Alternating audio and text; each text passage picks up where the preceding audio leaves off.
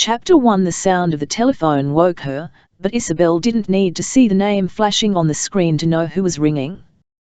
Who else would call her at this time of night but the man who thought he had the right to do pretty much whatever he wanted? And frequently did. Tariq, the so-called playboy prince. Or Prince Tariq Qadr al-Hakam, Sheikh of Qaysar, to give him his full and rather impressive title. And the boss, if not exactly from hell, then certainly from some equally dark and complicated place. She glanced at the clock.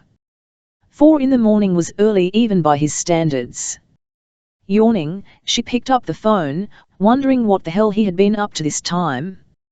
Had some new story about him emerged, as it so often did, sparked by gossip about his latest audacious takeover bid?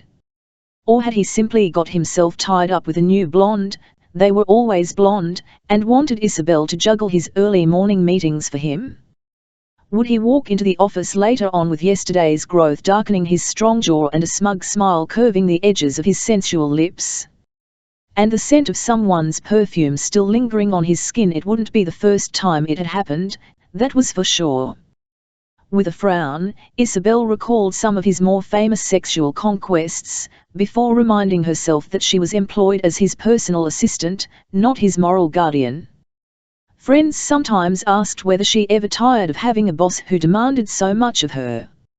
Or whether she was tempted to tell him exactly what she thought of his outrageously chauvinistic behavior, and the answer was yes. Sometimes. But the generous amount of money he paid her soon put a stop to her disapproval. Because money like that provided security, the kind of security which you could never get from another person. Isobel knew that better than anyone. Hadn't her mother taught her that the most important lesson a woman could learn was to be completely independent of men? Men could just walk away whenever they wanted, and because they could, they frequently did. She answered the call. Hello. Isobel. Her senses were instantly alerted when she heard the deep voice of her employer, because there was something very different about it. Either he was in some kind of post-coital daze or something was wrong. Because he sounded weird. She'd never heard Tariq hesitate before. Never heard him as anything other than the confident and charismatic prince, the darling of London's casinos and international gossip columns. The man most women couldn't resist, even when, as seemed inevitable, he was destined to break their heart into tiny little pieces. Tariq. Isobel's voice took on a sudden note of urgency. Is something wrong? From amid a painful throbbing, which felt as if 1,000 hammers were beating against his skull, Tariq registered the familiar voice of his assistant. His first brush with reality after what seemed like hours of chaos and confusion. Almost imperceptibly he let out a low sigh of relief as his lashes parted by a fraction. Izzy was his anchor. Izzy would sort this out for him. A ceiling swam into view, and quickly he shut his eyes against its harsh brightness. Accident, he mumbled. Accident. Isobel sat up in bed, her heart thundering as she heard the unmistakable twist of pain in his voice. What kind of accident? Tariq, where are you? What's happened? Tariq. Isobel could hear someone indignantly telling him that he shouldn't be using his phone, and then a rustling noise before a woman's voice came on the line. Hello, the strange voice said. Who is this, please? Isobel felt fear begin to whisper over her as she recognized the sound of officialdom, and it took an almighty effort just to stop her voice from shaking. My name is Isobel Mulholland and I work for Sheikh al-Hakam. Would you please tell me what's going on? There was a pause before the woman spoke again. This is one of the staff nurses at the Accident and Emergency Department of St. Mark's Hospital in Chislehurst. I'm afraid that the Sheikh has been involved in a car crash. Is he okay? Isobel interrupted. I'm afraid I can't give out any more information at the moment. Hearing inflexible resistance in the woman's voice, Isobel swung her legs over the side of the bed. I'm on my way, she said grimly, and cut the connection. Pulling on a pair of jeans, she grabbed the first warm sweater which came to hand and then, after shoving her still bare feet into sheepskin boots, took the elevator down to the underground car park of her small London apartment. Thank heavens for sat-nav, she thought as she tapped in the name of the hospital and waited for a map to appear on the screen. She peered at it. It seemed that Chislehurst was on the edge of the Kent countryside, less than an hour from here, especially at this time in the morning. But, even though there was barely any traffic around, Isobel had to force herself to concentrate on the road ahead and not focus on the frightened thoughts which were crowding into her mind. What the hell was Tariq doing driving around at this time in the morning? And what was he doing crashing his car, he who was normally as adept at driving as he was at riding one of his polo ponies? Her fingers tightened around the steering wheel as she tried and failed to imagine her powerful boss lying injured. But it was an image which stubbornly failed to materialize, for he was a man who was larger than life in every sense of the word. Tall and striking, with distinctive golden dark coloring, Sheikh Tariq al-Hakam commanded attention wherever he was. Complete strangers stopped to watch him walk by in the street. Women pressed their phone numbers into his hand in restaurants. She'd seen it happen time and time again. His proud and sometimes cruel features had often been compared to those of a fallen angel. And he exuded such passion and energy that it was impossible to imagine anything inhibiting those qualities, even for a second. What if? Isobel swallowed down the acrid taste of fear. What if her charismatic boss was in danger? What would she do if he was in a life-threatening condition? If she'd never thought of Tariq as mortal before, and now she could think of nothing else. Her heart missed a beat as she registered the blaring horn of a passing car and she tightened her fingers on the steering wheel. There was no point in thinking negatively. Whatever it was, he would pull through just like he always did. Because Tariq was as strong as a lion, and she couldn't imagine anything dimming that magnificent strength of his. A dull rain was spattering against the windscreen as she pulled into the hospital car park. It was still so early that the morning staff hadn't yet arrived. The whole building seemed eerily quiet as she entered it, which only increased her growing sense of foreboding. Noiselessly, she sped down the bright corridors towards the A&E department until she reached the main desk. A nurse glanced up at her. "Can I help you?" Isobel wiped a raindrop from her cheek. I'm here about one of your patients. His name is Tariq al-Hakam and I understand he's been involved in a car crash. "And you are?" inquired the nurse, her carefully plucked eyebrows disappearing beneath her fringe. "I work for him." "I'm afraid I can't tell you anything," said the nurse, with a dismissive smile. "You aren't his next of kin, are you?" Isobel shook her head. "His next of kin lives in the Middle East," she said. Swallowing down her frustration, she realized that she'd crammed her thick curls into a ponytail and thrown on a pair of old jeans and a sweater. Did she look unbelievably scruffy? The last kind of person who would be associated with the powerful sheikh? Was that the reason the nurse was being so officious? "I work closely with the prince and have done for the past 5 years," she continued urgently. "Please let me see him." For one stupid moment she was about to say IHL all he's got. Until she realized that the shock of hearing he was injured must have temporarily unhinged her mind. Why, Tariq had a whole stable of women he could call upon in an instant. Women who were far closer to him than Isobel had ever been or ever would be. "I'm the person he rang just over an hour ago," she said, her voice full of appeal. It was me he turned to." The nurse looked at her steadily, and then seemed to take pity on her.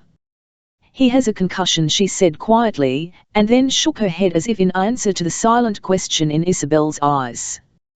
"His CT scan shows no sign of hemorrhaging, but we're putting him under observation just to be sure." "No sign of hemorrhaging?" A breath of relief shuddered from Isobel's lips, and for a moment she had to lean on the nurse's station for support. "Thank you," she whispered. "Can I see him? Please?" Would that be okay? Just for a moment.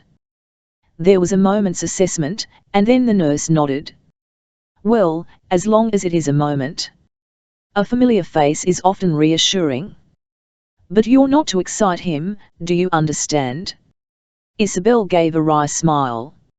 Oh, there's no danger of that happening, she answered, because Tariq thought she was about as exciting as watching paint dry. He'd often described her as the most practical and sensible woman he knew, citing those as the reasons he employed her. Once, she'd even overheard him saying that it was a relief to find a woman under 30 who wasn't a distraction, and although it had hurt at the time, she could live with it. She'd always known her place in his life, and that wasn't about to change now. Her job was to soothe his ruffled feathers, not to excite him. There were plenty of other contenders for that category. She followed the rhythmical squishing of the nurse's rubber-soled shoes into a side room at the far end of the unit, and the unbelievable sight that confronted her there made her heart skip a painful beat. Shrouded in the bleached cotton of a single sheet lay the prone figure of her boss. He looked too long and too broad for the narrow hospital bed, and he was lying perfectly still. The stark white bed linen threw his darkly golden colouring into relief, and even from here she could see the dark red stain of blood which had matted his thick black hair. Waves of dizziness washed over her at the sight of the seemingly indestructible Tariq looking so stricken, and Isobel had to quash a stupid instinct to run over to his side and touch her fingers to his cheek. But the nurse had warned her not to excite him, and so she mustered up her usual level-headed attitude and walked quietly towards him.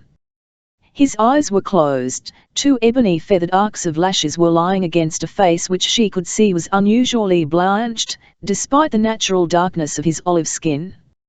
She swallowed down the acid taste of fear. She had seen Tariq in many different guises during the 5 eventful years she'd been working for him. She'd seen him looking sharp and urbanely suited as he dominated the boardroom during the meetings which filled his life.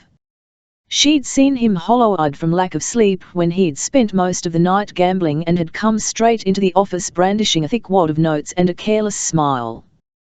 Once she'd started remembering, Isobel couldn't stop.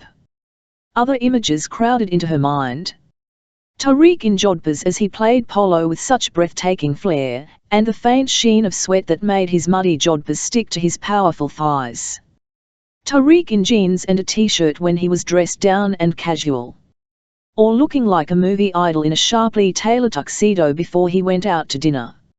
She'd even seen him in the flowing white robes and headdress of his homeland, when he was leaving on one of his rare visits to the oil-rich kingdom of Qarzad where his brother Zahid was king. But she had never seen her powerful boss looking so defenseless before, and something inside her softened and melted. At that moment she felt almost tender towards him, as if she'd like to cradle him in her arms and comfort him. Poor, vulnerable Tariq, she thought bleakly. Until the reality of the situation came slamming home to her and she forced herself to confront it. Tariq was looking vulnerable because right at this moment he was very vulnerable. Lying injured on a hospital bed. Beneath the wool of her sweater she could feel the crash of her heart and she had to fight back a feeling of panic and nausea. Tariq, she breathed softly. Oh, Tariq. Tariq screwed up his eyes. Through the mists of hammering pain he was aware of something familiar and yet curiously different about the woman who was speaking to him. It was a voice he knew well. A voice which exemplified the small area of calm which lay at the center of his crazy life. It was Izzy's voice, he realized, but not as he'd ever heard it before. Normally it was crisp and matter-of-fact, sometimes cool and disapproving, but he'd never heard it all soft and trembling before. His eyes opened, surprising a look of such darkened fear in her gaze that he was momentarily taken aback. He studied the soft quiver of her lips and felt the tiptoeing of something unfamiliar on his skin. Was that really Izzy? Don't worry. I'm not about to die, he drawled. And then, despite the terrible aching at his temples, he allowed just the right pause for maximum effect before directing a mocking question at the woman in uniform who was standing beside his bed, her fingertips counting the hammering of his pulse. Am I nurse. Inexplicably, Isobel felt angry at Tariq for being as arrogant as only he knew how.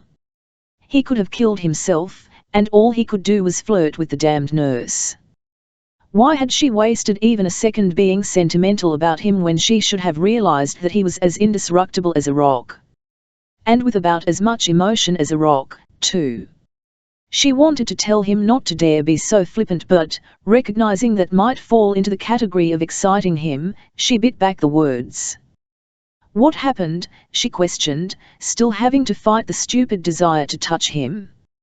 Bunching her wistful fingers into a tight fist by her side, she stared down at the hawkish lines of his autocratic face. You may not be the slowest driver in the world, but you're usually careful, she said. And then, seeing the nurse glare at her, Isobel remembered that she was supposed to be calming him, not quizzing him. No, don't bother answering that, she added hastily. In fact, don't even think about it. Just lie there, and rest. Black brows were elevated in disbelief.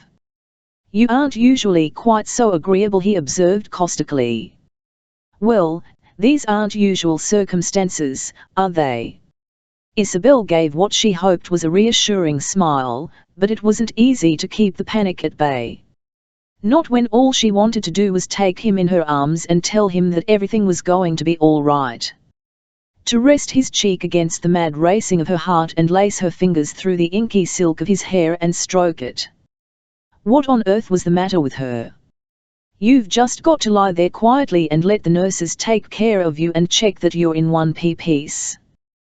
That unfamiliar tremble in her voice was back, and Tariq's eyes narrowed as her face swam in and out of focus. Funny. He couldn't really remember looking at Izzy's face before. Or maybe he had just not like this. In the normal progression of a day, you never really stared at a woman for a long time. Not unless you were planning to seduce her. But for once there was nowhere else to look. He could see the freckles standing out like sentries against her pale skin, and her amber eyes looked as if they would be more at home on a startled kitten. She looked soft, he thought suddenly. Cute.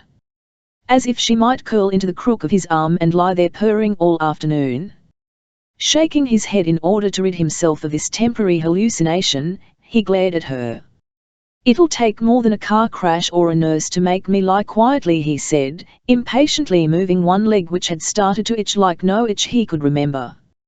As he bent his knee, the sheet concertina down to his groin and one hair-roughened thigh was revealed.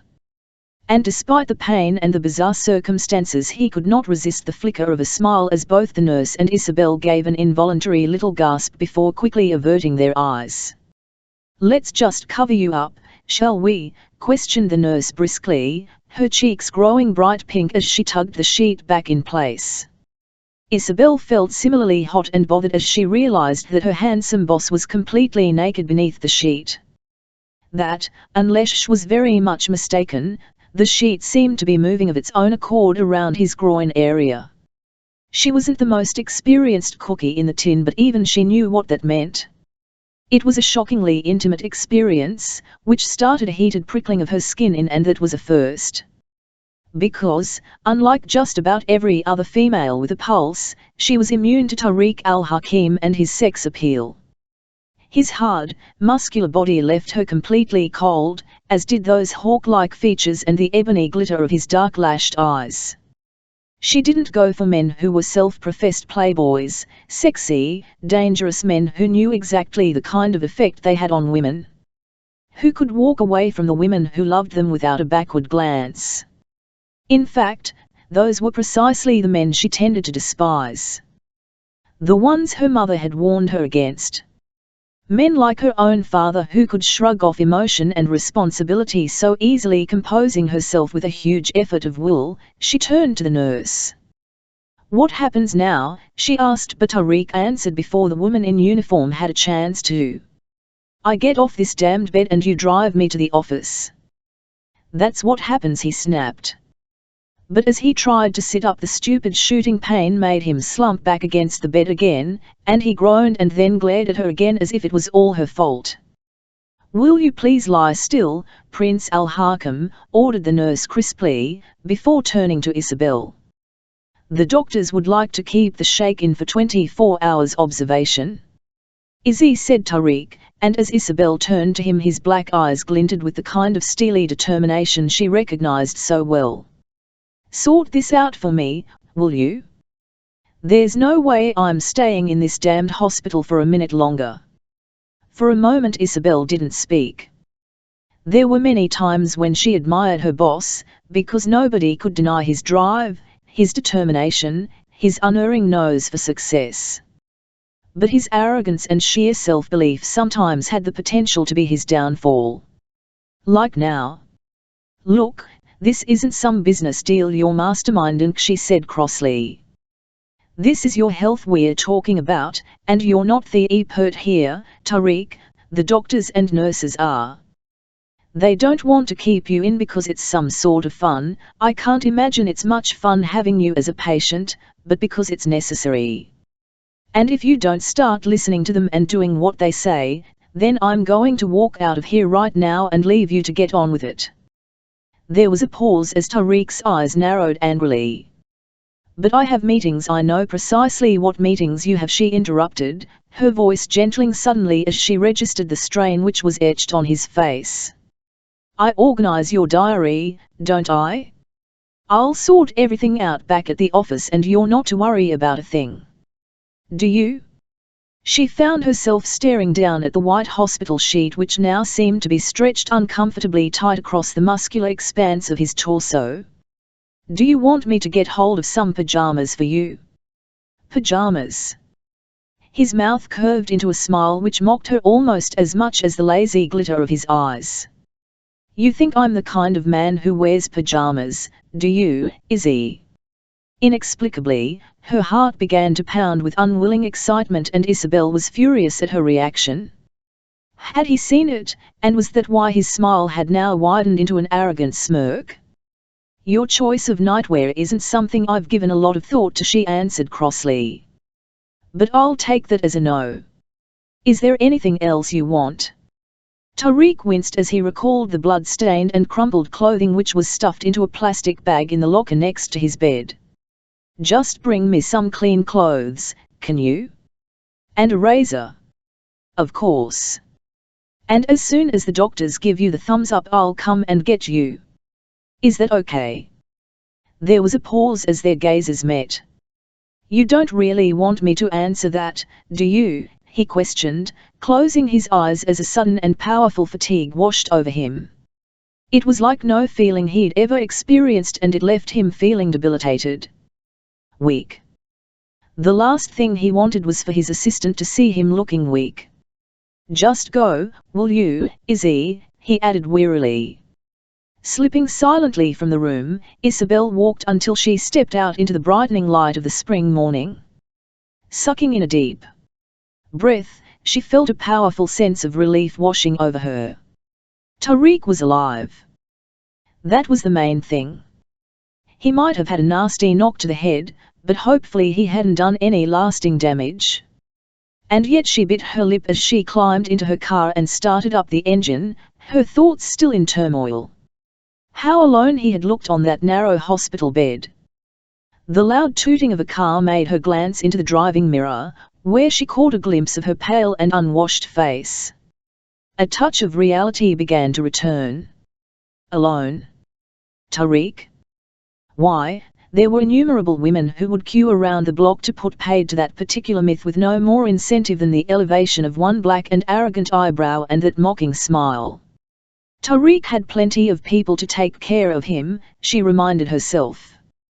He didn't need her. Arriving back in London, she spent the rest of the day cancelling meetings and dealing with the calls which flooded in from his associates.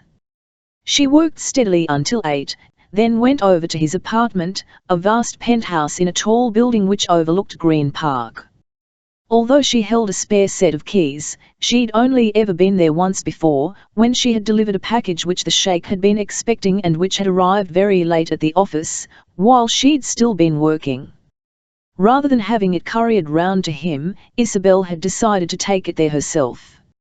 It had been one of the most embarrassing occasions of her life, because a tassel-headed Tariq had answered the door wearing what was clearly a hastily pulled-on silk dressing gown.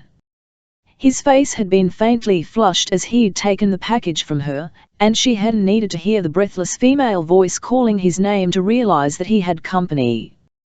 But it had been his almost helpless shrug which had infuriated her more than anything.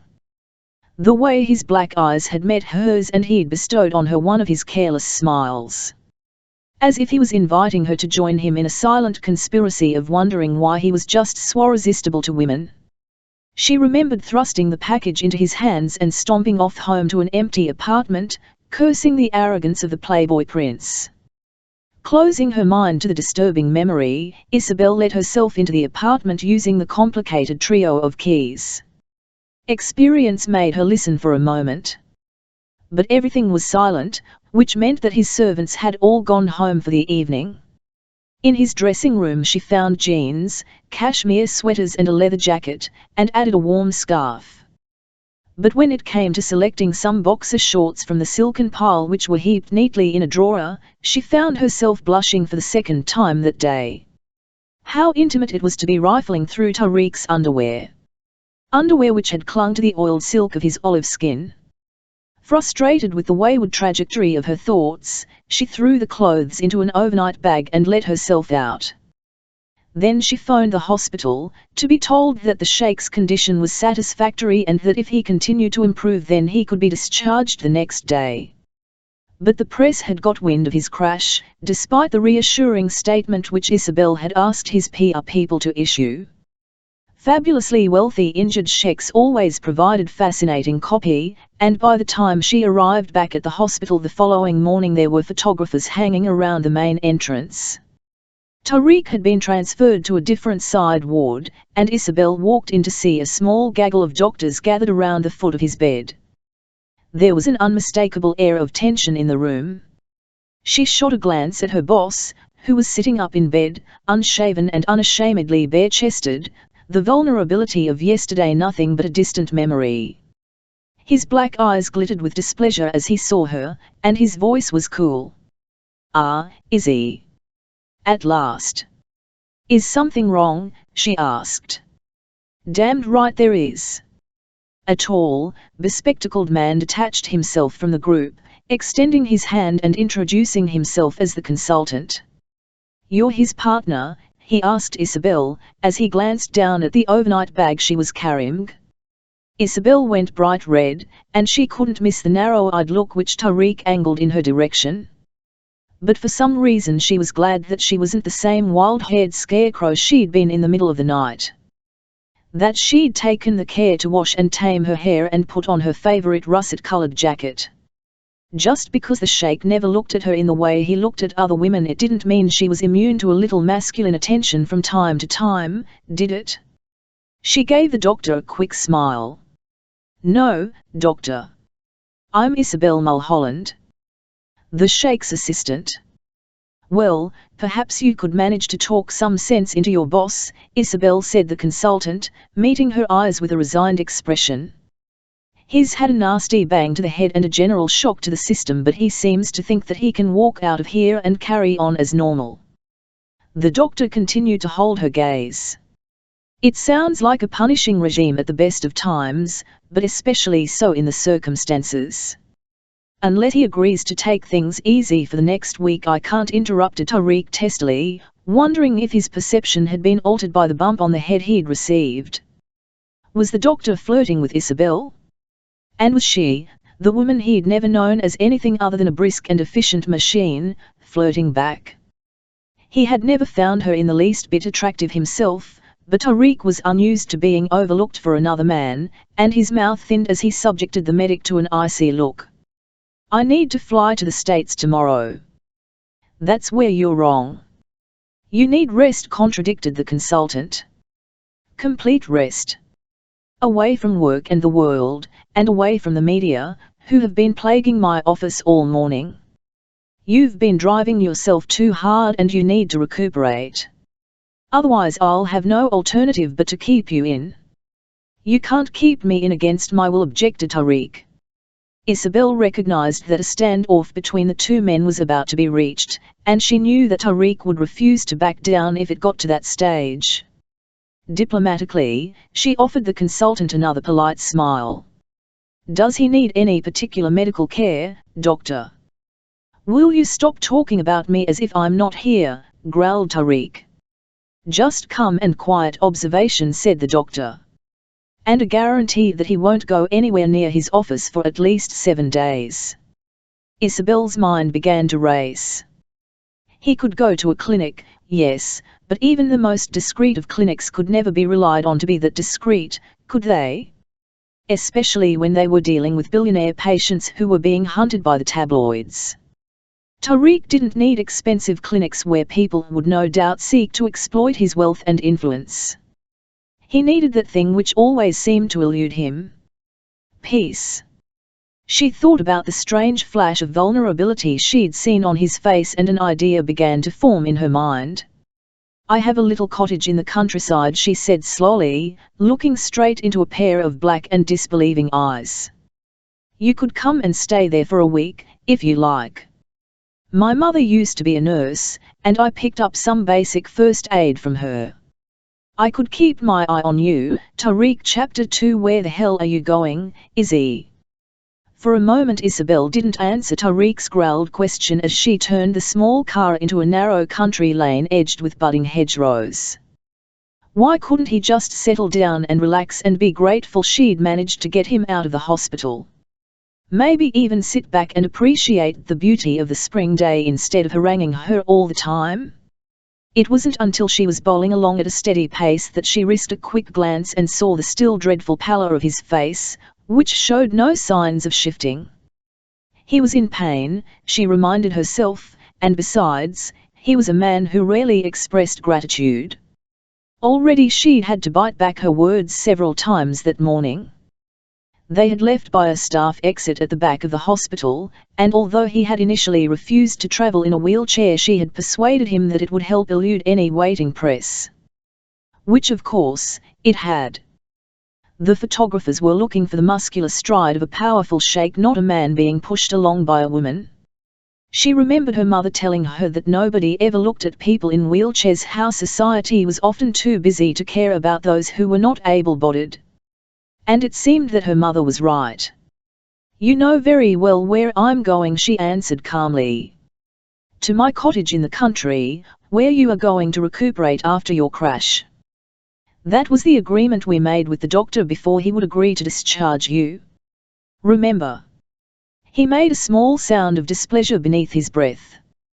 His head was throbbing, his throat felt as dry as parchment, and now Izzy was being infuriatingly stubborn.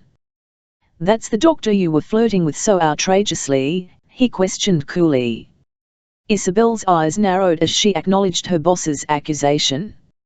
In truth, she'd been so worried about him that she'd barely given a thought to the crinkly-eyed consultant. But even if she had fallen in love at first sight and decided to slip the doctor her phone number, well, it was none of Tariq's business. Wasn't she doing enough for him already, without him attempting to police her private life for her? "And what if I was?" she retorted. He shrugged. "I would have thought that extremely unprofessional behavior on his part." "I hardly think that you're in any position to pass judgment on flirting," she murmured. Tariq drummed his fingers against one tense thigh. It was not the response he'd been expecting.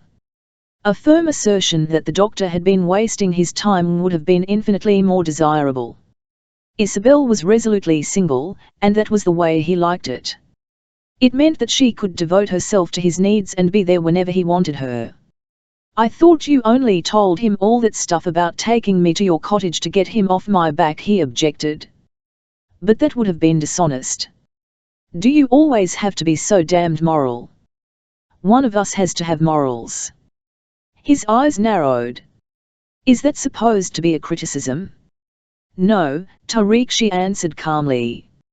"It's merely an observation." He stared at her set profile and inexplicably began to notice the way the pale spring sunshine was picking out the lights in her hair, turning it a glowing shade of amber. Had the doctor also noticed its subtle fire? He wondered. Would that explain his behavior?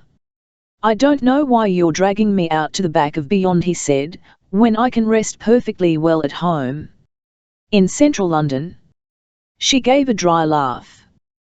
With the press baying at your door like hounds and all your ex-girlfriends lining up to offer to come and mop your brow for you? I don't think so.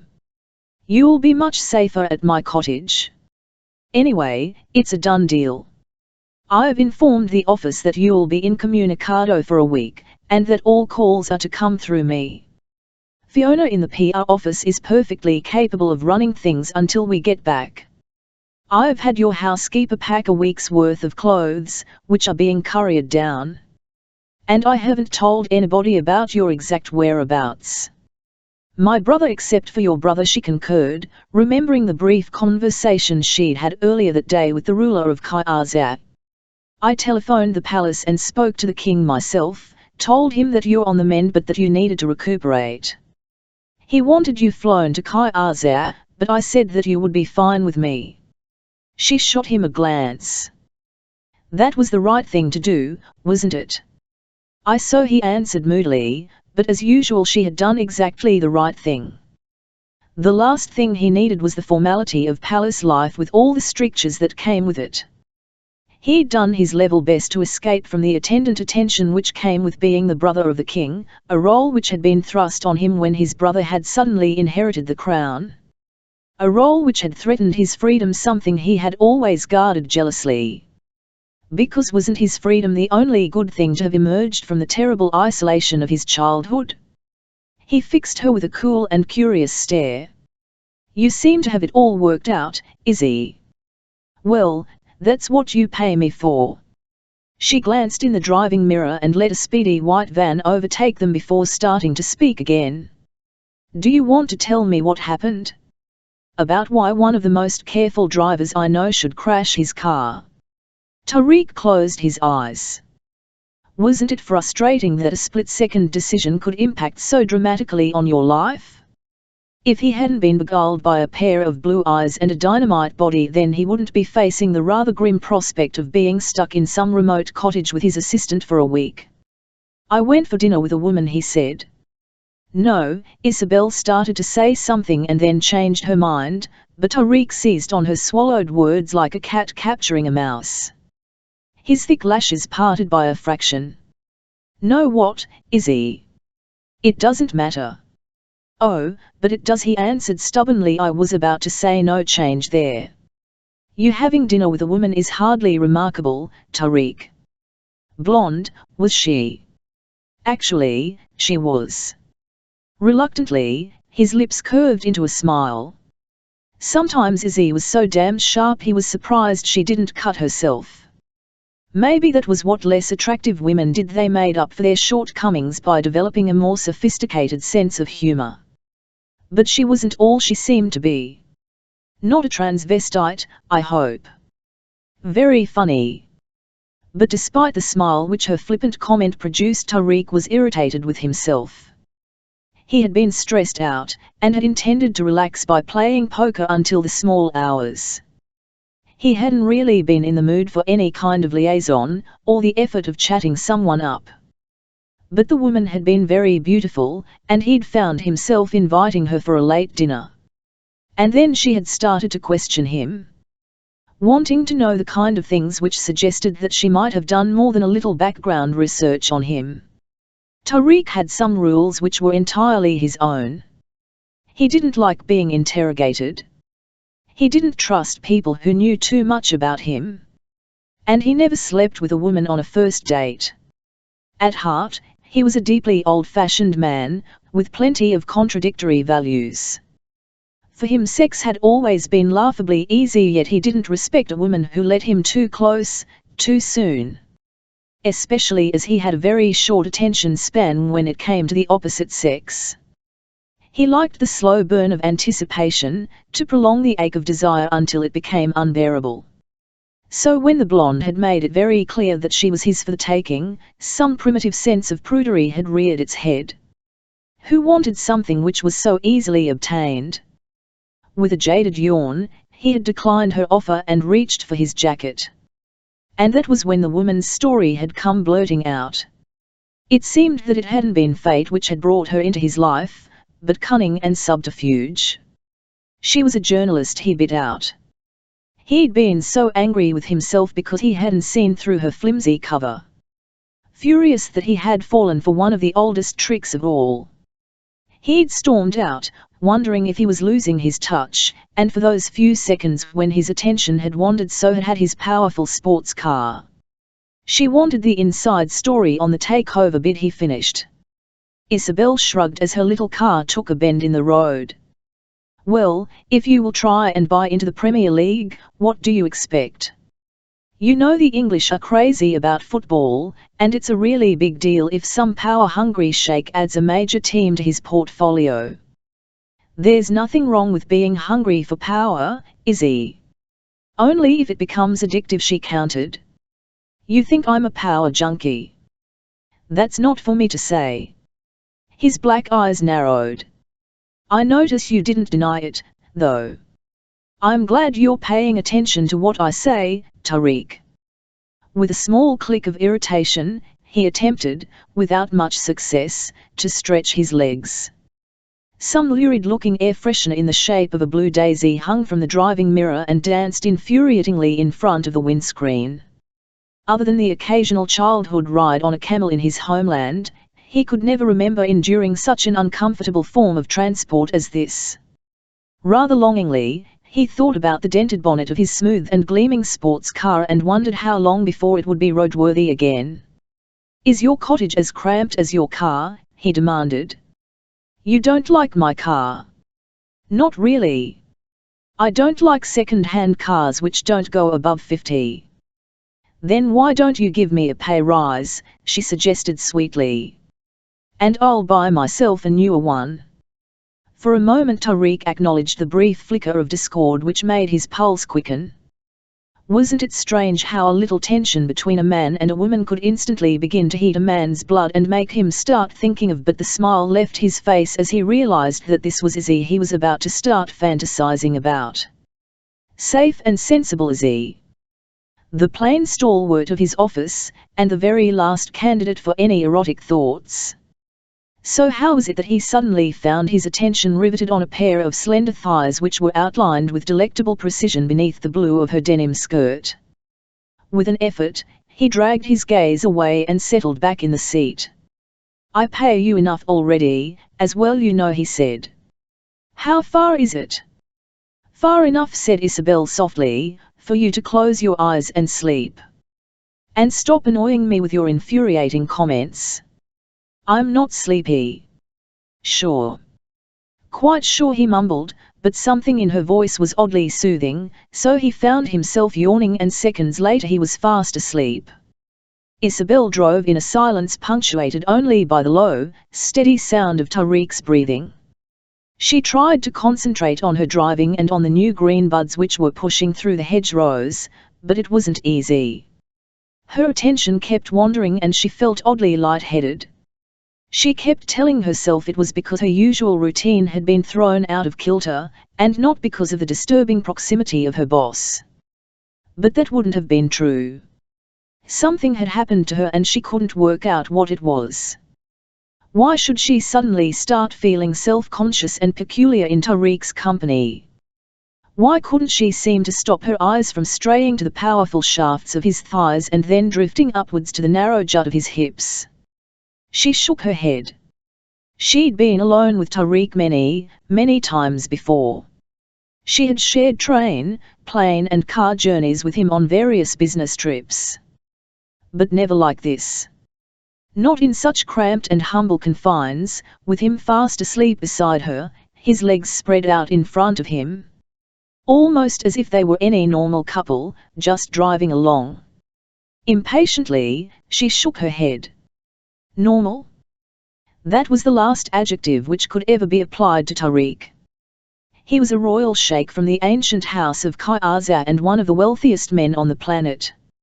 Sometimes it still seemed incredible to Isobel that someone like her should have ended up working so closely for such a powerful man. She could tell that people were often surprised when she told them what she did for a living.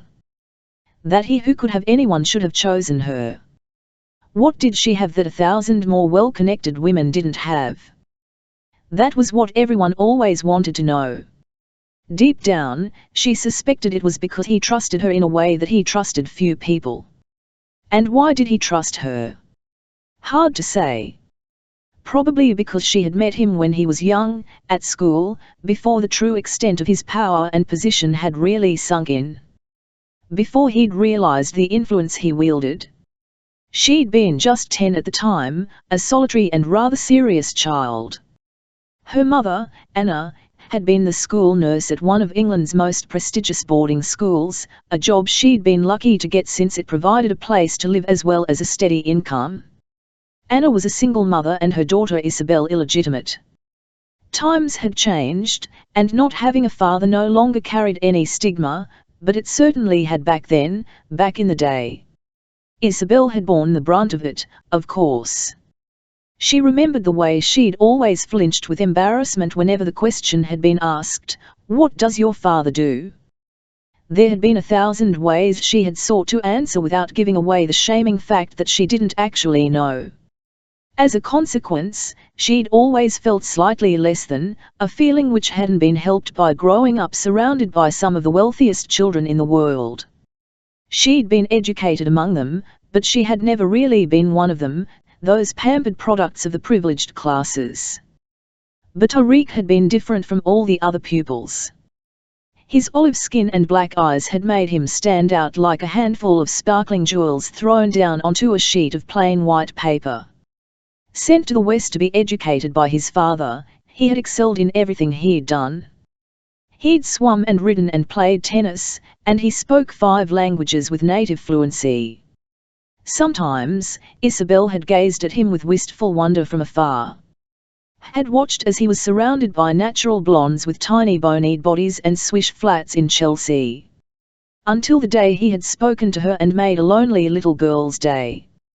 He'd have been about 17 at the time, and had come to the sanatorium to ask about a malaria injection for a forthcoming trip he was taking.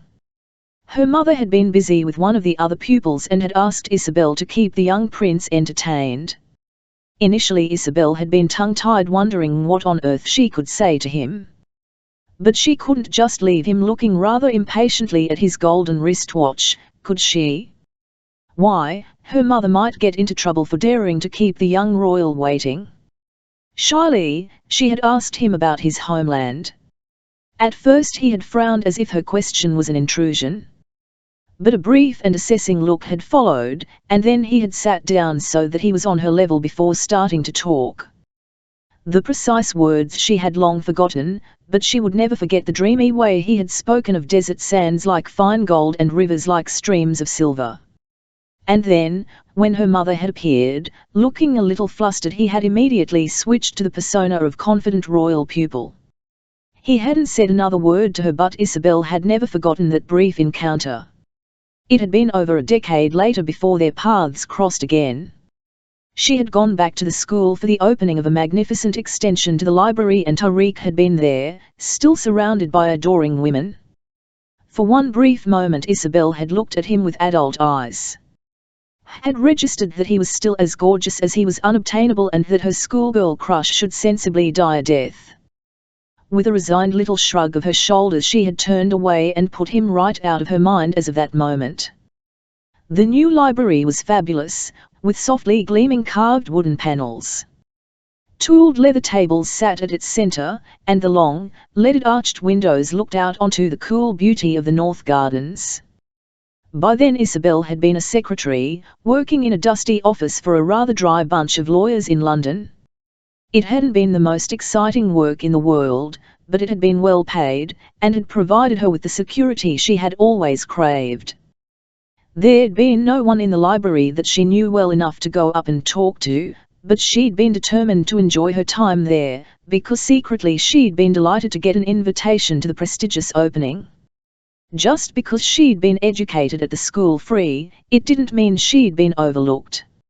She'd drunk a cup of tea and then begun to look at the books, noting with interest that there was a whole section on Kaiser. Picking up a beautifully bound volume, she'd begun to flick through the pages, and had soon been lost in the pictures and descriptions of the land which Tariq had once made come alive with his words. She'd just got to a bit about the source of the Germana River when she'd heard a deep voice behind her. "You seem very engrossed in that book." And, turning round, she'd found herself imprisoned in the Sheikh's curious gaze. She'd thought that his face was harder and colder than she remembered, and that there was a certain air of detachment about him. But then Isobel recalled the sixth former who'd been so kind to her, and had smiled. "That's because it's a very engrossing book," she said. "Though I'm surprised there's such a big section on your country." "Really?" A pair of jet eyebrows was elevated. "One of the benefits of donating a library is that you get to choose some of its contents." Isobel blinked. "You donated the new library?" "Of course." His voice took on a faintly cynical air. "Didn't you realize that wealthy old boys, particularly foreign ones, are expected to play benefactor at some point in their lives?" "No, I didn't." Afterwards, Isobel thought that his question might have been some sort of test, to see if she was one of those people who were impressed by wealth. And if that was the case, then she'd probably passed it. Because she genuinely didn't care about money. She had enough for her needs, and that was plenty. What had her mother always told her? "Don't aim too high, just high enough." I just wanted to know if it was as beautiful as... Her words tailed off. As if he could possibly be interested, but he was looking at her curiously, as if he was interested. "As beautiful as what?" She swallowed. "As the way you described it. You once told me all about Kaiser. You were very passionate about it. You said the sand was like fine gold and the rivers like streams of silver. You probably don't remember." Tariq stared at her, as if he was trying to place her, but shook his head. "No, I don't remember," he admitted, and then, as he glanced up to see a determined-looking blonde making her way towards them, he took Isobel's elbow. "So why don't you refresh my memory for me?" And he led her away to a quieter section of the room. And that was that. An unexpected meeting between two people who had both felt like outsiders within the privileged walls of an English public school. What was more, it seemed that Tariq happened to have a need, and that Isobel could be just the person to answer that need. He was looking for someone to be his assistant. Someone he could talk to without her being fazed by who he was and what he represented. Someone he could trust. The salary he was offering made it madness for her even to consider refusing, so Isobel accepted his offer and quickly realized that no job description in the world could have prepared her for working for him. He wanted honesty, yes, but he also demanded deference, as and when it suited him. He was fair, but he was also a powerful sheikh who had untold wealth at his fingertips, so he could also be highly unreasonable, too. And he was sexy. As sexy as any man was ever likely to be. Everyone said so, even Isobel's more feminist friends, who disapproved of him. But Isobel's strength was that she simply refused to see it. After that meeting in the library, she had trained herself to be immune to his appeal as if she was training for a marathon. Even if she considered herself to be in his league, which she didn't, she still wouldn't have been foolish enough to fancy him. Because men like Tariq were trouble, too aware of their power over the opposite sex and not afraid to use it. She'd watched as women who fell in love with him were discarded once he'd tired of them. And she knew from her own background how lives could be ruined if passion was allowed to rule the roost. Hadn't her mother bitterly regretted falling for a charmer like Tariq? Telling her that the brief liaison had affected her whole life? No, he was definitely not on Isobel's wish list of men. His strong, muscular body and hard, hawkish features didn't fill her with longing, but with an instinctive wariness which had always served her well. Because she wouldn't have lasted 5 minutes, let alone 5 years, if she had lost her heart to the sheikh. She steered the car up a narrow lane and came to a halt outside her beloved little cottage. The March sunshine was clear and pale, illuminating the purple, white and yellow crocuses which were pushing through the earth. She loved this time of year, with all its new beginnings and endless possibilities. Opening the car door a fraction, she could hear birds tweeting their jubilant celebration of springtime, but still Tariq didn't stir. She turned to look at him, at the ebony arcs of his feathered lashes which were the only soft component to make up his formidable face. She had never seen him asleep before, and it was like looking at a very different man. The hard planes and angles of his features threw shadows over his olive skin, and for once his sensual lips were relaxed. Once again she saw an unfamiliar trace of vulnerability etched on his features, and once again she felt that little stab of awareness at her heart. He was so still, she thought wonderingly. Remarkably still for a man who rarely stopped. Who drove himself remorselessly in the way that successful men always did. Why, it seemed almost a shame to wake him and to have him face the reality of his convalescence in her humble home. Racking her brain, she thought back to how she'd left the place last weekend, and realized that there was no fresh food or milk. Stuff she would normally have brought down with her from London. Reaching out her hand, she touched his shoulder lightly, but his eyelashes moved instantly, the black eyes suspicious and alert as they snapped open. For a moment Tariq stayed perfectly still, his memory filtering back in jigsaw pieces. What was he doing sitting in an uncomfortably cramped and strange car, while Z frowned down at him, her breathing slightly quickened and her amber eyes dark with concern? And then he remembered. She had offered to play nursemaid for the next week, just not the kind of nursemaid which would have been his preference. His mouth hardened as he dispelled an instant fantasy of a woman with creamy curves busting out of a little uniform which ill-concealed the black silk stockings beneath. Because Isobel was not that woman. And under the circumstances wasn't that best? "We're here," said Isobel brightly, even though her heart had inexplicably started thudding at some dangerous and unknown quality she'd read in his black eyes. "Welcome to my home." Chapter 3. Careful, warned Isobel. "Please don't state the obvious," Tariq snapped, as he bent his head to avoid the low front door. "I was only trying to help," she protested, as he walked straight past her. Stepping into the cluttered sitting room was no better, and Tariq quickly discovered that the abundance of overhanging beams was nothing short of a health hazard. "I've already had one knock to the head, and I don't particularly want another," he growled. "Why is your damn ceiling so low?"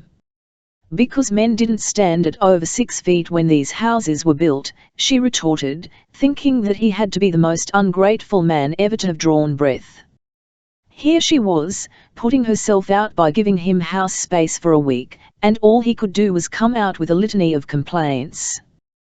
But some of her exasperation dissolved as she closed the front door, so that the two of them were enclosed in a room which up until that moment she had always thought of as a safe and cozy sanctuary. But not anymore. Suddenly it didn't seem safe at all. She felt hot blood begin to flood through her veins, because the reality of having Tariq standing here was having a bizarre effect on her senses. Had the dimensions magically shrunk? Or was it just his towering physique which dwarfed everything else around him? Even in jeans and the soft swathing of a grey cashmere sweater he seemed to exude a charisma which drew the eye like nothing else. His faded jeans were stretched over powerful thighs and the sweater hinted at honed muscle beneath. Somehow he managed to make her cottage look like a prop from Toy Town, and the thick and solid walls suddenly seemed insubstantial. Come to think of it, didn't she feel a little insubstantial herself? She remembered that uncomfortable feeling of awareness which had come over her in the hospital when she'd looked down at him and something inside her had melted. It was as if in that moment she had suddenly given herself permission to see him as other women saw him, and the impact of that had rocked her. And now it was rocking her all over again. Something about the way he was standing there was making her heart slam hard against her rib cage, and an aching feeling began to tug at her belly. Isobel swallowed, willing this temporary madness to subside. Because acknowledging Tariq's charisma was the last thing she needed right now. Arrogant playboys were not number one on her list of emotional requirements. And even if they were, as if he would ever look at a woman like her. She flashed him a quick smile, even as she became aware of the peculiar prickle of her breasts.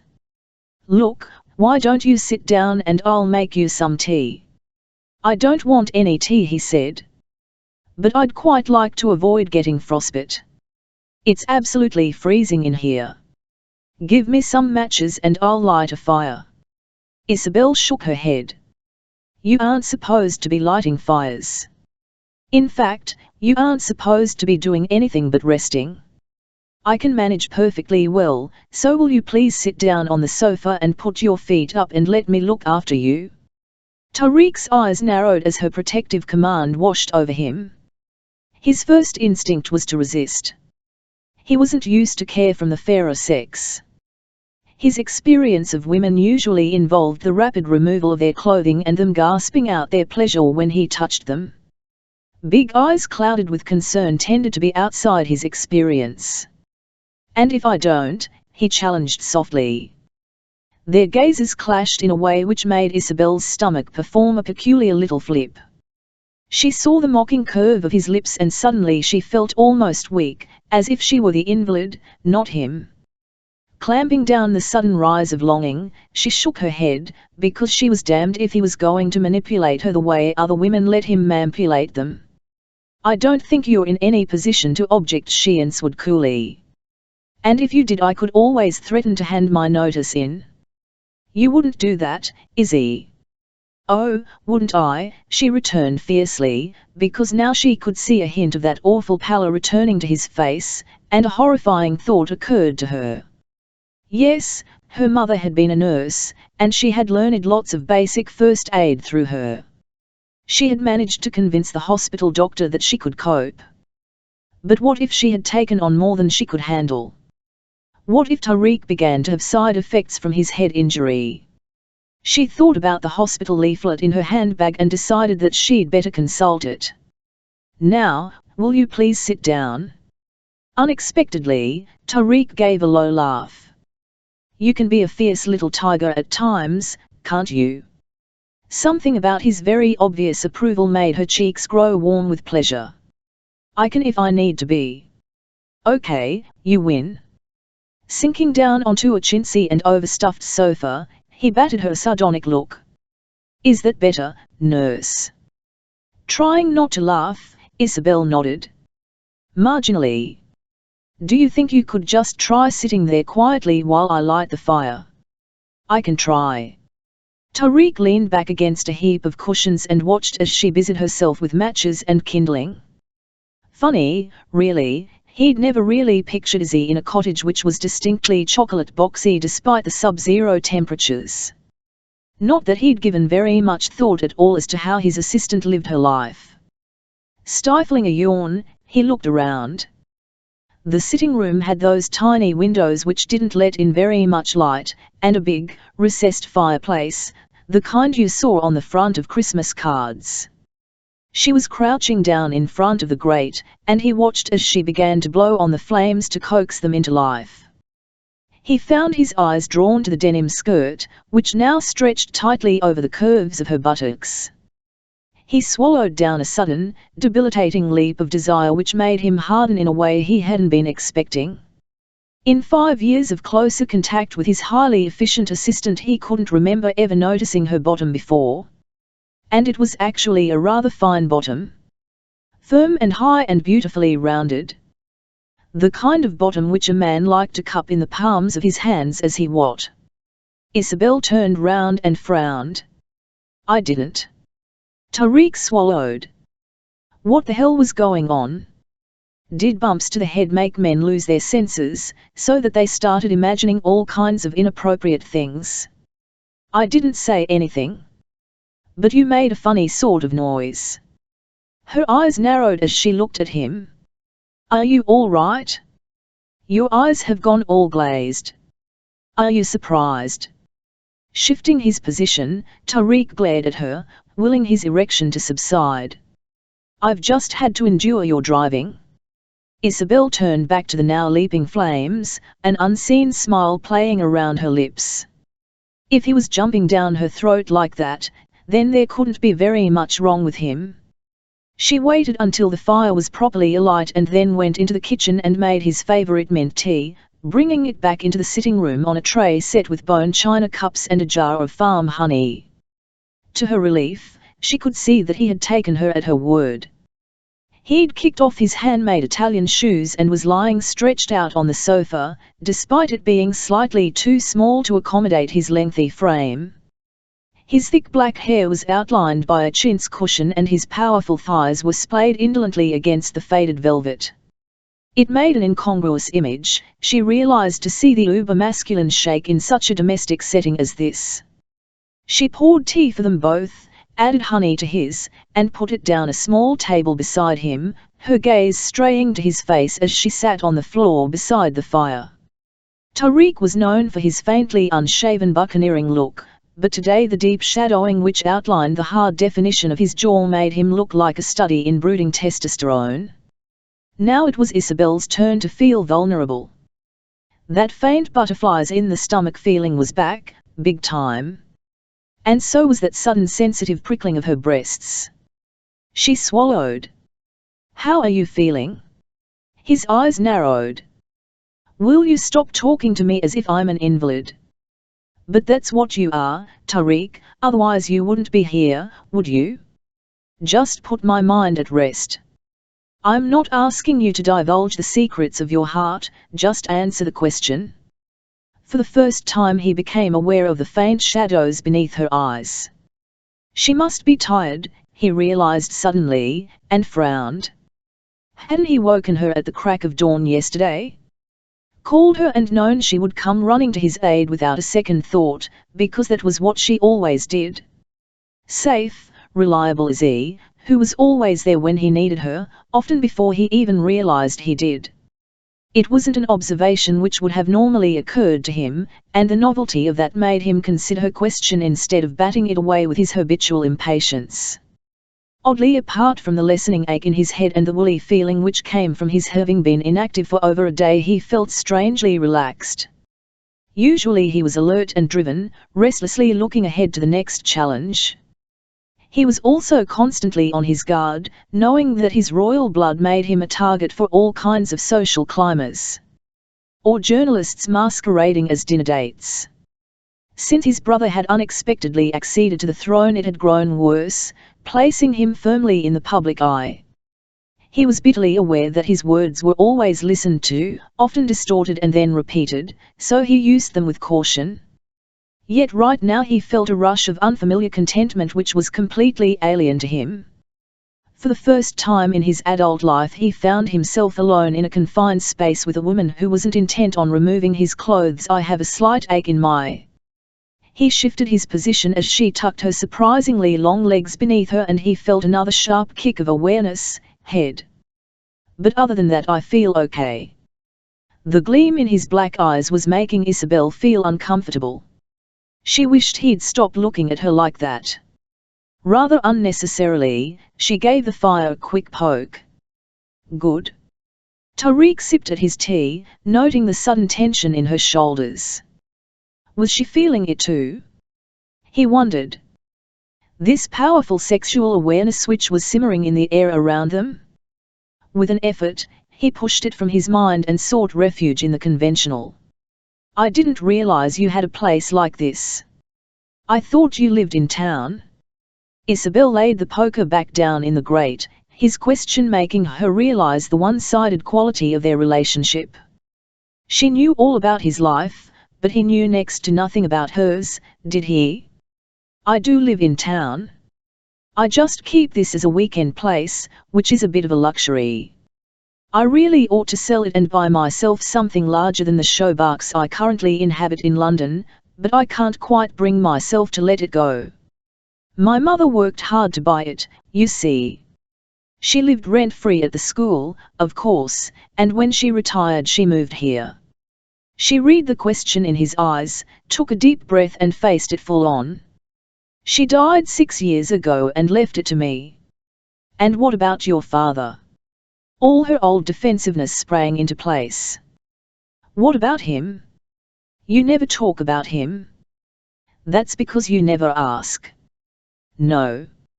You're right. I don't. And the reason he never asked was because he wasn't particularly interested in the private lives of his staff. The less you knew about the people who worked for you, the less complication all round. But surely these circumstances were unusual enough to allow him to break certain rules. And didn't Izzy's hesitancy alert his interest? Arouse his natural hunter instincts?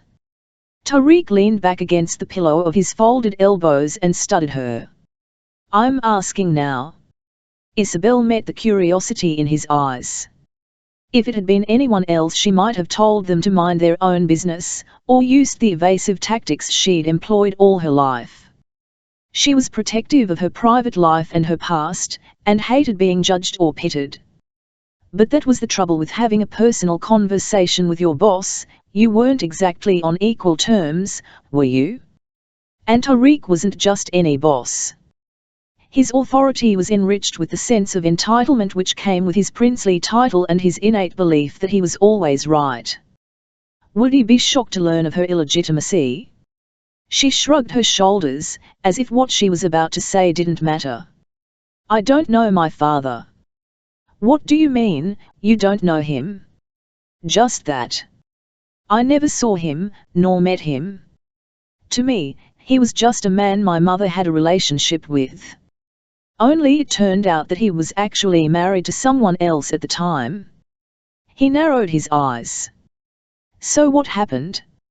She remembered all the different emotions which had crossed her mother's face when she had recounted her tale. Hurt. Resentment. And a deep and enduring sense of anger and betrayal. Men were the enemy, who could so easily walk away from their responsibilities, Anna Mulholland had said. Had that negativity brushed off on her only daughter and contributed to Isobel's own poor record with men? Maybe it had, for she'd never let anyone close enough to really start to care about them. He didn't want to know about a baby, she answered slowly. Said he didn't want anything to do with it. My mother thought it was shock making him talk that way. She gave him a few days to think about it. Only when she tried to contact him again, he'd gone. Gone. Tariq raised his eyebrows. Gone where? That's the whole point, she never knew. He'd completely vanished. She met the look of disbelief in his eyes and shook her head. It was only a quarter of a century ago, but it was a different kind of world back then. There were no computers you could use to track people down. No Facebook or cell phones. A man and his wife could just disappear off the face of the earth and you would never see them again. Tariq's frown deepened. So he never saw you? Nope. Not once. He doesn't even know I exist, she answered, as if she didn't care, and sometimes she actually managed to convince herself that she didn't. Wasn't it better to have an absent father rather than one who resented you, or didn't match up to your expectations? But deep down Isobel knew that wasn't the whole story.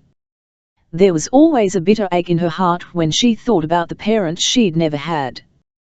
For a moment Tariq tensed, as an unwilling sense of identification washed over him. Her childhood sounded sterile and lonely and wasn't the territory he was painfully familiar with. The little boy sent far away from home to endure a rigid system where his royal blood made him the victim of envy. And, like her, he had never known what it was to be part of a normal family. Suddenly, he found his voice dipping in empathy. That's a pretty tough thing to happen, he said. Isobel heard the softness of his tone but shook her head, determined to shield herself from his unexpected sympathy because sympathy made you weak. It made regret and yearning wash over you. Made you start wishing things could have been different. And everyone knew you could never rewrite the past. It is what it is. Some people have to contend with far worse. My childhood was comfortable and safe, and you can't knock something like that. Now, would you like some more tea before it gets cold? She questioned briskly. He could tell from the brightness in her voice that she wanted to change the subject, and suddenly he found he was relieved. It had been his mistake to encourage too much introspection, especially about the past. Because didn't it open up memories which did no one any good? Memories which were best avoided because they took you to dark places? He shook his head. No thanks. Just show me which bathroom you want me to use. Right. Isobel hesitated. Why hadn't she thought of this? The thing is that there's only one bathroom, I'm afraid. She bit her lip. We're going to have to, well, share. There was a pause. Share, he repeated. She met the disbelief in his eyes. He's a prince, she reminded herself. He won't be used to sharing and making do. But it might do him some good to see how the other half lived, to see there were places other than the luxurious penthouses and palaces he'd always called home. My cottage is fairly basic, but it's comfortable, she said proudly. I've never had the need or the money to incorporate an en-suite bathroom, so I'm afraid you'll just have to get used to it. Now, would you like me to show you where you'll be sleeping? Tariq gave a mirthless smile, acknowledging that it was the first time he'd ever been asked that particular question without the involvement of some kind of foreplay. Wordlessly he nodded as he rose from the sofa to follow her out into the hall and up a very old wooden staircase. The trouble was that her movements showcased her bottom even more than before. Because this time he was closer, and every mounting step made the blue denim cling like honey to each magnificent globe. How could he have been so blind never to have noticed it before? His gaze travelled downwards. Or to have registered the fact that her legs were really very shapely, the ankles slim enough to be circled by his finger and his thumb. This is the bathroom, Isobel was saying. And right next door is your room. See. She pushed open a door and Tariq stepped inside and looked around, glad to be distracted by something other than the erotic nature of his thoughts. It was a room like no room he'd ever seen. A modestly sized iron bedstead was covered with flower-sprigged bed linen, and on top of one of the pillows sat a faded teddy bear. In the corner was an old-fashioned dressing table and a dark, rickety-looking wardrobe. Other than that, the room was bare. Yet as Tariq walked over to the window he could see that the view was incredible, overlooking nothing but unadulterated countryside. Hedgerows lined the narrow lane, and primroses grew in thick lemon clusters along the banks. Beyond that lay field after field until eventually the land met the sky. There was absolutely no sound, he realized. Not a car, nor a plane, nor the distant trill of someone's phone. The silence was all-enveloping, and a strange sense of peace settled on him. It crept over his skin like the first sun after a long winter, and he gave a sigh of unfamiliar contentment. Turning around, he became aware that Izzy had walked over to the window to join him. And she was looking up at him, her eyes wide and faintly uncertain. "Do you think you could be comfortable here?" she questioned.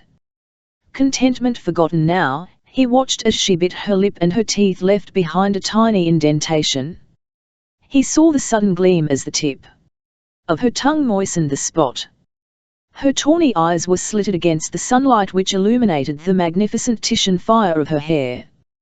Wasn't it peculiar that before today he'd never really noticed that her hair was such an amazing color?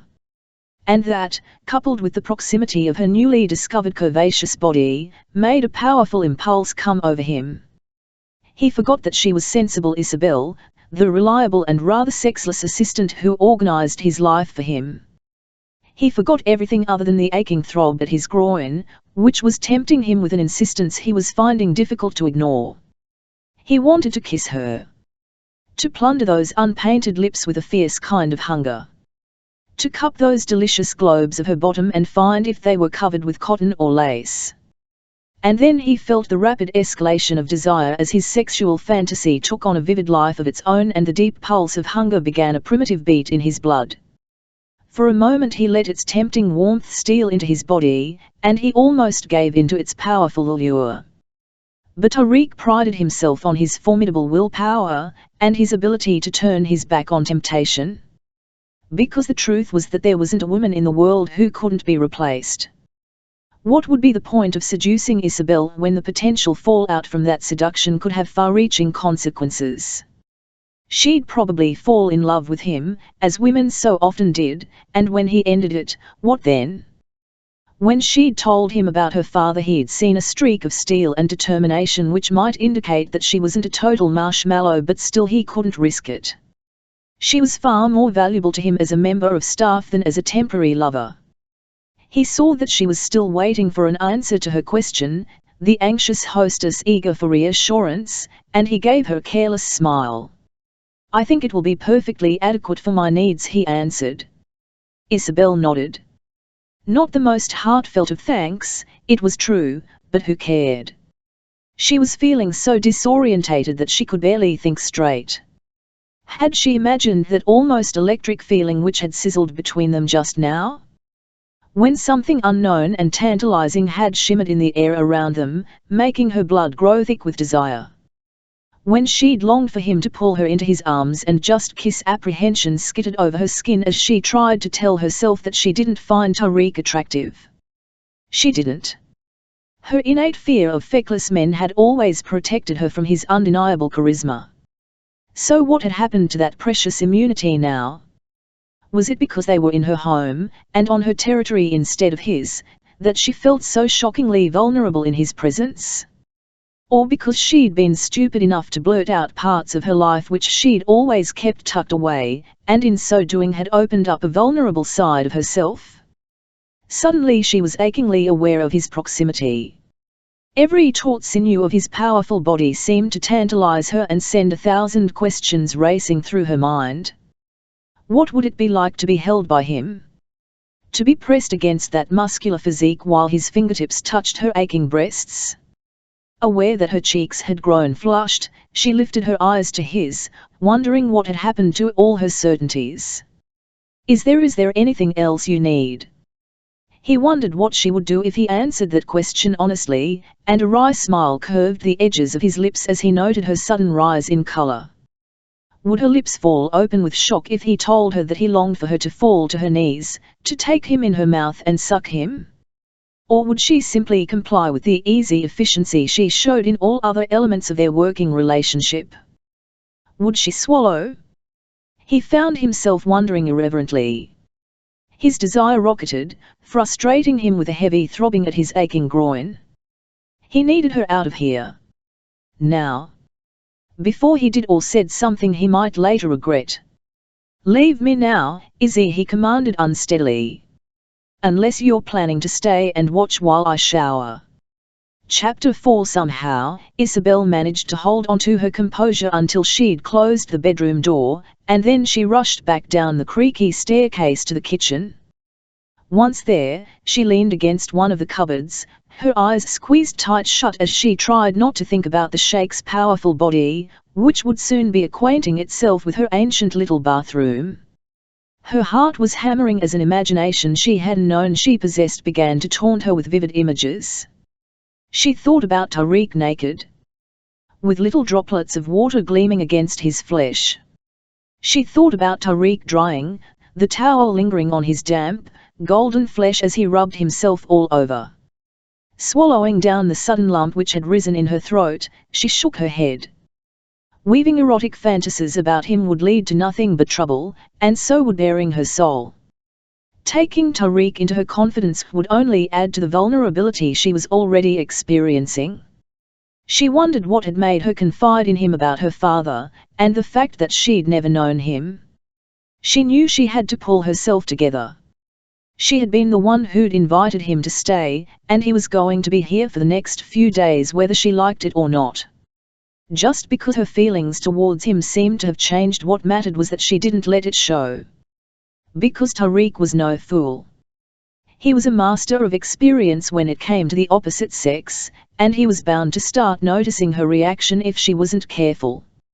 If she dissolved into mush every time he came near, or her fingers started trembling just like they were doing now, wouldn't that give the game away? Wouldn't he guess that her senses had been shaken into life and she'd become acutely attracted to him? And just how embarrassing would that be? She needed a plan.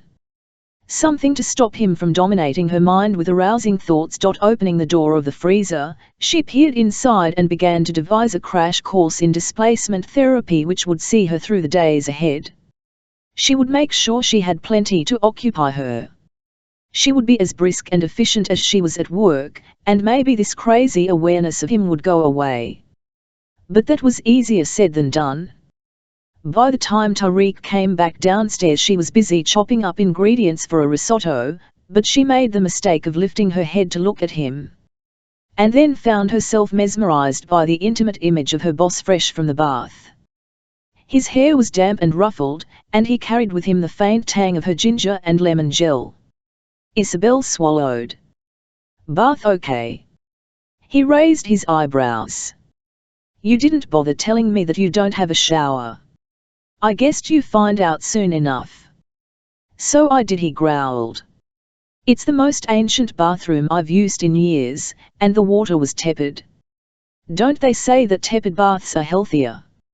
Do they? He looked around. Where's your TV? I don't have one. You don't have a TV. Isobel shot him a defensive look. It isn't mandatory, you know. There's a whole wall of books over there. Help yourself to one of those. You mean read? That is what people usually do with books. With a short sigh of impatience, Tariq wandered over to examine the neat rows of titles which lined an entire wall of her sitting room. The only things he ever read were financial papers or contracts, or business-related articles he caught up with when he was traveling. Occasionally his attention would be caught by some glossy car magazine, which would lure him into changing his latest model for something even more powerful. But he never read books. He had neither the time nor the inclination to lose himself in the world of fiction. He remembered that stupid story he'd read at school, about some animal which had been abandoned. He remembered the tears which had welled up in his eyes when its mother had been shot and the way he'd slammed the volume shut. Books made you feel things, and the only thing he wanted to feel right now were the tantalizing curves of Izzy's body. But that was a bad idea. And he needed something to his thoughts other than musing about what kind of underwear a woman like that would wear beneath her rather frumpy clothes. In the end he forced himself to read a thriller, grateful for the novel's rapid pace, which somehow seemed to suck him into an entirely believable story of a one-time lap dancer successfully nailing a high-profile banker for fraud. He was so engrossed in the tale that Izzy's voice startled him, and he looked up to find her standing over him, her face all pink and shiny. He questioned, thinking how soft and kissable her lips looked. Supper's ready. Supper? You do eat supper? Actually he usually ate dinner, an elegant feast of a meal, rather than a large spoonful of glossy rice slapped on the center of an earthy-looking plate. But to Tariq's surprise he realized that he was hungry and he enjoyed it more than he had expected. Afterwards Izzy heaped more logs on the fire, and they sat there in companionable silence while he picked up his novel and began to race through it again. For Tariq, the days which followed his accident were unique. He'd been brought up in a closeted world of palaces and privilege, but now he found himself catapulted into an existence which seemed far more bizarre. His nights were spent alone, in an old and lumpy bed, yet he found he was sleeping late, something he rarely did, not even when he was jet-lagged. And the lack of a shower meant that he'd lie daydreaming in the bath in the mornings. In the cooling water of the rather cramped tub he would stretch out his long frame and listen to the sounds of birds singing outside the window. So that by the time he wandered downstairs it was to find his Titian-haired assistant bustling around with milk jugs and muesli, or asking him if he wanted to try the eggs from the local farm. For the first time in a long time he felt relaxed, even if Izzy seemed so busy that she never seemed to stop. She was always doing something, cooking or cleaning or dealing with the emails which flooded in from the office, shielding him from all but the most necessary requests. "Why don't you loosen up a little?" he questioned one morning, glancing up from his latest thriller to see her cleaning out the grate, a fine cloud of coal dust billowing around her. Izzy pushed a stray strand of hair from out of her eyes with her elbow. Because action distracted her from obsessing about his general gorgeousness, that was why. And because she was afraid that if she allowed herself to stop then she might never get going again. What did he expect her to do all day? Sit staring as he sprawled over her sofa, subjecting her to a closer than was comfortable view of his muscular body? Watch as he shifted one powerful thigh onto the other, thus drawing attention to the mysterious bulge at the crotch of his jeans. A place she knew she shouldn't be looking, which, of course, made it all the more difficult not to. She felt guilty and ashamed at the wayward path of her thoughts, and began to wonder if he had cast some kind of spell on her. Suddenly the clingy behavior of some of his ex-lovers became a little more understandable. Her nights weren't much better. How could they be when she knew that Tariq was lying in bed in the room next door? Hadn't she already experienced the disturbing episode of him wandering out of the bathroom one morning with nothing but a small towel strung low around his hips? Tiny droplets of water had clung to his hard, olive-skinned torso, and Isobel's heart had thumped like a piston as she'd surveyed his perfect physique.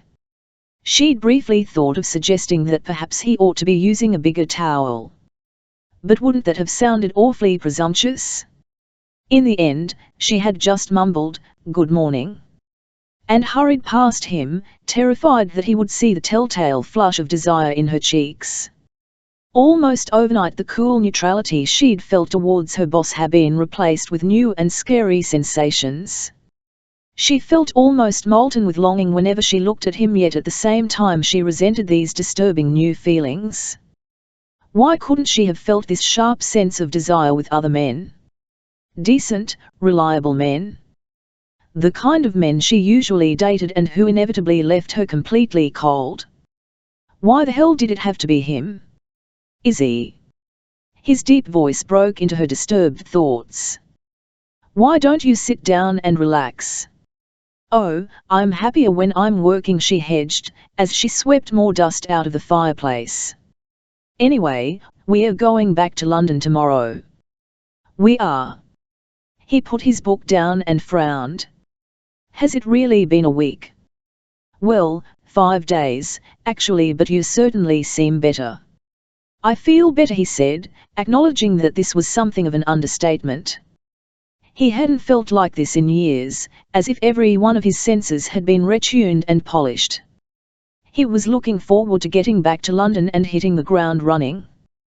But his last night in Izzy's little cottage was restless, and the sound sleep he'd previously enjoyed seemed to elude him. Inexplicably, he found himself experiencing a kind of regret that he wouldn't ever sleep in this old-fashioned bed again, beneath the flower-sprigged linen.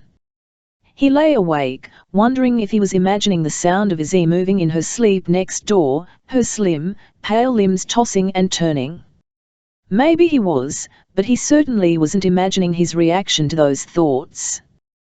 With a small groan he turned onto his side, and then onto his stomach, feeling the rising heat of yet another erection pressing against the mattress. It had been like this for most of the week, and it had been hell. Night after night he'd imagined parting Izzy's pale thighs and sliding his hot, hard heat into her exquisite warmth. He swallowed as the tightness increased. Was his body so starved of physical pleasure that he should become fixated on a woman simply because she happened to be around? Yet what other explanation could there be for this inexplicable lust he was experiencing? In the darkness of the bedroom he heard the distant hoot of an owl in the otherwise silent countryside, and his mouth thinned. He needed a lover, that was for sure, and the moment he got back to London he'd do something about it. Maybe contact that beautiful Swedish model who had been coming on to him so strong, resisting the urge to satisfy himself. He buried his cheek against a pillow which smelt of lavender, and yawned as he fantasized about a few more likely candidates. But sleep still eluded him, and at first light he gave up the fight, tugged on a pair of jeans and went downstairs, still yawning. He made strong coffee in Izzy's outdated percolator, and after he'd drunk it settled down to finish his thriller. And that was where Isobel found him a couple of hours later, stretched out on the sofa, the book open against the gentle rise and fall of his chest. The feathery dark arcs of his lashes did not move when she walked in, and she realized that he was fast asleep.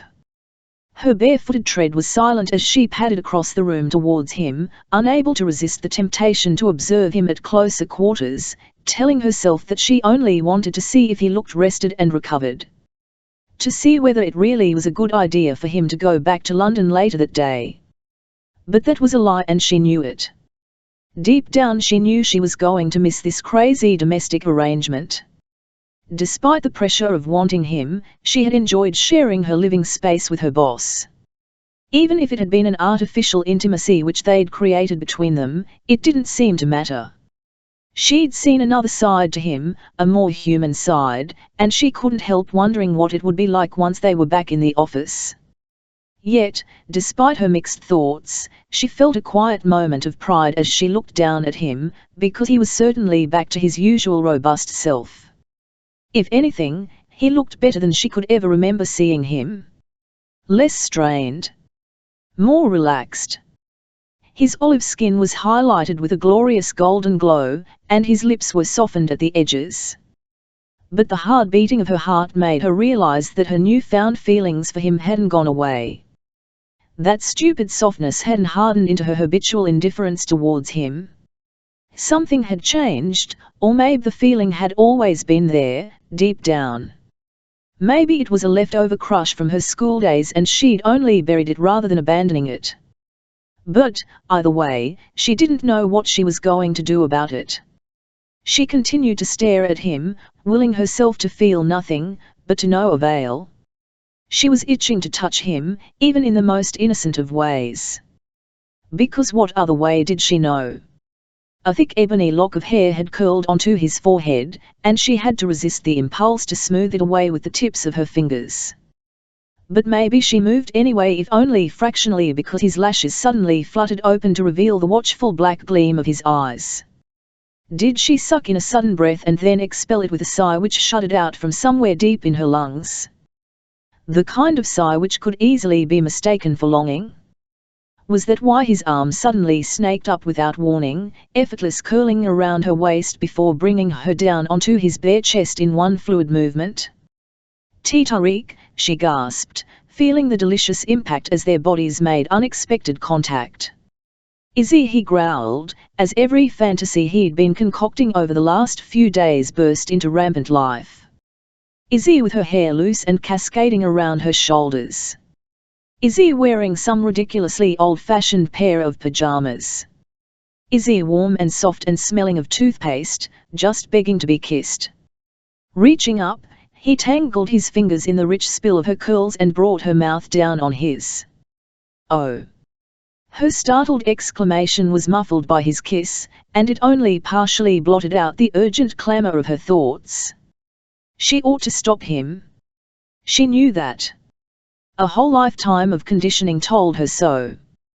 But Isobel didn't stop him, and the words which her mother had once drummed into her floated straight out of her mind. It no longer mattered that Tariq was the worst possible person to let make love to her. Because her body was on fire, a fire created by the blazing heat of his.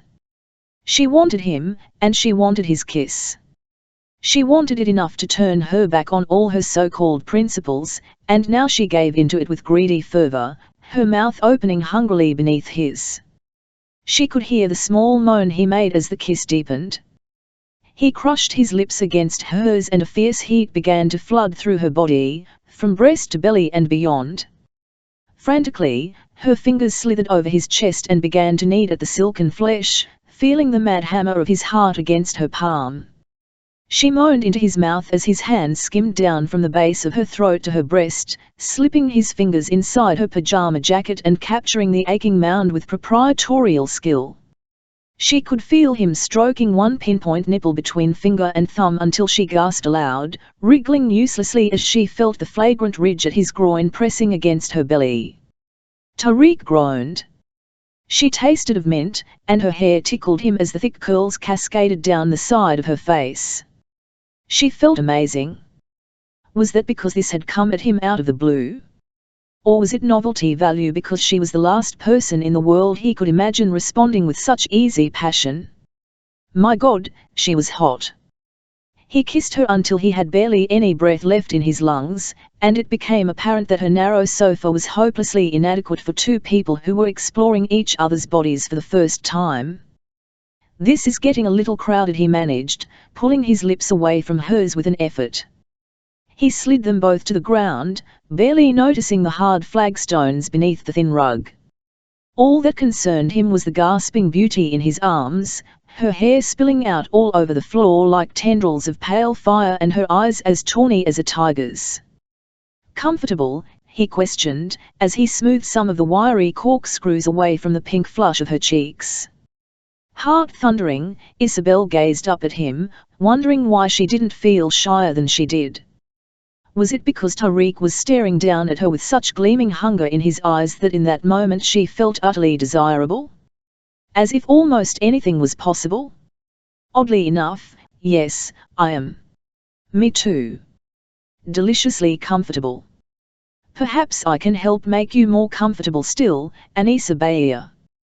Pulling open her dressing gown, he began to unbutton her pajamas, until two rosy peaked breasts were thrusting towards him. Unable to resist their silent plea, he bent his head to suckle one. Slicking his tongue against the tight bud, he felt the responsive jerk of her hips and heard her gasp his name. "I've never seduced a woman in pajamas before," he whispered against the puckered flesh. Are you going to seduce me, then? What do you think? That I've got you down here because I want to discuss my diary for next week.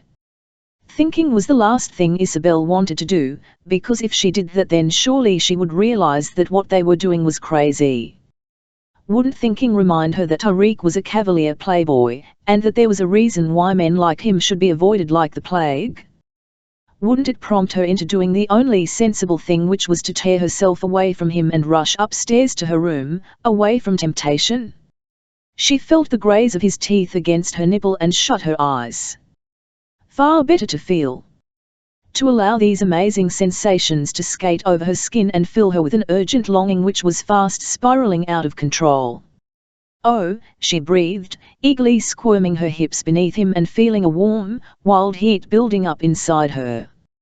And he answered her voiceless plea by slipping his hand inside the elasticated waistband of her pajamas. She held her breath as his warm palm navigated its way down her belly, tiptoeing tantalizingly to the fuzz of hair which lay beyond. Still she held her breath as he stroked at the sensitive skin of her inner thigh, and then gasped as his fingertips seared over her moist heat. "Oh," she said again. "You're very wet." "Am I?" Tariq's mouth brushed over hers as his fingers strayed to the tight bud at the very core of her desire. Her instant compliance didn't surprise him. He was capable of reducing a woman to a boneless state of longing no matter what the circumstances. But the sheer and urgent spontaneity of what they were doing made him tense, just for a moment. And that moment was enough for him to remember one vital omission. He froze, before snatching his hand away from her. "Damn and damn and damn. I don't have any protection with me," he ground out. For one stupid moment Isobel thought he was talking about the bodyguards he sometimes used, and then she saw the look of dark frustration on his face and realized what he meant. A wave of insecurity washed over her. Should she tell him?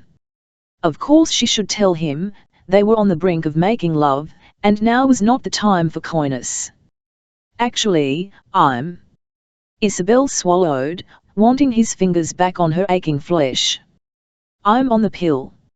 Her admission dampened his ardor fractionally. He drew away from her, his black eyes slitted in a cool question. "The pill?" Isobel heard the unmistakable disapproval in his voice. "Lots of women." There was a pause. "Yes. I imagine that they are." Suddenly she shrank from the truth in his hard black eyes, indignant words tumbling from her lips before she could stop them. "I suppose you think that the kind of woman who happens to have contraception covered is easy." Tariq shrugged. "You must agree that it does imply a certain degree of accessibility." "Well, you couldn't be more wrong, Tariq," she declared hotly. Because I've never had a lover before." He stared at her, genuinely confused. "What the hell are you talking about?" "I was prescribed the pill because my periods are heavy, and that's the only reason. I've never had any other reason to take it." This commonplace and unexpected disclosure highlighted the unusual degree of intimacy between them, and Tariq frowned. He brushed a corkscrew lock of hair away from her forehead, trying to make sense of her words. "You're trying to tell me you're—" "Yes, I'm a virgin," she said, as if it didn't matter. Because surely it didn't. What mattered was Tariq kissing her and transporting her back to that heavenly place he'd taken her to before. Just because she had waited a long time for a man to turn her on as much as this, it didn't mean that she should be treated as some kind of leper, did it? Sliding her arms around his neck, she lifted her face to his, hungry for him. "Now, kiss me again," she whispered.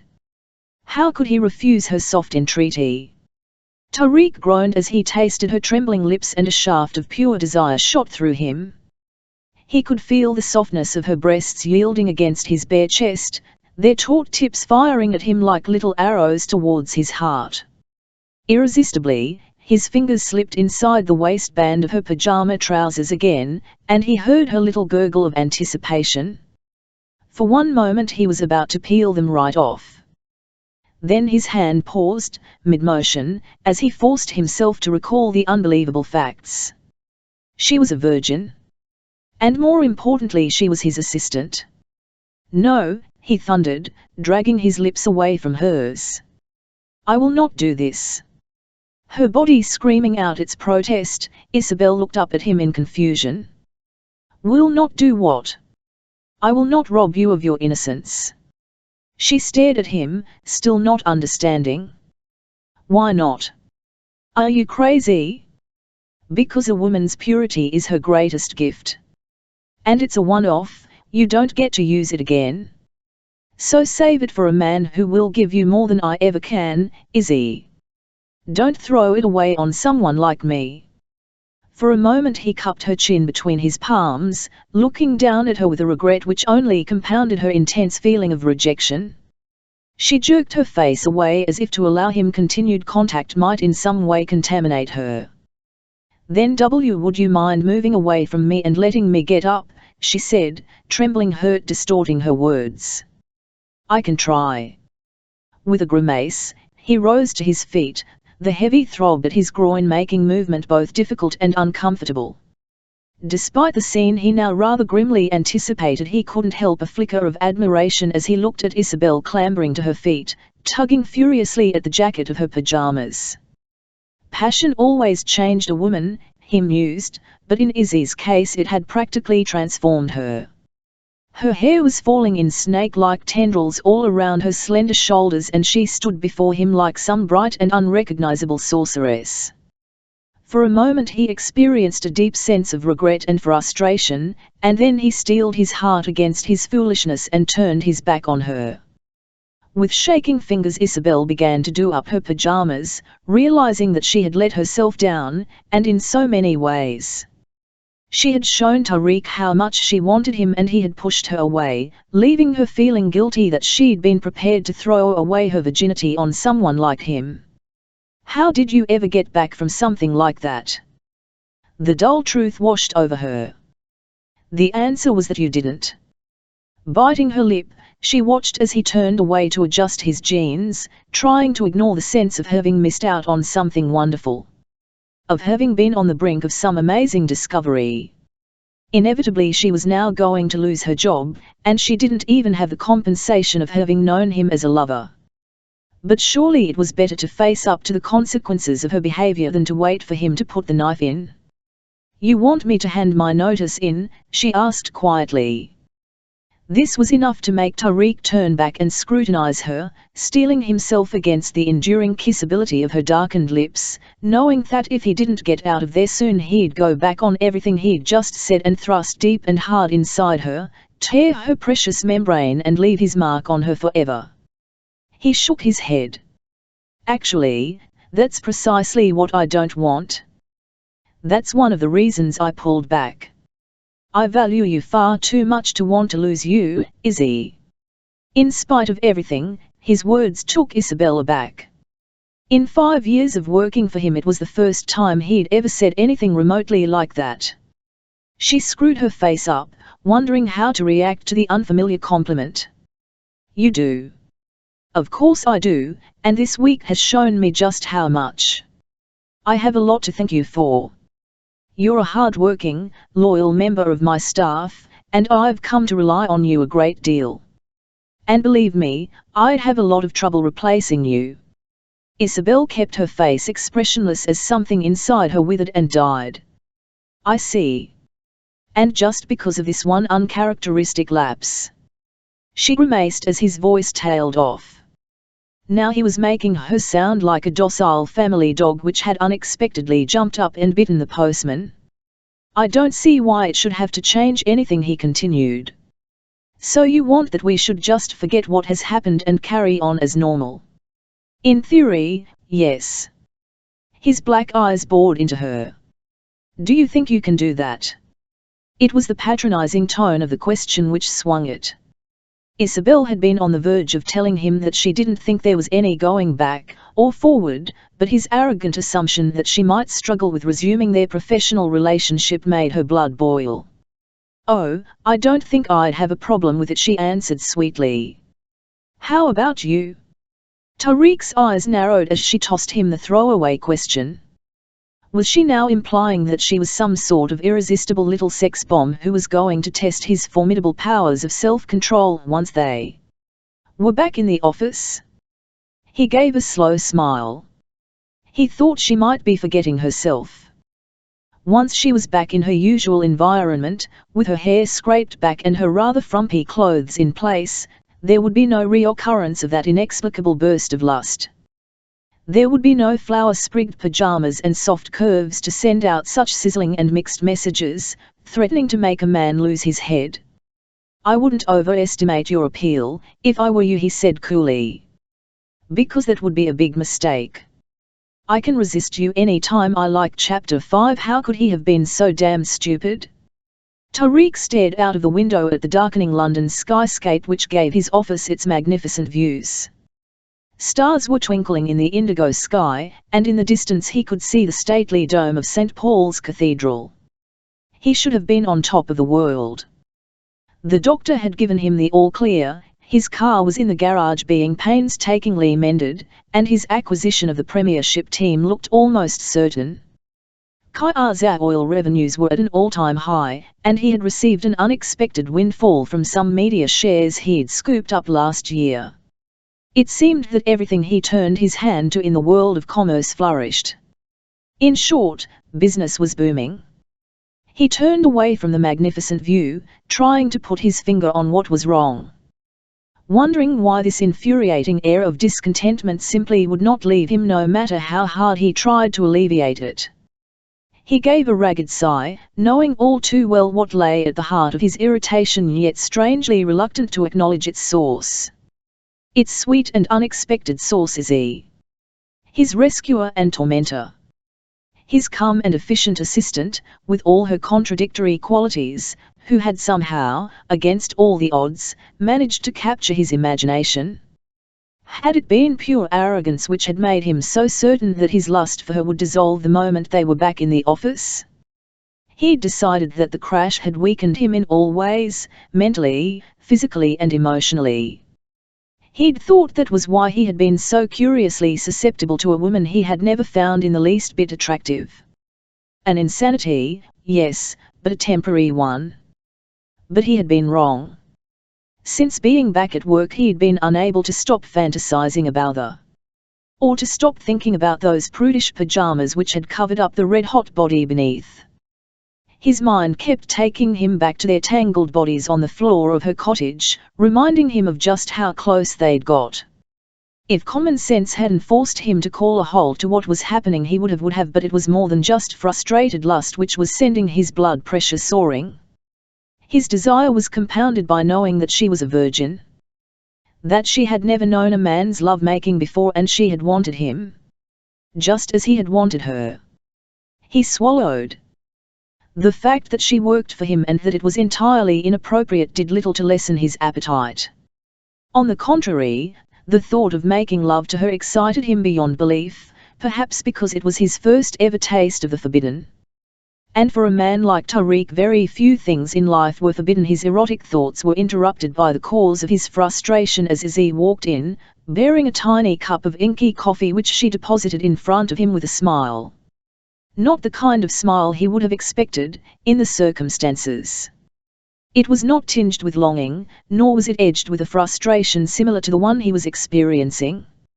No, it was a bright and infuriatingly sunny smile, a sort of pre-weekend kind of smile. As if she had forgotten all about those passion-fueled moments back in her country cottage. Had she? "You aren't changing?" she questioned. Tariq blinked at her, her question arrowing into the confusing swirl of his thoughts. "Changing?" he growled. "What's wrong with the way I am?" Isobel felt her heart hammer in response. Oh, but he was edgy this evening. Even edgier than he'd been all week. Mind you, she'd been feeling similarly jumpy, just determined not to show it. Her pride had been shattered by his rejection, and she was determined to salvage what was left of it by maintaining a cool air of composure. But it was difficult trying to pretend that nothing had happened when your boss had fondled your naked breasts and part of you was longing for him to do it all over again. She tipped her head to one side and pretended to consider his question. "How long have you got?" "Izzy, I meant changing in a literal sense," she clarified, with a quick glance at her watch. "Aren't you due for a party at the Maraban embassy at 7? And don't you usually wear something dark and tailored instead of?" Her bravado suddenly evaporated, her voice tailing off as she was momentarily distracted by his physical presence. Why had she allowed her eyes to linger on his physique, when she had determinedly been avoiding it all week? "Instead of what, Izzy?" he questioned silkily, for he had noticed the sudden, rapid blinking of her eyes. "Instead of?" She realized that he must have removed his tie at some point during the afternoon, and loosened at least 2 buttons of his shirt.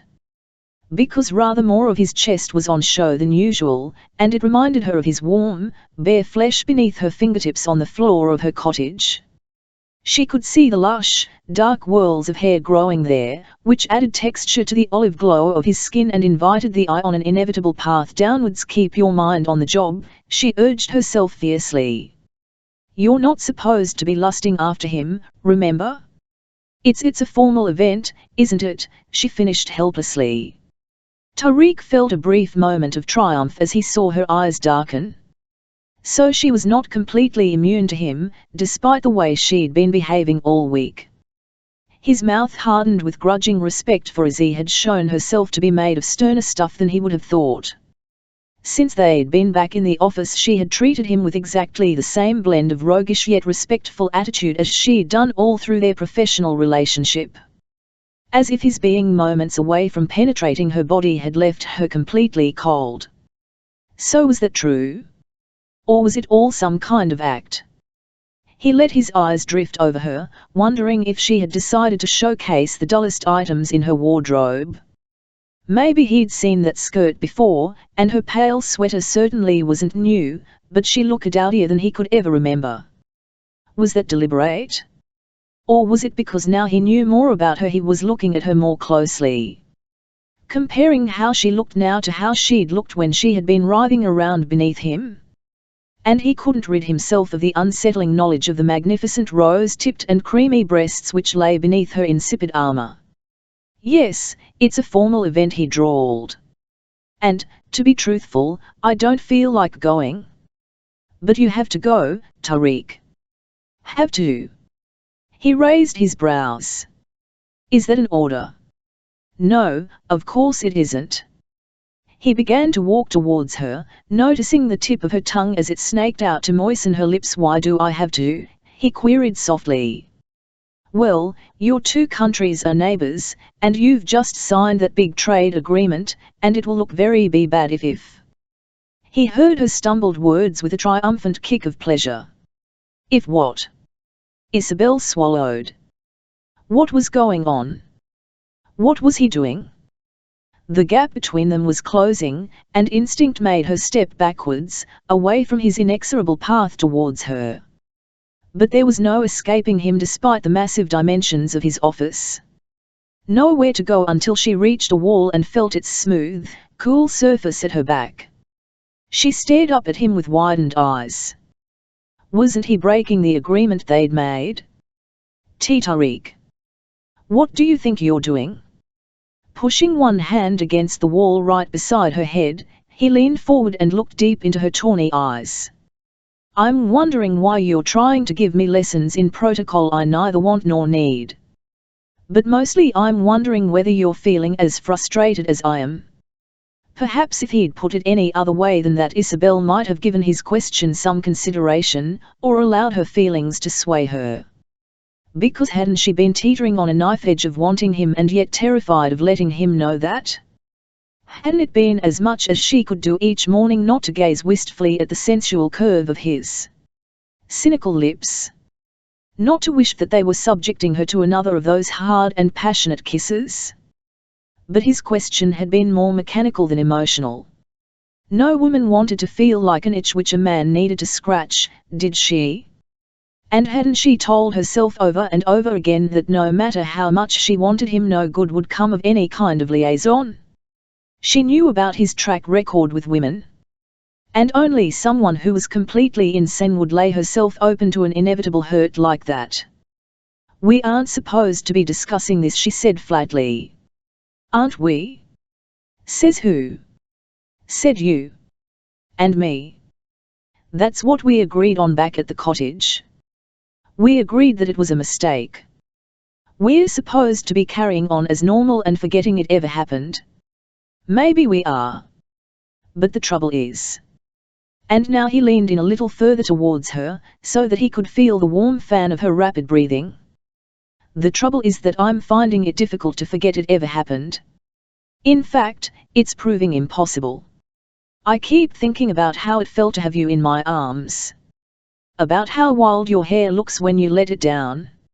I keep remembering what it was like to kiss you, and how your breasts felt when I was touching them. Tariq, she whispered, as his words made her body spring into instant life and her mouth dried as she stared into his darkening eyes. You were the one who stopped it. Remember? And I did that because you're a virgin, he said, letting his hand fall by his side.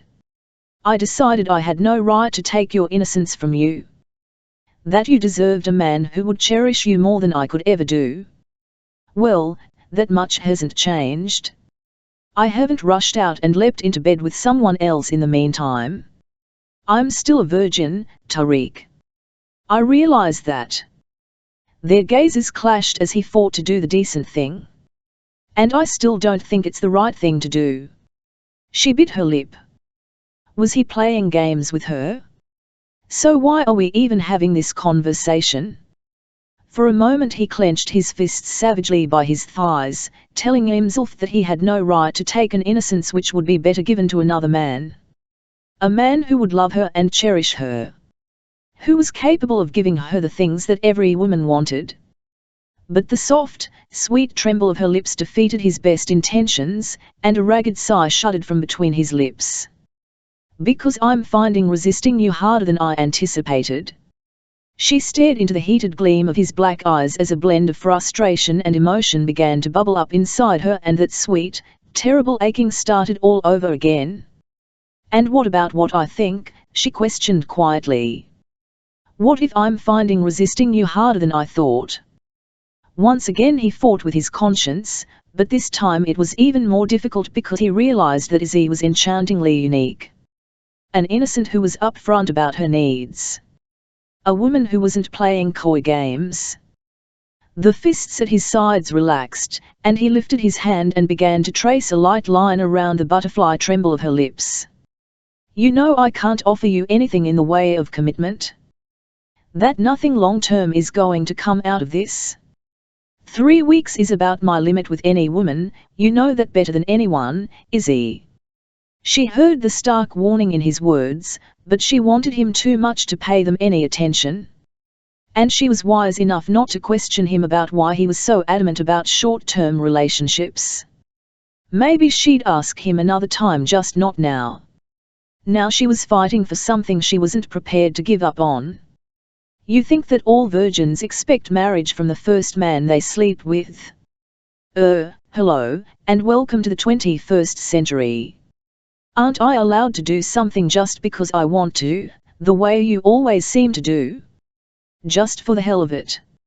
Tariq felt his resistance trickling away. Nobody could say he hadn't tried, but it seemed that Izzy was intent on fighting him every inch of the way. Maybe this was the only solution to the otherwise unendurable prospect of the two of them dancing around each other every day, aching with frustrated need. And wasn't there something about making love to her which appealed to him on a very fundamental level? Something which he had never done with any other woman for the hell of it. I think you're selling yourself short. Why don't we try a taste of heaven instead, he said, and he pulled her into his arms and let his mouth make a slow-motion journey to meet hers. She actually cried out with pleasure as he began to kiss her, the taste and feel of his mouth seeming gloriously familiar.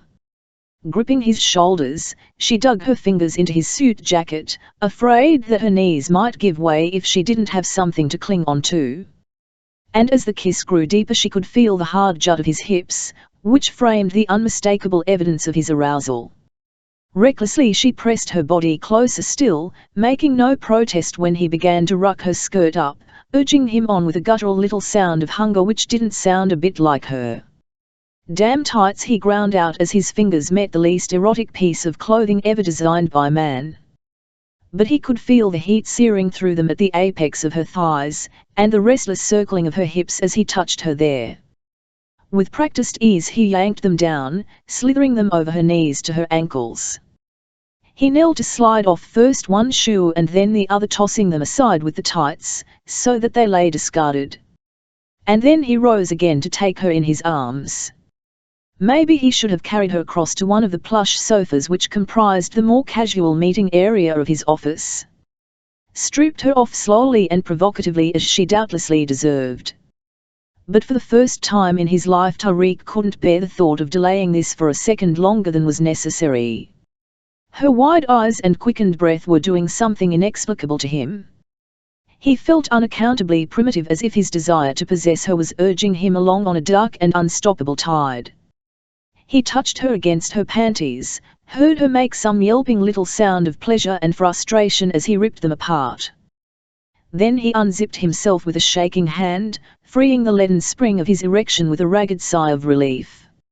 She was wet and ready for him, clinging to him eagerly as he thrust into her, hard and deep and without warning. Yet it still came as a shock as he encountered a momentary resistance, and he stilled as he heard her make a little moan of discomfort. "Aludra," he choked out, stopping inside her to give her the chance to acclimatize herself to these new sensations. Holding her close, he bent his lips to her ear. "Did I hurt you, little Izzy?" She shook her head. "If you did, then I've forgotten." "Please don't stop," she whispered back, giving a little yelp of pleasure as he began to move inside her. "It feels—" She closed her eyes and expelled a shuddering breath. "Oh, Tariq, it feels incredible." It felt pretty incredible for him, too. Especially when she wrapped her legs around his back with athletic skill. But it was more than that. He'd never done it like this before. Had never felt this free. This powerful. Was that because it was Izzy? A woman who knew him better than any other woman? Didn't that add an extra piquant layer of desire? Or was it because there was no infernal covering of thin rubber between them? He could feel the soft squash of her buttocks as he cupped them, and the deep molten tightness of her body as it welcomed him. He could hear her soft exclamations of pleasure and astonishment, and that too reminded him of the reality. She's never done this with anyone else. That possessive thought only sharpened his hunger, and he shuddered with pleasure as he drove deeper and deeper inside her. He spoke to her in half-forgotten words of Kaizen as they moved in ancient rhythm, until he heard her make a helpless little cry and felt her begin to convulse around him. She gasped his name and clutched at his shoulders like a woman who was drowning, and then at last he let go. And it was like nothing he'd ever experienced. One sweet and erotic spasm after another racked through him, until he felt as if he'd been wrung out and left to dry. Her head fell against his shoulder and he could feel the quiver of her unsteady breath as she panted against his neck. Her legs slipped down from his waist and he wrapped his arms around hers and held her very close. He didn't know how long they stayed like that, just that it seemed like warm and satiated bliss. As if they were in their own private and very erotic bubble. Until he felt himself begin to harden again inside her and knew that he had to move. Reluctantly he withdrew from her, tilting her face upwards with his hand. Her cheeks were flushed, and some of the Titian corkscrew curls had come loose and were falling untidily around her shoulders. She looked as wanton as any woman could, and light years away from the woman who had placed a cup of coffee in front of him not long ago. He felt dazed. And for the first time in his life slightly bewildered. That had been incredible. And yet slightly perturbing too, for he could never remember being so out of control before. Pushing away any remaining doubts, he brushed a dancing corkscrew strand away from her lips, recognizing that a latent sense of guilt would serve no useful purpose. "Well, I don't remember that being in your job description," he murmured. Isobel took her lead from him. She was obviously supposed to keep it light. Her lips curved into a coquettish smile she'd never used before. "And did I perform the task to your satisfaction, sir?" Softly, he laughed. "Well, there'll need to be a repeat session, of course. I can't possibly judge after just one performance." Performance? The word cut through her heightened senses and Isobel bit her lip, suddenly feeling way out of her depth. "And was I?" "You were amazing," he reassured her softly. "In fact, you were more than amazing."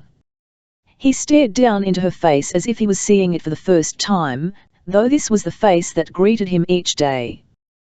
This was Izzy who told him the truth when he asked her. And sometimes when he didn't ask her. Would sex destroy some of the unique rapport which existed between them? He wondered, as even more questions began to flood into his mind. "Let's go and sit down," he said abruptly. Tugging her skirt back over her naked hips, he led her over to one of the low sofas on the far side of the office. Gently, he pushed her down on it, then slid next to her, his black eyes narrowed and questioning. "So why?" he queried softly. She guessed she could have pretended to misunderstand him, but she knew exactly what he meant. And that was the trouble, she knew Tariq far too well to play games with him. "Why am I a virgin, you mean?" "Wrong tense," he corrected acidly. Slightly flustered, she looked at him, seeking refuge in flippancy. "Because you make me work such long hours that I hardly ever have the opportunity to meet any other men." "Izzy." "I'm serious." "Why?" She sighed. "Because Tariq." "Why do you think?" "Because no man had ever come close to the way he'd made her feel. Because it had been impossible not to let him make love to her once they'd started down that path. He'd warned her that there was going to be no long-term or commitment, and she wasn't holding out for any. But that didn't mean she couldn't be honest, did it? Just as long as she kept it cool. Because nobody has ever turned me on as much as you do." He found himself slightly shocked to hear her talking to him in that way, but that was what he wanted, wasn't it? The fact that she could see their lovemaking for what it was and not construct some romantic fantasy about it the way that women always did. "It was like that for me too," he admitted softly. In fact, hot and erotic memories flooded back. Of skin on skin as she welcomed him into her hot, slick body. He swallowed, acknowledging the potency of what had happened between them. And because of her innocence he felt he owed her the truth. "It was the best sex of my life." Isobel drew away from him, hating the sudden leap of her heart, angry with herself for wanting to buy into what was clearly a lie. and angry with him for feeling that she needed to be placated with a lie as whopping as that one. "Oh, come on, Tariq, with all the lovers you've had, you're honestly expecting me to believe that?" "But it is true." He stared into her now smoky, tawny eyes, wondering how much of the truth she could bear. "You see, never before have I made love to a woman without protection. It is a risk that I can never take, for all the obvious reasons. But a virgin who has never known another man cannot be tainted." He took her fingers and drifted them over his groin, enjoying seeing her eyes widen as he hardened instantly beneath them. "And a virgin who is on the pill cannot give me an unwanted child." Isobel snatched her hand away. "So you really hit the jackpot with me."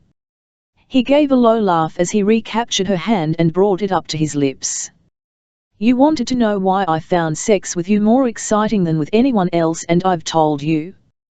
Don't ask the questions, Izzy, if you can't bear to hear the answers." "You're impossible," she whispered. "And you're—" His eyes narrowed as he kissed each fingertip in turn.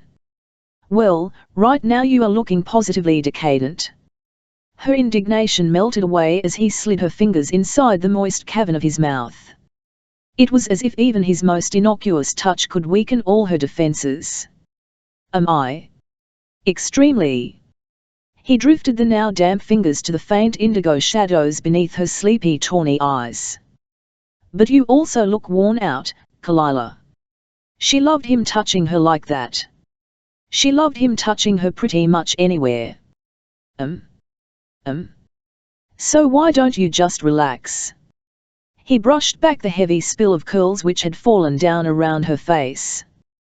"Go on, Izzy. Relax." With a little sigh, she let her head drift back against the sofa as he continued to stroke her hair, just as if she were some cat that he was petting. Distantly, as her weighted eyelids whispered to a close, she could hear the sound of water splashing. For one crazy moment she could have sworn that she heard someone whistling. But then the emotion of what had just happened and the stupefying endorphins it had produced made Isobel drift off into a glorious half-world of sleep. She was woken by the distinct smell of sandalwood and the lightest brush of lips over hers, and when she blinked her eyes open it was to see Tariq standing over her. His black hair was glittering with tiny droplets of water and he was wearing a stark and beautifully cut tuxedo. He must have showered and changed in his office's luxury bathroom, she thought dazedly. The crisp whiteness of his silk shirt contrasted against the glow of his olive skin, and his black eyes positively gleamed with energy and satisfaction. He looked like a perfect specimen of masculinity, she thought, all pumped up and raring to go. As if, for him, sex had been nothing but a very gratifying form of exercise. She stared up at him. What's happening?" Tariq swallowed down a surge of lust. She looked so damn sexy lying there that part of him wanted to carry on where they'd left off. To do it to her again, only more slowly this time, and on the comfort of a couch. But wouldn't some kind of natural break be better for both of them? Wouldn't that allow them to put some necessary perspective on what had just happened, and allow her not to start reading much into what could be a potentially awkward situation? "You know I have to go to the party at the Maraban embassy," he said softly.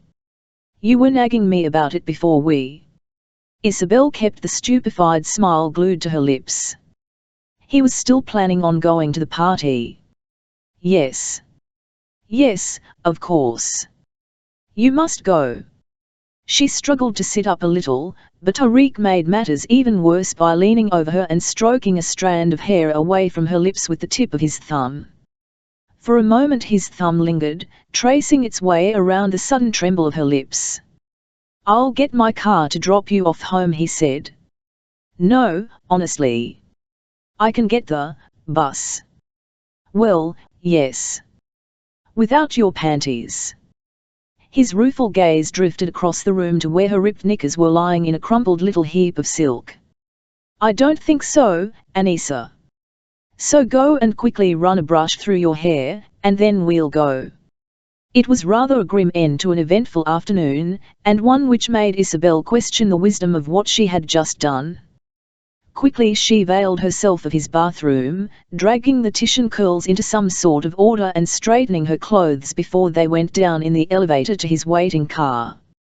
There was no backseat kiss, no telling her that she was the most gorgeous woman he'd ever met and that he would spend the evening thinking about her. Instead, all proprieties were observed as Tariq spent the short journey to the Maraban embassy tapping on the flat, shiny screen of his laptop. When the car pulled up and he looked up, he seemed almost to have forgotten who he was with. "Izzy," he said softly.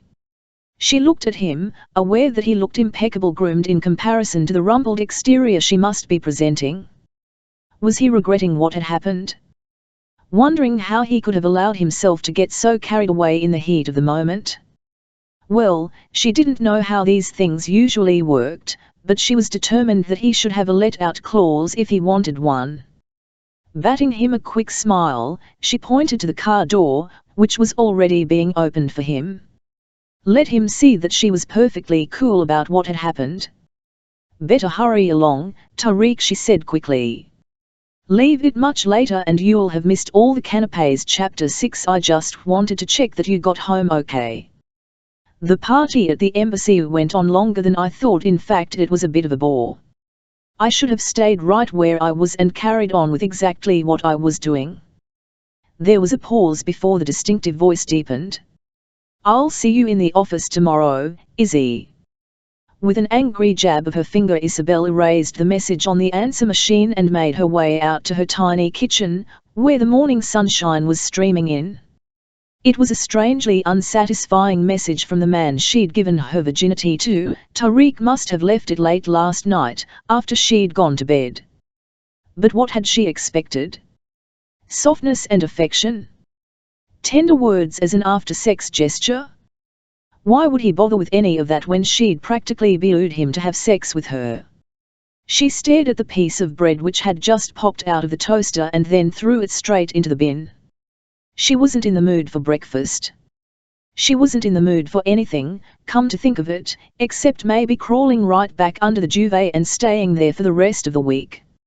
She certainly wasn't up for going into work this morning to face her boss after what had happened in the office last night. She closed her eyes as a shiver raced over her skin, scarcely able to believe what she'd done. Taken complete leave of her senses by letting Tariq have wild sex with her, pressed up against the wall of his office. After years spent wondering if maybe she didn't have the sexual impulses of most normal women, of wondering if her mother had poisoned her completely against men, she had discovered that she was very normal indeed. Behind her eyelids danced tormenting memories. Was that why she'd behaved as she had? Because a lifetime of longing had hit her in a single tidal wave? Or was it simply because it was Tariq and subconsciously she'd wanted him all along? She shuddered. She'd been like a woman possessed, urging him on as if she couldn't get enough of him. It had been the very first time she'd ever let a man make love to her, and she'd been so greedy for him that she hadn't wanted to wait. She felt the dull flush of shame as she acknowledged that she hadn't even been ladylike enough to hold out for doing it in private, in a bed. Yet she knew what kind of man he was. Hadn't she seen him in action often enough in the past? She'd lost count of the times she'd been dispatched to buy last-minute presents for his current squeeze, or bouquets of flowers when he was giving chase to a new woman. And what about when he started to cool towards the object of his affections, so that he became positively arctic overnight, usually 3 to 4 weeks into the relationship? She'd witnessed the faint frown and the shake of his head when she mouthed the name of some poor female whose voice was stuttering down the telephone line as she asked to speak to him. She'd even seen him completely cold-shoulder one hysterical blonde who'd been lying in wait for him outside the A1 Harkham building. Then had his security people bundle her into a car and drive her away at speed. Isobel remembered watching the woman's beautiful features contorted with rage as she glared out of the back window of the limousine. Time and time again she had told herself that any woman who went to bed with Tariq needed her head examined, and now she had done exactly that. Was she really planning to join the long line of women who had been intimate with him and then had their hearts broken into smithereens? She stared at her grim-faced reflection in the mirror. No, she was not. She was going to have to be grown up about the whole thing. Men and women often made passionate mistakes, but intelligent men and women could soon forget about them. She would go into work this morning and she would show him and herself how strong she could be. She would surprise him with her maturity and her ability to pretend that nothing had happened. So she resisted the urge to wear a new blouse to work, putting on instead a fine wool dress in a soft heathery color and tying her hair back as she always did. Outside it was a glorious day, and the bus journey into work should have been uplifting. The pale blue sky and the fluffy clouds, the unmistakable expectancy of springtime, had lightened people's moods. The bus driver bade her cheerful good morning, and the security man standing outside the A1 Harkham building was uncharacteristically friendly. The first part of the day went better than she'd expected, but that was mainly because Tariq was away from the office, visiting the Grinnell Polo Club in Sussex, which he'd bought from the Zafir and Foss royal family last year.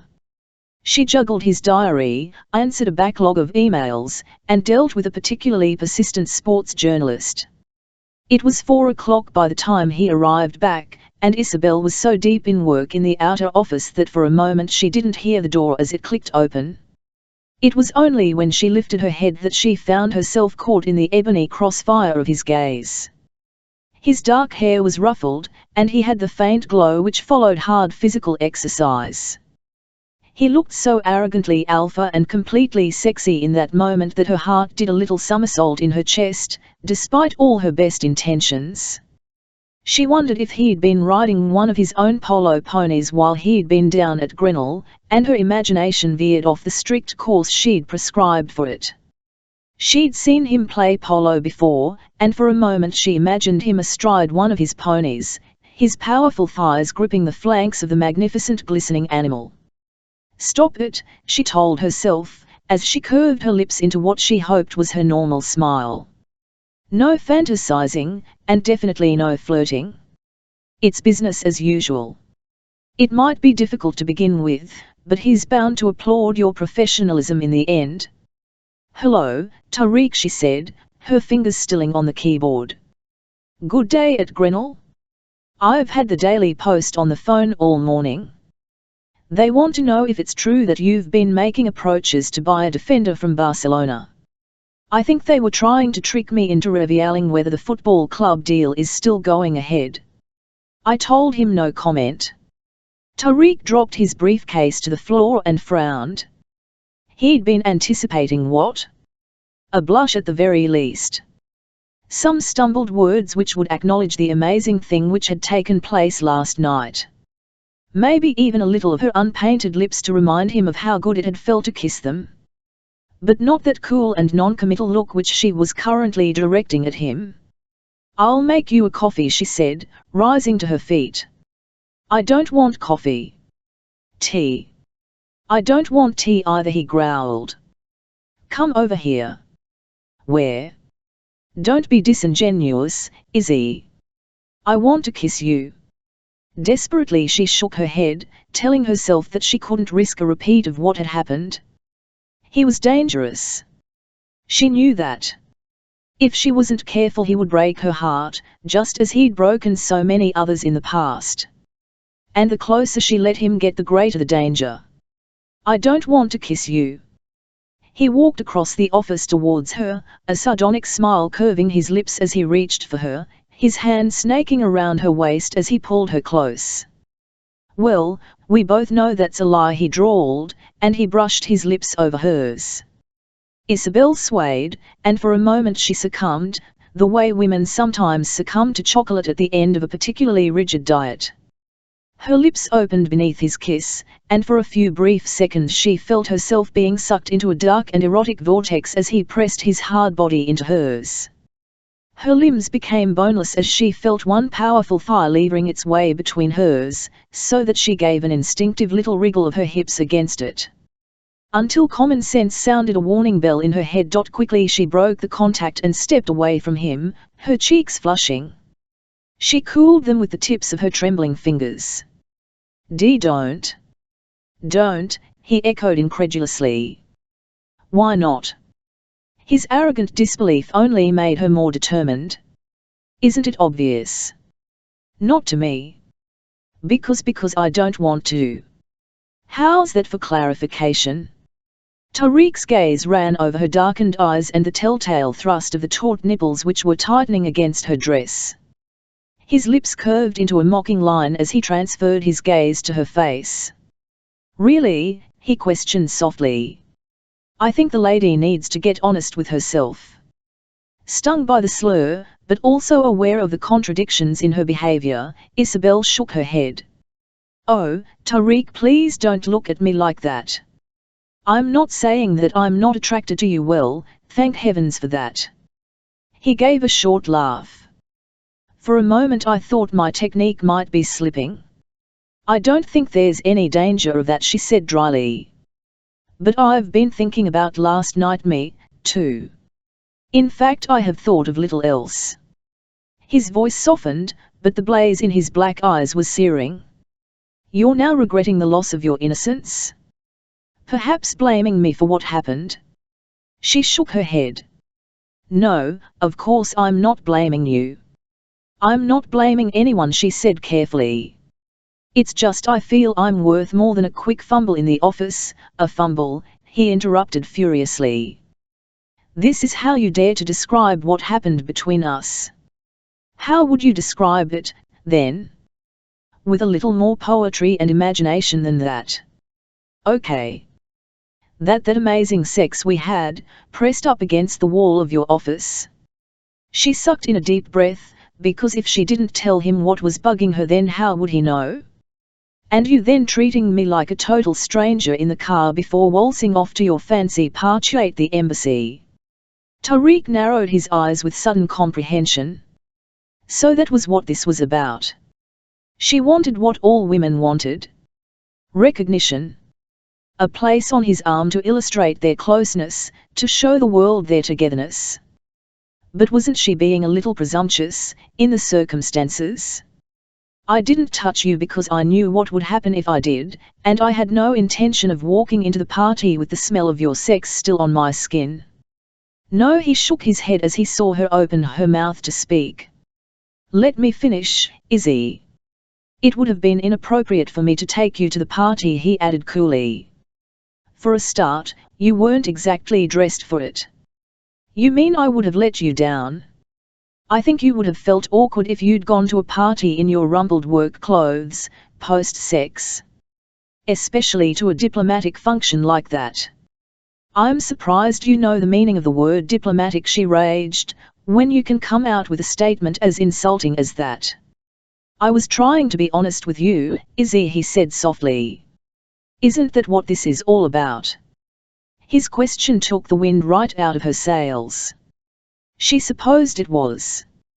She had no right to be angry with him just because he wasn't telling her what she wanted to hear. If he'd come out with some flowery, untrue reason why he hadn't taken her to the embassy, wouldn't she have called him a hypocrite? Maybe last night should never have happened, she said in a small voice. Ignoring the sudden hardening of his body, Tariq thought about the mercurial nature of her behavior. Last night she had been wild and today she was like ice. Was she testing him to see how far she could push him? She had turned away from him now, so that he got a complete view of her thick curls tied back in a ribbon and a dress he'd seen many times before. Nobody could accuse Izzy of responding to their lovemaking by becoming a vamp in the office. She was probably the least glamorous woman he'd ever met. Yet the strange thing was that he wanted her. Actually, he wanted her more than he had done yesterday. The contrast between her rather unremarkable exterior and the red-hot lover underneath had scorched through his defenses. The memory of how she had yielded so eagerly wouldn't leave him. But it was more than a purely visceral response. Her freshness and eagerness had been like sweet balm applied to his jaded senses. Hadn't she given him more than any other woman had ever done, surrendering her innocence with such eagerness and joy? And yet what had he done for her? Taken that innocence in as swift a way as possible and offered her nothing in return. Not even dinner. He felt the unfamiliar stab of guilt. "What are you doing tonight?" he said. The question made Isobel turn round. "It's my book club." "Your book club?" 6 to 8 women, she explained, since he'd clearly never heard of the concept. "We all read a book and then afterwards we sit round and discuss it." He knitted his brows together. "And that's supposed to be enjoyable?" "That's the general idea." "Cancel it." The answering smile he floated her was supremely confident. "Have dinner with me instead." Shamefully, she was almost tempted to do as he suggested, until she imagined the reaction of her girlfriends. Hadn't she let them down enough times in the past, when Tariq had been in the middle of some big deal and she'd had to work right through the night? Did he really expect her to drop everything now, just so he could get a duty dinner out of the way before another bout of sex? She thought about everything she'd vowed. About not leaving herself vulnerable to heartbreak, which wasn't going to be easy now that she had taken such a big leap in that direction. But even if she had made herself vulnerable, she didn't have to compound it by being a total doormat. "I don't want to cancel it, Tariq. I'm hosting in my apartment. There's 2 bottles of white wine chilling in the fridge and we're reading Jane Eyre." Damn Jane Eyre, he thought irreverently, but something about her resistance made his lips curve into a sardonic smile. "What about tomorrow night, then? Do you think you might be able to find a space in your busy schedule and have dinner with me then?" he questioned sarcastically. Her heart began thundering as she stared at him. Wasn't that what she'd wanted all along? The cloak of respectability covering up the fact that they'd had sex without any of the usual preliminaries. Wouldn't a civilized meal prevent their relationship from being defined by that one rather steamy episode, no matter what happened in the future? Because the chances were that they might decide never to have sex again. Maybe in a restaurant, with the natural barrier of a table between them and the attentions of the waiting staff, they could agree that, yes, it had been a highly pleasurable experience, but best kept as a one-off. Isobel nodded. "Yes, I can have dinner with you tomorrow night." "Good. Book somewhere, will you?" "Anywhere you like." His expression was thoughtful as he walked through to his inner sanctum. Because this was a first on many levels, he realized. The first time he'd ever had sex with a member of his staff. And the first time a woman had ever turned him down for a dinner date. Chapter 7 "This is the last kind of place I'd have thought you'd choose," said Tariq slowly. Isobel looked up from the laminated menu, which she already knew by heart, and stared at the hawk-like beauty of the sheikh's autocratic features. "You don't like it?" He looked around.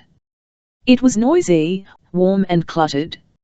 Lighted candles dripped wax down the sides of old Chianti bottles. Posters of Venice and Florence vied for wall space with photos of Siena's football team, and popular opera played softly in the background. He could remember eating somewhere like this years ago as a student, at the end of a rowdy rugby tour. But never since then. "It's different," he observed. "Not the kind of place I normally eat in." "I thought you might have chosen somewhere." "Yes." Isobel raised her eyebrows. "Somewhere a little more upmarket. The kind of place you'd always wanted to go but never had the chance." Isobel put the menu down. "You mean somewhere like the Green Room at the Grantchester? Or the River Terrace? Or one of those other fancy establishments with a celebrity chef, where you can only ever get a table at short notice if you happen to be someone? All the places you usually frequent? They happen to be very good restaurants." She leaned forward. "This happens to be a good restaurant, too, though you seem to be judging it without even trying it. Just because you don't have to take out a mortgage to eat here, it doesn't mean the food isn't delicious. Actually, I thought you might like to try somewhere different and a bit more relaxing. Somewhere you aren't known, since you often complain about rubbernecking people staring at you." She sat back in her chair again and shot him a challenge with her eyes. "But maybe you like being looked at more than you care to admit, and anonymity secretly freaks you out." He gave a soft laugh. Actually, I'm rather enjoying the anonymity, he murmured, and glanced down at the menu. What do you recommend? Well, they make all their own pasta here. And it's good. It's more than good. It's to die for. His gaze drifted up to the curve of her breasts, which were pert and springy and outlined by a surprisingly chic little black dress. I thought women didn't eat carbs. Maybe the sorts of women you know don't, she said, thinking about his penchant for whip-thin supermodels and feeling a sudden stab of insecurity.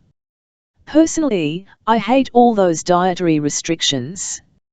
All they do is make people obsessed with eating, or not eating, and their whole lives become about denying themselves what they really want.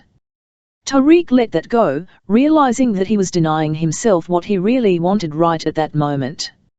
If it was anyone other than Izzy, he would have thrown a large wad of notes down on the tablecloth and told the waiter that they'd lost their appetite. Then taken her back to his apartment and ravished her in every which way he could, before sending out for food. He realized that he was letting her call the shots, and briefly he wondered why. Because he'd taken her innocence and felt that he owed her? Or was it because she worked for him and his relationship with her was about as equal as any he was likely to have? Perhaps we'll have a little role reversal tonight. How about you choose for me, he suggested. I'd love to. She beamed. She lifted her head and instantly the waiter appeared at their table, bearing complimentary olives and bread and making a big fuss of her. For possibly the first time in his life, Tariq found himself ignored, other than being assured that he was a very lucky man to be eating with such a beautiful woman. As he leant back in his chair, he conceded that the waiter had a point and Izzy did look pretty spectacular tonight. For a start, she'd let down her hair, so that corkscrew curls tumbled in a fiery cascade around her shoulders. Her silky black dress was far more formal than anything she'd ever worn to work, and it showcased her luscious curves to perfection. A silver teardrop which gleamed at the end of a fine chain hung provocatively between her breasts. And, of course, she had that indefinable glow of sexual awakening. With an effort, he dragged his gaze away from her cleavage and looked into tawny eyes which had been highlighted with long sweeps of mascara, so that they seemed to dominate her face. I take it from the way the waiter greeted you like a long-lost relative that you've been here before. Loads of times. I've been coming here since I first started working in London. It's always so warm and friendly. And at the beginning, when I didn't have much money, they never seemed to mind me spending hours lingering over one dish. Why would they? Restaurants never object to a pretty girl adorning their space. It's a form of free advertising. Isobel shook her head. Were you born cynical, Tariq? What's cynical about that? It happens to be true. I'm a businessman, Izzy. I analyze marketing opportunities. She waited while the waiter poured out 2 glasses of fizzy water. And did you always mean to become a businessman? As opposed to what? A trapeze artist. As opposed to doing something in your own country. Doing something in Kaiser. You used. He frowned as her words trailed off. Used to what? At school. She shrugged as she remembered how sweet he had been to her that time, how he'd made her feel special. A bit like the way he was treating her tonight. Well, I hardly knew you at school, of course, but I do remember that one time when you talked about your homeland.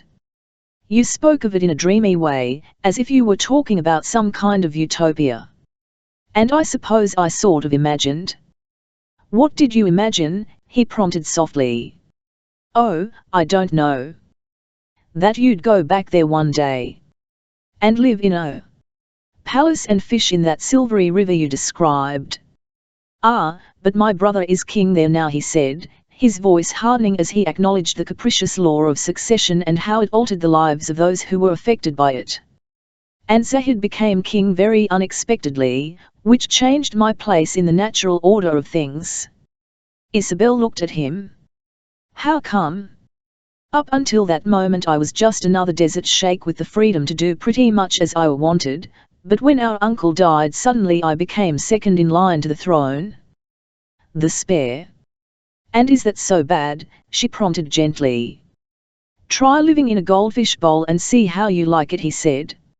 It means you have all the strictures of being the heir, but none of the power. My freedom was something I cherished above everything else. Hadn't it been the one compensation for his lonely and isolated childhood? The fact that he hadn't really had to account for himself. And suddenly it was taken away from me. It made me want to stay away from Kaiser, where I felt the people were watching me all the time. And I knew that I needed to give Zahid space to settle into his kingship in peace. There was a pause. Because there is only ever room for one ruler. And do you miss it? Kaiser, I mean. He studied her wide tawny eyes, realizing that he had told her more than he had ever told anyone. In truth, his self-imposed exile had only emphasized his feelings of displacement, of not actually belonging anywhere.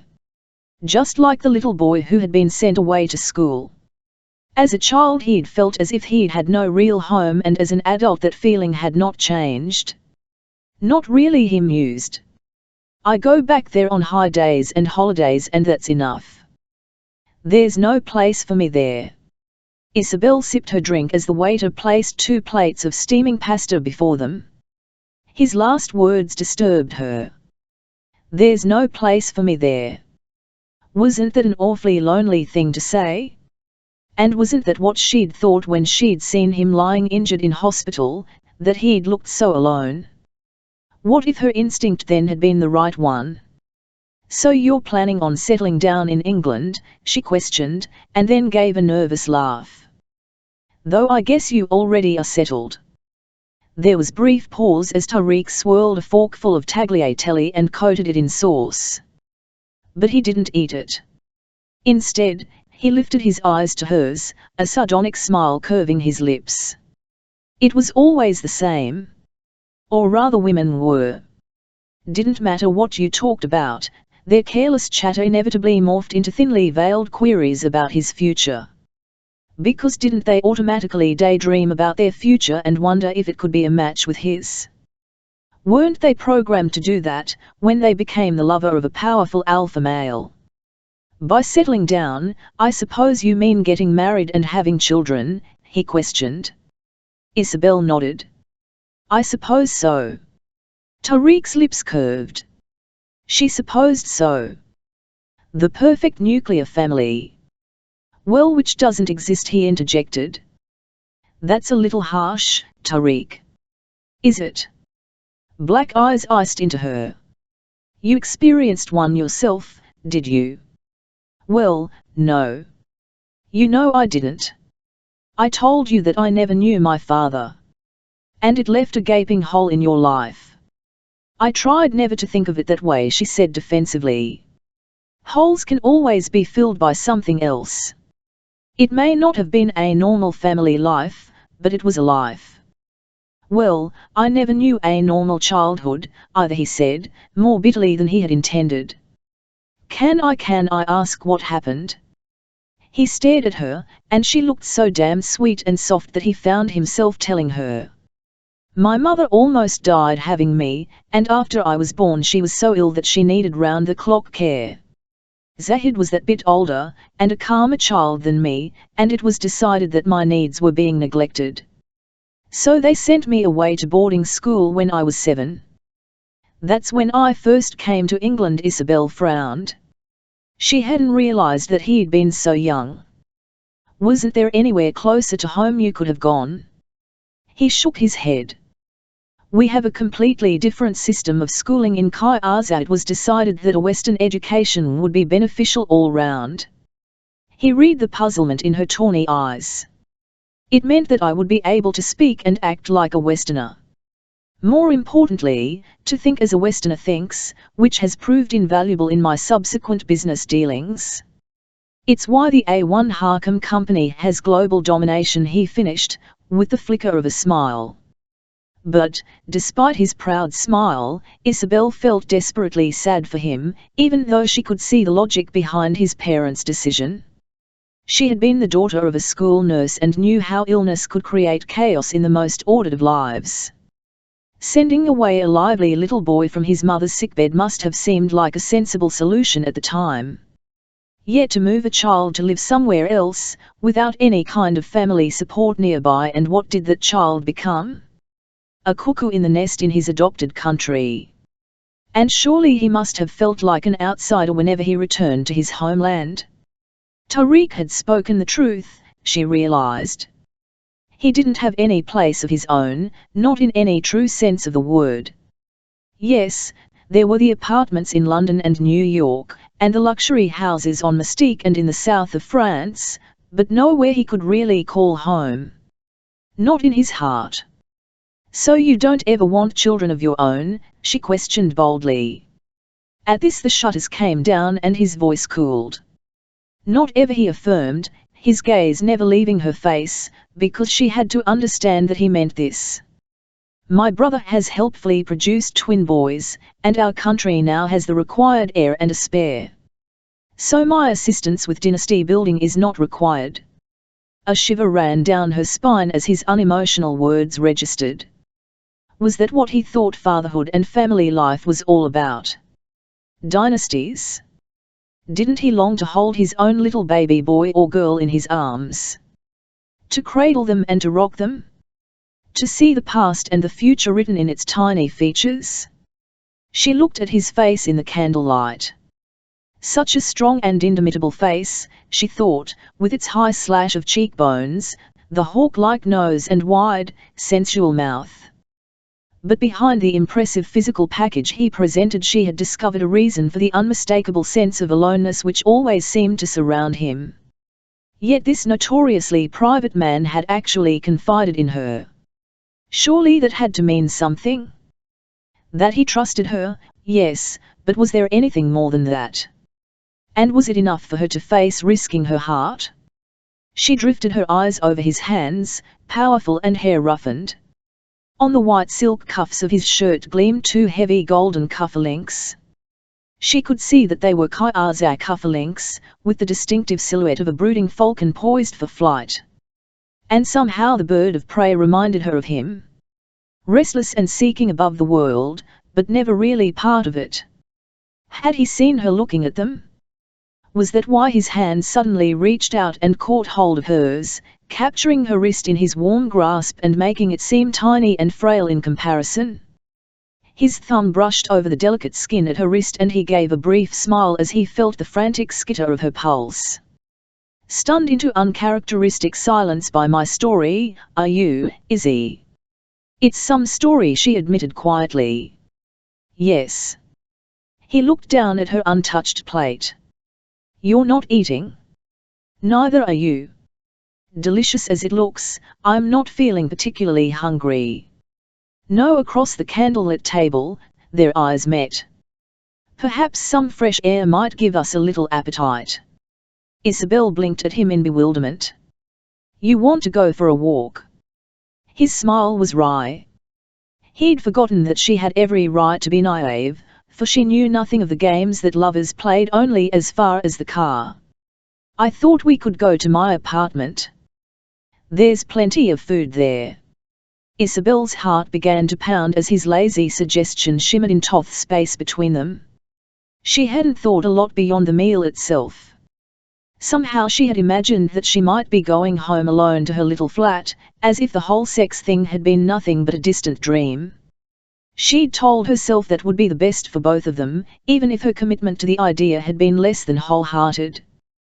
But then Tariq had opened up to her, taking her into his confidence. It had felt almost as intimate as when he'd been driving into her body. How could she possibly go home alone when she thought about the alternative he was offering her? He was gesturing for the bill, seeming to take her silence for acquiescence, and the waiter was coming over to their table, his face creased in an anxious frown.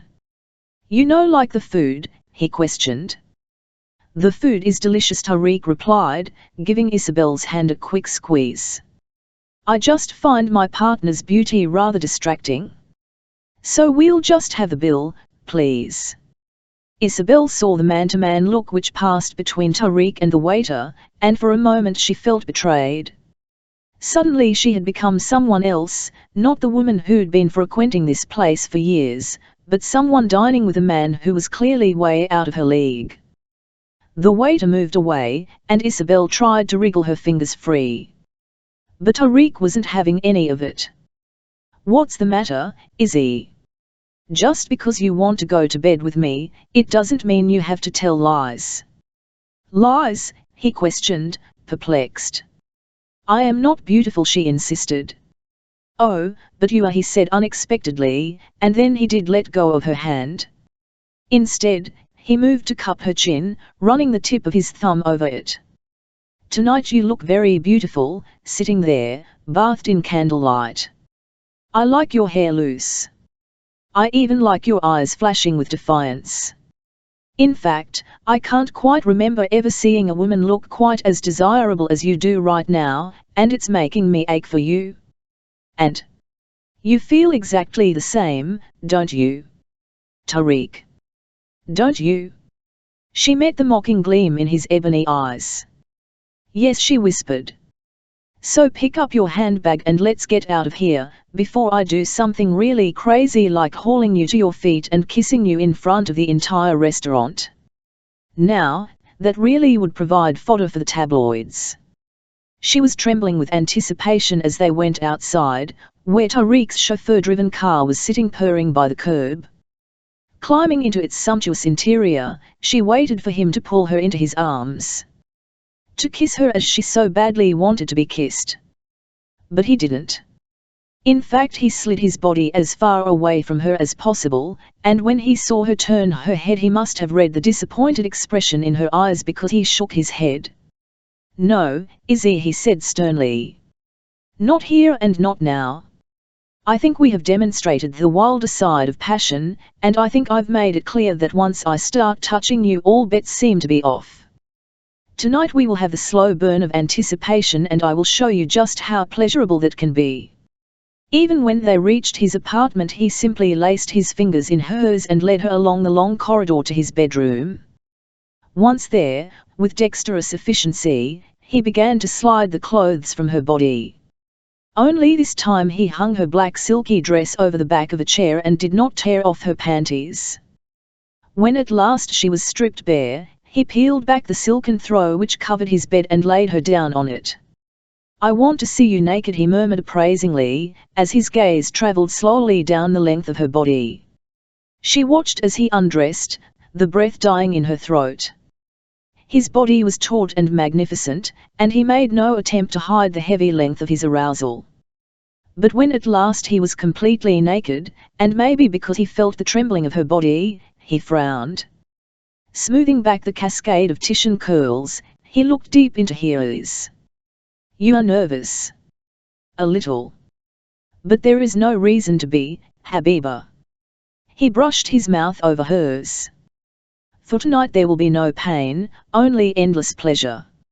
She gave herself up to his kiss at last, glad to lose herself in its seductive power. And grateful, too, for the clamour of her senses, which responded instantly to his expert touch and drove all nagging thoughts from her mind. It was only afterwards that they came back to haunt her. When all passion was spent and they were lying there, Tariq's hands played possessively over the damp fuzz of curls at her thighs and her head slumped against his shoulder. No pain, he had said, only pleasure. But he had been talking about the physical pain of having surrendered her virginity to him. Not the infinitely more powerful pain she suspected might be about to be inflicted on her heart. Chapter 8. The office door clicked quietly shut, and Tariq's distinctively soft voice whispered over Isobel's senses. "So what has it been like without me, Kalila? Did the office grind to a halt without me? More importantly, did you miss your sheikh while he was away?" Isobel looked up from her work, trying to steel herself against the impact of seeing Tariq for the first time in almost a week. Having to fight back the urge to do something stupid, like leaping up and throwing herself into his arms. He'd been to New York on business, and along the way had taken delivery of a new transatlantic jet. He'd also announced the expansion of the A1 Harkham Bank in Singapore, but was still refusing to confirm reports that he was in the process of buying the famous Blues football team. Consequently, his face had been pictured on the front pages of the financial press, and Isobel had secretly pored over them whenever she had a spare moment. It had felt slightly peculiar to look at the hard and handsome face which stared back at her amid the newsprint, and to realize that the man with the hawk-like features and noble lineage was actually her lover. Now he leaned over her desk, a vision of alpha sexiness in a dark grey suit and pristine white shirt. His olive skin made him look as if he had been cast in gold, and his black eyes gleamed as they surveyed her questioningly. "Tariq," she said slowly, laying down her pen and putting the churned-up feeling in her stomach down to his tantalizing proximity. "You know perfectly well that the office always runs smoothly in your absence. In fact, there's a quiet air of calm around the place. People are that bit more relaxed when the big boss isn't around." He gave a slow smile as he loosened his tie and dropped it in front of her like a calling card.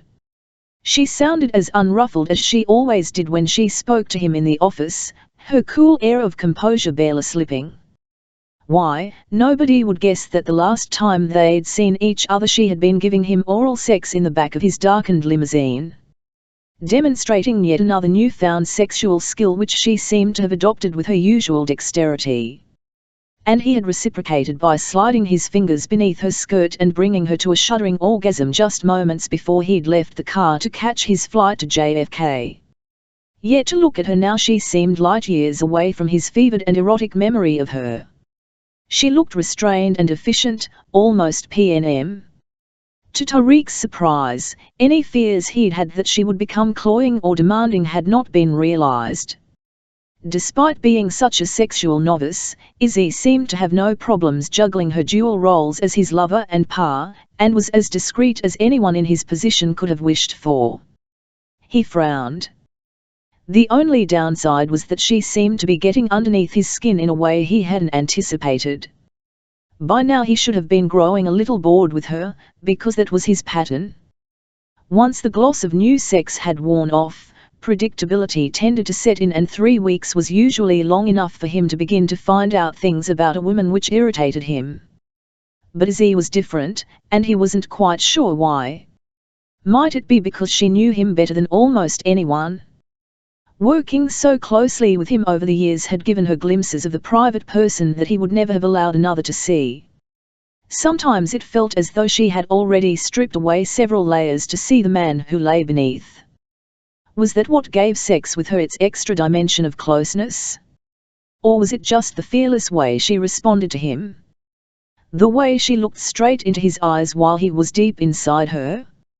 As if she wanted to see into his soul with those big tawny eyes of hers. Sometimes it unsettled him and sometimes it did not, but it always excited him. He watched as she picked up his discarded tie and began to roll it into a neat silken coil. "So, did you miss me?" he repeated. Isobel put the tie down and looked at him. What would he do if she told him that she always missed him? That she wished she could suddenly become one of his ties, so that she could wrap herself round his neck all day and stay there? He would run a million miles away, that was what he would do. Declarations of adoration were not what Tariq wanted, but she could see perfectly well from his darkening eyes just what he did want. She rose from her desk and walked towards him, aware of his gaze on her and conscious of the fact that her thighs were bare above her stocking tops. She dressed with deliberate daring for the office this morning, knowing that he was bound to want her as soon as he arrived and determined to feed into the fantasies he had assured her on the phone last night had been building all week. She might be new to all this, but some survival instinct had made her turn herself into the best lover she could possibly be.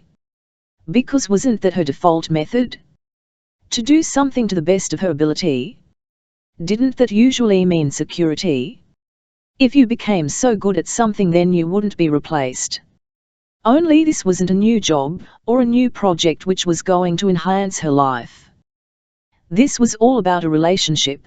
It was strange new territory. Her mother's often repeated warnings still came to her from time to time, but how could she take them seriously when she was looking into the glittering hunger of Tariq's black eyes and feeling the lurch of her heart in response? "Of course I've missed you," she said softly. "How much, on a scale of 1 to 10? Well." She pretended to think about it. "How about 7? 7. 8, then. 9. Tariq. Okay, 10. You're wearing stockings," he breathed in disbelief. "Well, you've nagged me often enough about my tights." "With good reason." "Let me see." He lifted up her skirt and expelled a small appraising sigh. The tops of the dark silk stockings had been embroidered with deep turquoise and green, so that it looked as if some peacock had wrapped its feathers enticingly around her thighs and left them there. "You know that there are consequences to dressing like that?" he questioned unsteadily. "What kind of consequences might they be?" "Can't you guess?" he breathed, as he placed her hand on the fly of his trousers. "Tariq. I want you, Izzy." "You always want me," she whispered back, her fingertips caressing the thick, hard shaft. He swallowed. "And is it mutual?" "You know it is." He caught her by the shoulders and looked down into her widened tawny eyes. "Then why don't you show me how much you've missed me?" he questioned unsteadily. "Because I have missed you too, Kalila." She savoured his unsteady words as she rose up on tiptoe to kiss him, reveling in the sheer pleasure of being in his arms again. She closed her eyes as his practiced fingers began to reacquaint themselves with her body.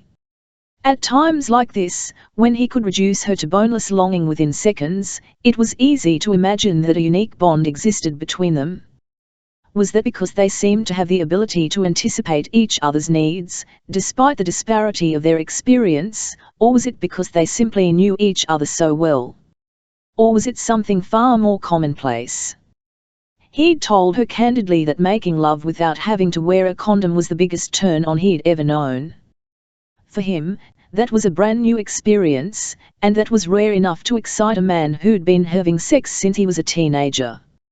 She'd tried telling herself that Tariq's reaction to her was purely physical. Because if she looked the truth straight in the face, then surely there was less likelihood of her getting hurt. If only her own feelings were as straightforward. If only she hadn't started to care. Really care. She wondered if it was normal for a woman to become a little more emotionally vulnerable every time her man made love to her. For her to start wanting things she knew she wasn't supposed to want, things he'd specifically warned her against. Things that Tariq was renowned for never delivering, and especially to a woman like her. Stuff like commitment and happy ever after. Izzy. She closed her eyes, letting go of the last of her troubled thoughts, allowing pure and delicious sensation to take over instead. "Yes," she whispered, as he pushed her down onto the floor and sank down beside her. "Oh, yes." His fingers were on her flesh now, stroking open the moist and heated flesh at the very core of her, and he was saying, "Lower." Softly and fervently beneath his breath, something which Isobel had learned meant pearl in his native tongue. "You taste of honey," he said on a shuddered breath, his mouth high on her thigh. Tariq, his tongue had reached the most sensitive part of her anatomy, and Isobel gave a little gasp of pleasure as she felt its delicate flick. Glancing down, she could see the erotic image of her boss's black head between her legs, and the sheer intimacy of it only increased the sensations which were beginning to ripple through her. Her head fell back as an unstoppable heat began to build, and she trembled on the brink as he teased her with his tongue. "Tariq," she gasped again, clutching at his shoulders, her fingers biting into him. "What?" he drawled against her heated flesh. "Tariq, I think I'm falling in love with you." But her passionate thoughts dissolved as a feeling of intense pleasure washed over her, strong enough to sweep away everything else in its wake. Wave after wave of it racked her trembling body, and just when she thought it couldn't get any better, he thrust deep inside her. "You feel so good," he said unsteadily. "So do you." He thrust even deeper, his breaths becoming long and shuddering. "And I've been wanting to do this to you all week." She heard his voice change and felt his body tense, watched him splinter with his own pleasure. She loved the helplessness of his orgasm feeling in those few heightened moments of sensation that he was really hers. Afterwards, they lay wrapped tightly in each other's arms, until Isobel lifted her head to free some of the hair which was trapped beneath his elbow. "You know, we are going to have to stop meeting like this," she murmured. Tariq laughed, drawing his fingers through the spill of her curls and marveling at how uncomplicated all this seemed. His mouth settled into a curve of satisfaction. He could walk in from a trip and within minutes have her writhing and compliant in his arms. There were no demands made, nor questions asked. What could be better than that? "I think this is a very good place to meet." He yawned. "You've brought a whole new meaning to the expression job satisfaction." But Isobel wasn't really listening. Now that her euphoric state had begun to evaporate, she was remembering what she'd been thinking at the height of their lovemaking. About loving him. She stared at the ceiling, her heart beginning to pound with fear. Love. Surely she wasn't crazy enough to waste an emotion like that on a man who very definitely didn't want it. Who had explicitly warned her against it. And hadn't her mother done the very same? She'd managed to convince her daughter that love was rare, and Isobel knew it was an impossibility to expect it from a seasoned playboy who shied away from commitment. Uncomfortably, she wriggled, wanting to get away, to try and soothe her confused thoughts into some kind of order. "Tariq, we can't lie here all day." "Why not? We can do anything we like." He touched his lips to hers. "I am the boss." She pulled away from him, but not before he had caught hold of her. His eyes narrowed. "Something is wrong, Kalila," he queried softly. "You are angry with me because we have had yet another fumble on the floor of the office?" Isobel smiled. "I can hardly blame you for wanting instant sex when I was a willing participant.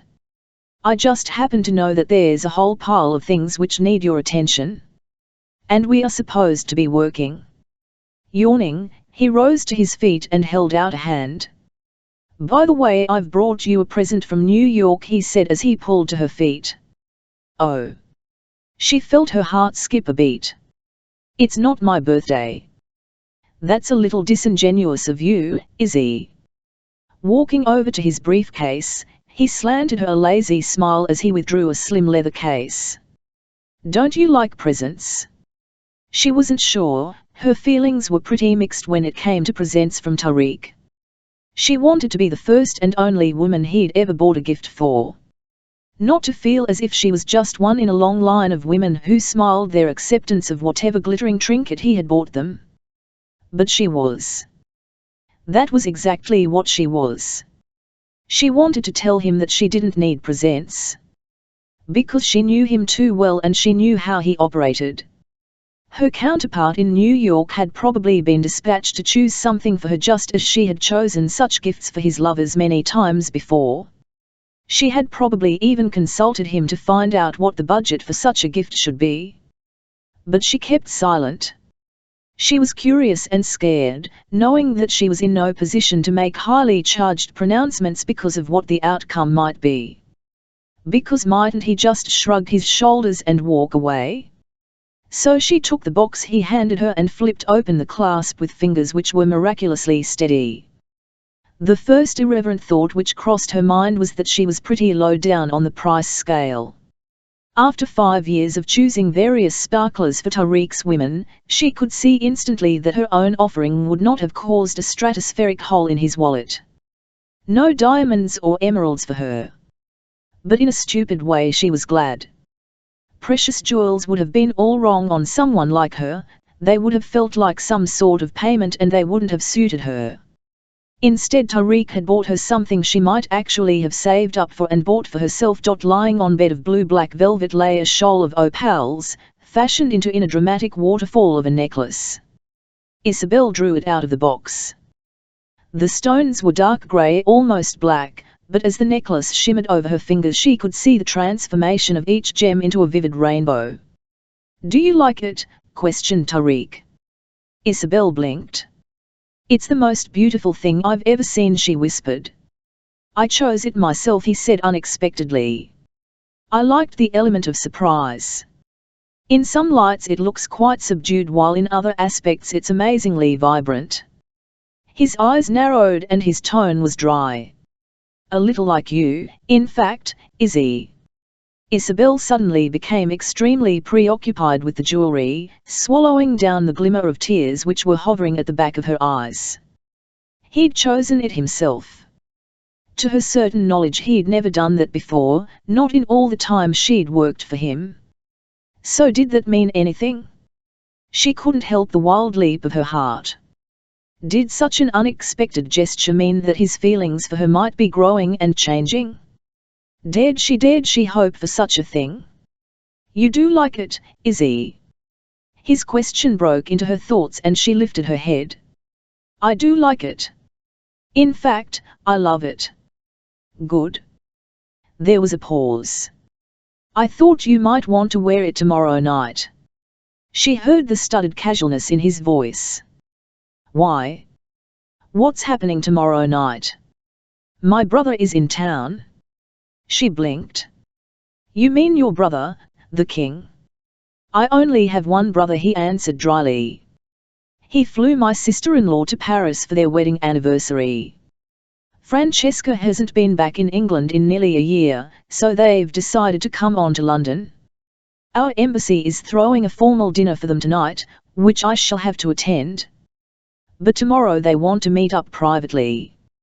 You've spoken to Zahid on the phone so many times that I thought you might like this opportunity to meet him. Carefully, she put the necklace back in its case and smiled. I'd love to meet your brother, she said. Good. Tariq walked through to his private office, calling out over his shoulder, I'll let you have the details later. Isobel waited until the door had closed behind him, then stared at the jewelry case in her handbag, a strange cocktail of emotions forming a tight knot at the pit of her stomach. She might be going out of her mind, but try as she might she couldn't quite subdue the sudden flare of happiness which rose within her. Hand-picked jewels and meeting his brother were surely remarkable enough to merit a little analysis. Was it possible that, deep down, Tariq was willing to move this relationship on to something a little more tangible? Cold reason tried to swamp her as she remembered the emphatic way he'd told her that he didn't ever want commitment, or a family of his own. But measured against that was the terrible loneliness he'd experienced as a child. Maybe now he was coming to realize that people could change, and so could circumstances. That what they had was good. That it didn't have to peter out after a few weeks, that maybe it could endure and grow. Was that too much to hope for? But she felt as if she was on shifting sands, her hopes quickly replaced by a strange feeling of foreboding as she remembered something she'd read somewhere. She clicked open the box to stare at the multi-hued fire of her brand-new necklace, and frowned. Because weren't opals supposed to be awfully unlucky? Chapter 9. You look fine, Izzy. Really? For the umpteenth time Isobel smoothed damp palms down over her thick mass of curls, aware that she was probably mussing her hair up instead of flattening it. She frowned at Tariq. What kind of a recommendation was that? Fine wasn't the kind of description she wanted when she was about to meet the King of Kaiser and his English bride Queen Francesca. Not when she felt so nervous that her knees were actually shaking. That's a pretty lukewarm endorsement, she said. His black eyes gleamed as he captured one of her fluttering hands and directed it towards his mouth. I thought honesty was our mantra. Maybe it is, but sometimes a woman needs a little fabrication. No need for fabrication, Kalila, he said. He brushed her a brief kiss as their car drew to a halt outside the glittering frontage of the Grantchester Hotel, but if the truth were known he was finding this very feminine need for reassurance a touch too domestic for his taste. Had it been wise to extend this invitation? He wondered. Or was Izzy now reading far more into it than he'd intended her to read? Maybe he should have made it clearer that there was no real significance behind the meeting with his brother. You look absolutely stunning, he drawled. Didn't I tell you exactly that just an hour ago? Yes, he had, Isobel conceded. But a man said all kinds of things to a woman when he had just finished ravishing her in the middle of his big bed. Their spontaneous lovemaking had left her running late, but maybe it was better not to have had time to fret about her appearance when she'd been nervous enough already. She was wearing a new dress in grey silk jersey, and its careful draping did amazing things for her figure. She'd teamed the dress with high-heeled black suede shoes, and on Tariq's instructions had left her hair hanging loose. She'd wondered aloud if the fueled cloud of Titian curls was not a little too much, but he had wound his fingers through its corkscrew strands and told her that it was a crime to hide it away. Her only adornment was the opals he had brought her back from America, and they sparkled rainbow light at her throat and dominated the subdued palette of her outfit. The gems he'd chosen for her himself, how could such beautiful gems possibly be unlucky? She asked herself, her fingertips reaching up to touch the cool stones as a doorman sprang to open the car door. The private elevator zoomed them up to the penthouse suite, and when the door was opened by a man who was unmistakably Tariq's brother, all Isobel's expectations were confounded. He had the same hawk-like features as Tariq and the same knockout combination of ebony hair and glowing olive skin. But he was casually dressed in dark trousers, and although he was wearing a silk shirt he was tieless. Isobel had been expecting to be greeted by a servant, so her curtsy was hastily scrambled together and ill-prepared. But King Zahid smiled at her as he indicated that she should rise. No formality, he warned. That is my wife's instruction, and I dare not disobey. Why, Zahid, you sound as if you are almost under the thumb, mocked Tariq softly. Perhaps I am. And a very beautiful thumb it happens to be, murmured Zahid. You've changed, observed Tariq, creasing his brow in a frown. You'd never have admitted to something like that in the past. Ah, but everything changes, Tariq said. Zahid. That is one of life's great certainties. For a moment the light of challenge sparked between the eyes of the brothers, and for a moment Isobel caught a glimpse of what the two men must have been like as children. Come this way, continued Zahid, leading them into an enormous sitting room whose floor-to-ceiling windows overlooked the park.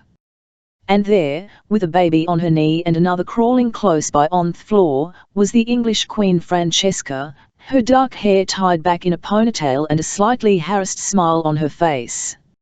She had a snowy blanket hanging over one shoulder, and was holding a grubby white toy polar bear, at which the sturdy baby on her lap kept lunging. Isobel blinked. The last thing she'd expected was to see a queen in blue jeans, playing nursemaid. No, please don't curtsy, Izzy, we are very relaxed here, said Francesca with a wide smile. But if you want to be really helpful you could pick up Omar before he tries to eat Zahid's shoe. Azam has already tried. Darling, I do wish you'd keep them out of reach. Rather nervously, Isobel bent to scoop up the black-haired baby, aware that one of these precious boy twins was the heir to the Kaiser throne. A robust little creature, Omar was wearing an exquisite yellow romper suit which contrasted with his ebony curls. He took one long and suspicious look at the woman now holding him, then gave a shout as he began to tug at her hair. Isobel giggled as she extricated his tiny chubby fingers, all the nerves she'd been feeling suddenly evaporating. You couldn't possibly feel uptight when you were holding a cuddly bundle like this. He was so sweet. She risked a glance at Tariq, but met no answering smile on his face. In fact, his expression suddenly looked so glacial that she felt momentarily flummoxed. But at least he was now directing the chilly stare at his brother instead of her. Don't you have any nannies with you? Tariq asked Zahid coolly. Not one, answered Zahid, giving his wife a long and indulgent look. Francesca decided that she wanted us to have a normal family holiday just like other people. And you agreed? Questioned Tariq incredulously. Actually, I find that I'm enjoying the experience, said Zahid. It's useful to be hands-on. I want our children to know their parents, said Francesca firmly. Not to be brought out like ornaments, for best. "Zahid, aren't you going to offer our guests a drink?" Isobel saw Tariq's face darken. Clearly he did not approve of the babies being present, and she noticed that he kept as far away from his nephews as possible. She wondered how he could possibly ignore such cute little black-haired dumplings, before deciding that it was his problem and that she was just going to relax and enjoy herself. In fact, the evening went much better than she could have hoped. She took turns cuddling both Omar and Azam, and ended up kicking off her high-heeled shoes and helping Francesca bath the twins in one of the fancy en-suite bathrooms. Her dove-grey dress was soon splattered with drops of water, but she didn't care. They grappled to dress the wriggling boys in animal-dotted sleep suits, and then brought them into the men to say goodnight, all warm and rosy and smelling delicious. But she noticed that Tariq's embrace was strictly perfunctory as each baby was offered up to him for a kiss. She tried not to be unsettled by his rather forbidding body language as she and Francesca carried the babies through to the bedroom and laid them down in their two little cots. For a while they stood watching as two sets of heavily hooded eyes drooped down into exhausted sleep, and then, as if colluding in some wonderful secret, both women smiled at each other. Francesca bent to tuck the polar bear next to Azam, then straightened up. "You know, we've never met any of Tariq's girlfriends before," she said. Isobel wasn't quite sure how to respond. She didn't really feel like his girlfriend, more like an employee, with benefits. But she could hardly confess that to the Sheikh's sister-in-law, could she? Or start explaining the exact nature of those benefits. Instead, she smiled. "I'm very honored to be here," she answered quietly. Francesca hesitated. Sometimes Zahid worries about Tariq. He thinks that surely there's only so much living in the fast lane one can do. It would be nice to see him settle down at last. Now Isobel felt a complete fraud, because she knew very well that Tariq had no intention of settling down. Not with her, and not with anyone. He'd made that more than clear. Because when a man told you unequivocally that he never wanted children, he was telling you something big, wasn't he? Something you couldn't really ignore. And if she'd been laboring under any illusion that he hadn't meant it well, she'd discovered tonight that he had. With his stony countenance and disapproving air, he'd made it pretty clear that children didn't do it for him. And if Zahid and Francesca thought that her appearance here was anything more than expedient, that she and Tariq were about to start playing happy ever after, well, they were in for a big disappointment. "I don't know whether some men are ever quite ready to settle down," she told the Queen diplomatically. "He isn't known as the Playboy Prince for nothing." Francesca opened her mouth as if she wanted to say something else, but clearly thought better of it because she shut it again. "Come on," she said. "Let's go and eat dinner. I want to hear all about life in England, the fashion, the films. Who's dating who? What's big on TV? I get a whole load of stuff off the internet, of course, but it's never quite the same." And Isobel nodded and smiled, feeling an immense sense of relief that the subject of Tariq's inability to commit had been terminated. Dinner was served in the lavish dining room which led off the main room, its table covered in snowy linen and decorated with white fragrant flowers. Heavy silver cutlery reflected the light which guttered from tall, creamy candles, and the overall effect was one of restrained luxury and taste. "This looks wonderful," said Isobel shyly, realizing that this was the first time she'd been given an insider's experience of Tariq's royal life. "A dinner fit for a king," said Francesca, and they all laughed as they took their places around the table. The evening passed in a bit of a blur. Isobel was aware of being served the most amazing food, but it was mostly wasted on her. She might as well have been eating bread and butter for all the notice she took of the exquisite fare. She could hardly believe she was here with Tariq meeting his family like this. It had the heady but disconcerting effect of almost normalizing their relationship, and she knew that was a dangerous way to start thinking. Just because you really wanted something, it didn't necessarily mean it was going to happen. So she joined in as much as she could, though she felt completely lost when the two brothers began speaking in their own language. "They are discussing the new trade deal with Maraban," confided Francesca. Isobel put her knife and fork down.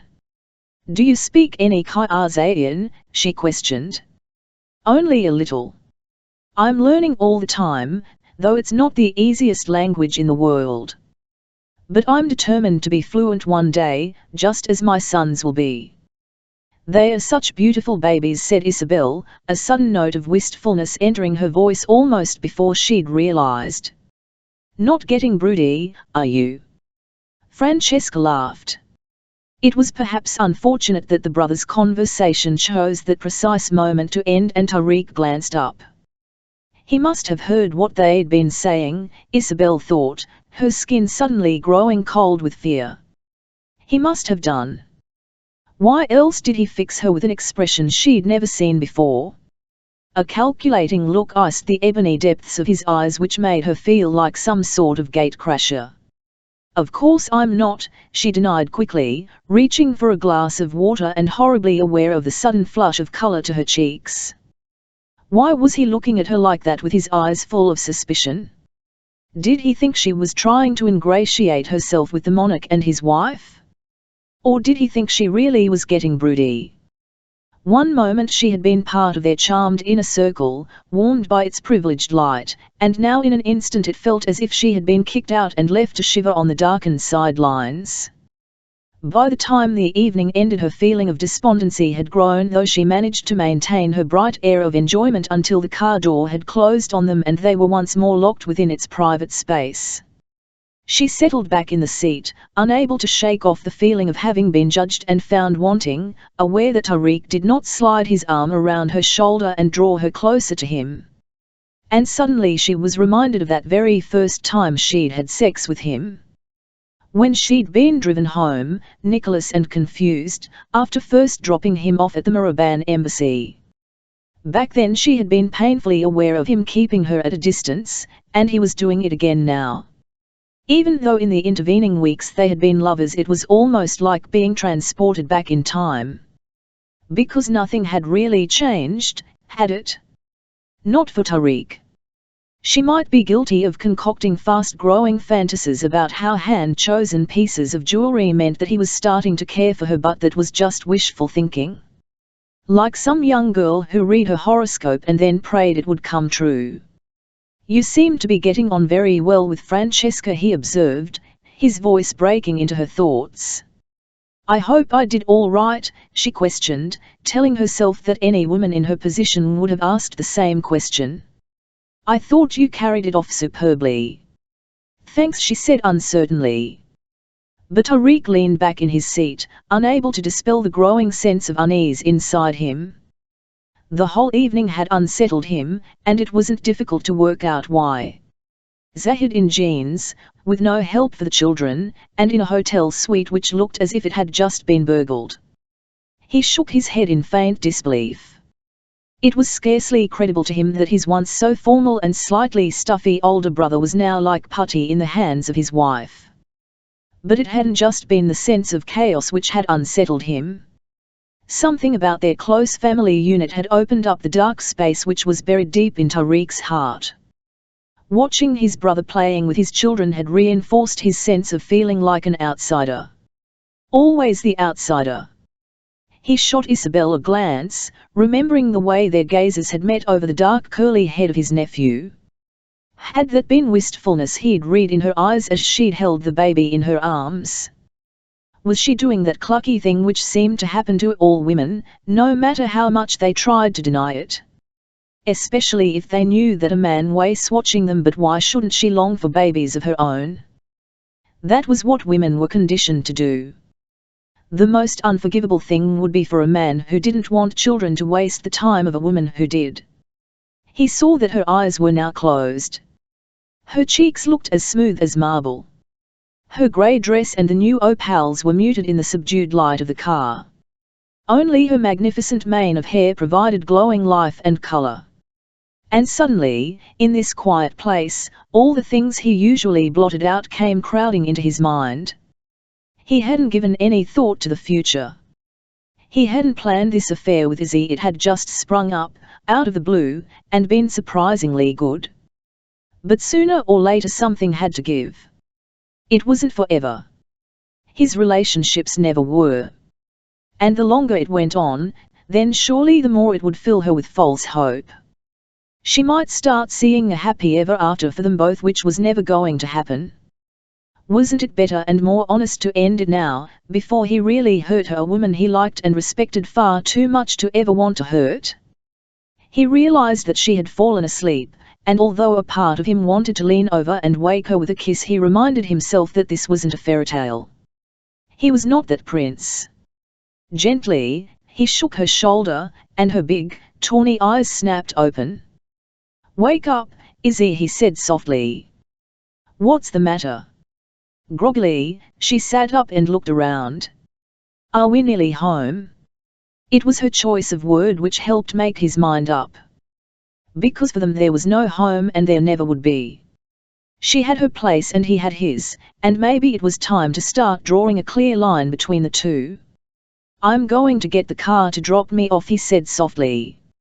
"And then the driver will take you on to your apartment." Isobel snuggled up to him. "Don't be silly," she murmured. "I'll come home with you." There it was again, that seemingly innocuous word which now seemed weighted down with all kinds of heavy meaning. "Not tonight, Izzy. I have to take a conference call very early tomorrow, and it's pointless the two of us being woken up." Lightly he brushed his lips over hers before drawing away, before the sweet taste of her could tempt him into changing his mind, glad that the limousine was now drawing up outside his apartment. "And, thanks to you, I got very little sleep last night." Feeling stupidly rejected, Isobel nodded. In a way, his explanation made things worse. It made her feel as if she was wanting something from him and he was withholding it. Or was she simply tired and imagining things? Maybe it would be better all round if she did go home alone. She could have an undisturbed night's sleep, and tomorrow morning she would wake up bright and cheerful. And everything would be the same as it had been before. "Yes, we could probably both do with a good night's sleep," she said, keeping her voice resolutely cheerful. "I'll see you in the morning." But as Tariq got out of the car she saw the sudden shutting of his face, and she couldn't shift the sinking certainty that something between them had changed. And changed for the worst. Chapter 10. So it was true. Horribly, horribly true. Isobel's fears that Tariq was cooling towards her were not some warped figment of her imagination, after all. She was getting the cool treatment. Definitely. She recognized it much too well to be mistaken. She hadn't spent a night with him in almost a week, even though he'd been in the same country, the same city, even. Every night there was another reason why he couldn't see her. He was eating out with a group of American bankers. Or meeting up with a friend who'd just flown in from Kaiser. And even though his reasons sounded perfectly legitimate, Isobel couldn't shift the certainty that he was avoiding her. These days, even when he came into the office, he seemed distracted. There was barely a good morning kiss. No smouldering look to send her pulse rate soaring and have her anticipating what might happen later. It was as if the Isobel she had been, the woman he desired and lusted after, was disappearing. She felt as if the old, invisible Isobel had returned to take her place. As if a switch had been flicked in Tariq's mind and it would never be the same again. She tried telling herself it was because he was busy, but deep down she suspected a different reason for his distance. After all, she'd seen it happen countless times before, with other women. One minute they were flavor of the month, and the next they were like unwanted leftovers, lying congealed on the side of the plate. The question was, what was she going to do about it? Was she going to sit back and let him push her away, gradually chipping at her already precarious self-esteem, until she was left with nothing? Or was she going to be proactive enough to reach out and take control of her life? Should she just face up to him and ask whether they were to consign their affair to memory? Until she realized that Tariq's apparent lack of interest was the least of her worries. and that there were some things which were of far more pressing concern. She told herself that the nausea she was experiencing was a residual from the brief burst of sickness she'd had, caused by some rogue fish she'd eaten. That the slight aching in her breasts was due to her hormones, nothing else. She was on the pill, wasn't she? And the pill was blissfully safe. Everyone knew that. But the feeling of nausea began to worsen, and so did the aching in her breasts. And then Tariq said something which made her think that perhaps she wasn't imagining it. It happened that weekend, when she was staying over at his apartment. It seemed ages since they'd spent 2 whole days together, and she loved being there when they didn't have work the next day. It was the closest she ever felt to him, as if she was a real girlfriend, rather than a secretary who had just got lucky. It was early on the Sunday morning that he made his observation. Half asleep, he had begun to kiss her, his hands to caress her breasts, and she had given a little sigh and nestled back against the soft bank of pillows. "Izzy," he murmured. "Have you put on a little weight, do you think?" She stiffened beneath the practiced caress of his fingers. "Why," she blurted out. "Do you think I'm getting fat?"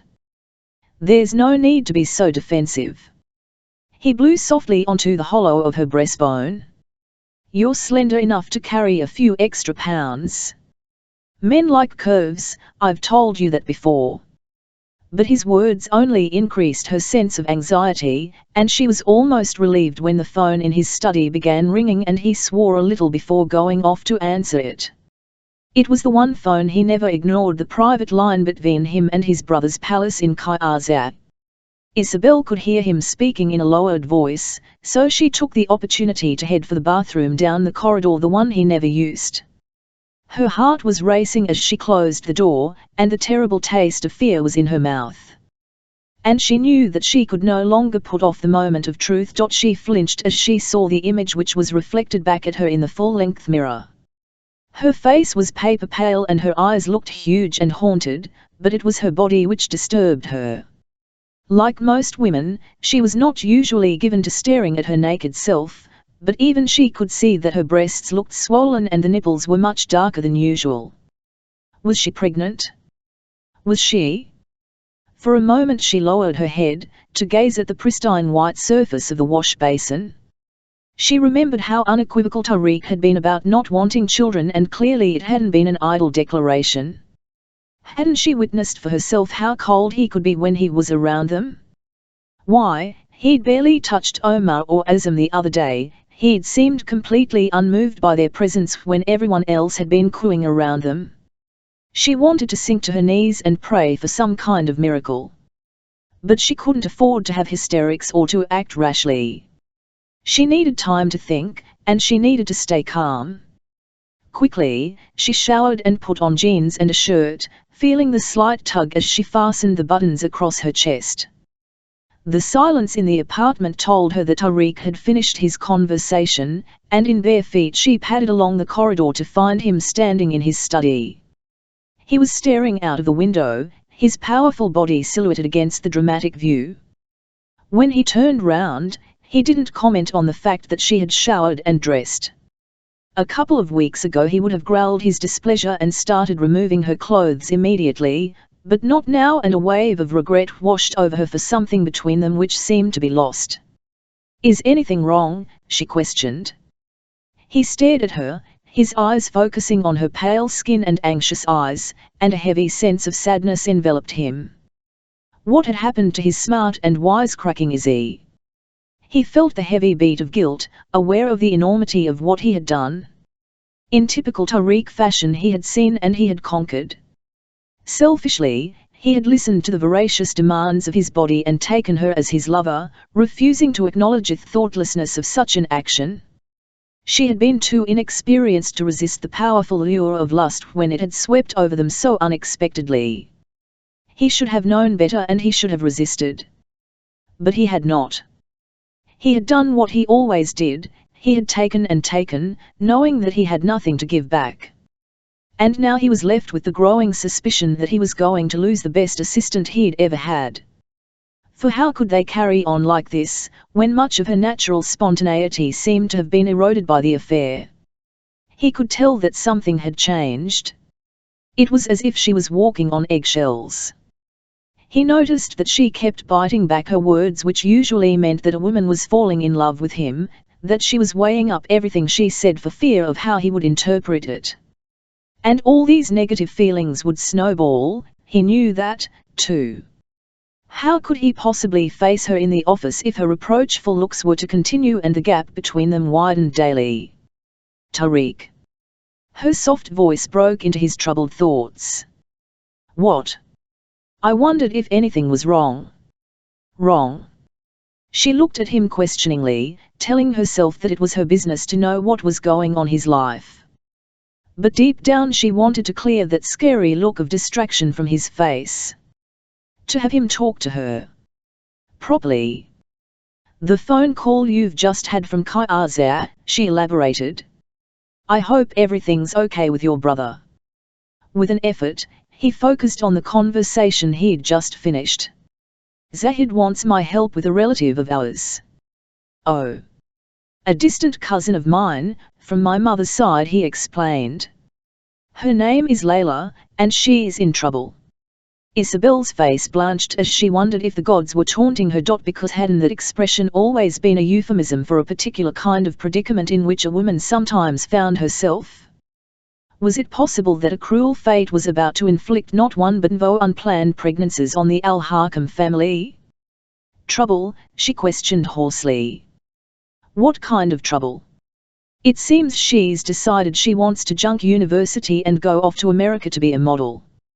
Can you imagine? He gave a grim smile. Zahid thinks that she needs to be shown the error of her ways, and he thinks that I may just be able to sort things out. I see. Isobel nodded. Was she imagining the relief on his face, as if he was anticipating an adventure which would fully occupy him for the foreseeable future? As if he was pleased to have a bona fide reason to unexpectedly leave the country? Why does he think that? He says that my uniquely Western perspective might help persuade her. That I've seen enough of that kind of world to convince her that it's all starvation and cigarettes and people who will try to exploit her. He shrugged. Nothing that need concern you, but I'm going to fly out later tonight, if you could make sure the new jet is ready for me. Two things occurred to her at the same time. The first was that he still came and went exactly as he pleased, becoming her lover had not curtailed his freedom in any way at all. And the second was that she knew there was no way she could announce her momentous news. Not when he was about to go on some mission of mercy for his brother. Not when she hadn't even had it confirmed. And until she did, then surely there was always the chance that it was nothing but a false alarm. But her decision didn't give her any peace of mind. She was still left with nagging doubts. Tariq was leaving to go back to his homeland, and suddenly she didn't know where her place in his life should be. She struggled to find common ground. Did your brother and his wife enjoy themselves in London last week? She asked. I assume so. They didn't mention it. He raised dark brows. Should they have done? Just well, I thought it was quite a fun evening, that's all. Indeed it was. He gave a brief smile, preoccupied with his forthcoming trip and pleased to have something to take his mind of the damn tension between them. But they have a hectic life, you know, Izzy. Pretty much wall-to-wall socializing wherever they are. It was the hint of aloofness in his tone which made Isobel stiffen. That and the patronizing sense that she had stepped over some invisible line of propriety. As if she had dared to look on the king and his wife as some sort of equals, instead of people she'd been lucky enough to meet only on a whim of Tariq's. Silly of me, she said lightly. There was a pause as she forced herself to acknowledge the tension which had sprung up between them and which now seemed there all the time. She didn't know when exactly it had happened, but it wouldn't seem to go away. Like a pebble dropped into a pond, the ripples carried on for ages after the stone had plopped out of sight. She knew what was going on because she'd witnessed it countless times before. Tariq was beginning to tire of her and he wanted the affair to be over, with the least possible disruption to him. She thought of how the situation might pan out. He might decide to stay longer in Kaiza than he'd intended. Or he might slot in lots of extra trips abroad which would seamlessly and physically separate them. And when they finally came face to face back in the office, so much time would have passed that it would be easy to consign the whole affair to history. Easy for him, perhaps, but not for her. She hadn't done this kind of thing before. Unlike him, she was no good at pretending. Wasn't it better to face the truth head-on, no matter how difficult that might be? To confront reality rather than trying to airbrush it away? Wouldn't that at least go some way to restoring her pride and making sure she didn't whittle away at her self-respect until there was nothing left but an empty husk? She forced a smile. Tariq, I've been thinking. Something in her tone made his eyes narrow. Oh. Her heart was hammering, but she forced herself to look directly into his eyes. I'm due a lot of holiday, and I was wondering if I might take the chance to use up some of my entitlement while you're away. Fiona's pretty much up to speed, and she's perfectly capable of running your office. Tariq stiffened as he heard the sudden formality of her tone. Holiday entitlement. Fiona running his office. He met her tawny gaze and felt a brief spear of something like pain as he realized what she was doing. Izzy was clever, he conceded. Clever enough to sense that he was cooling towards her. Is that really necessary? He said. It was a loaded question. She knew it, and he knew it too. Isobel nodded her head. I think so.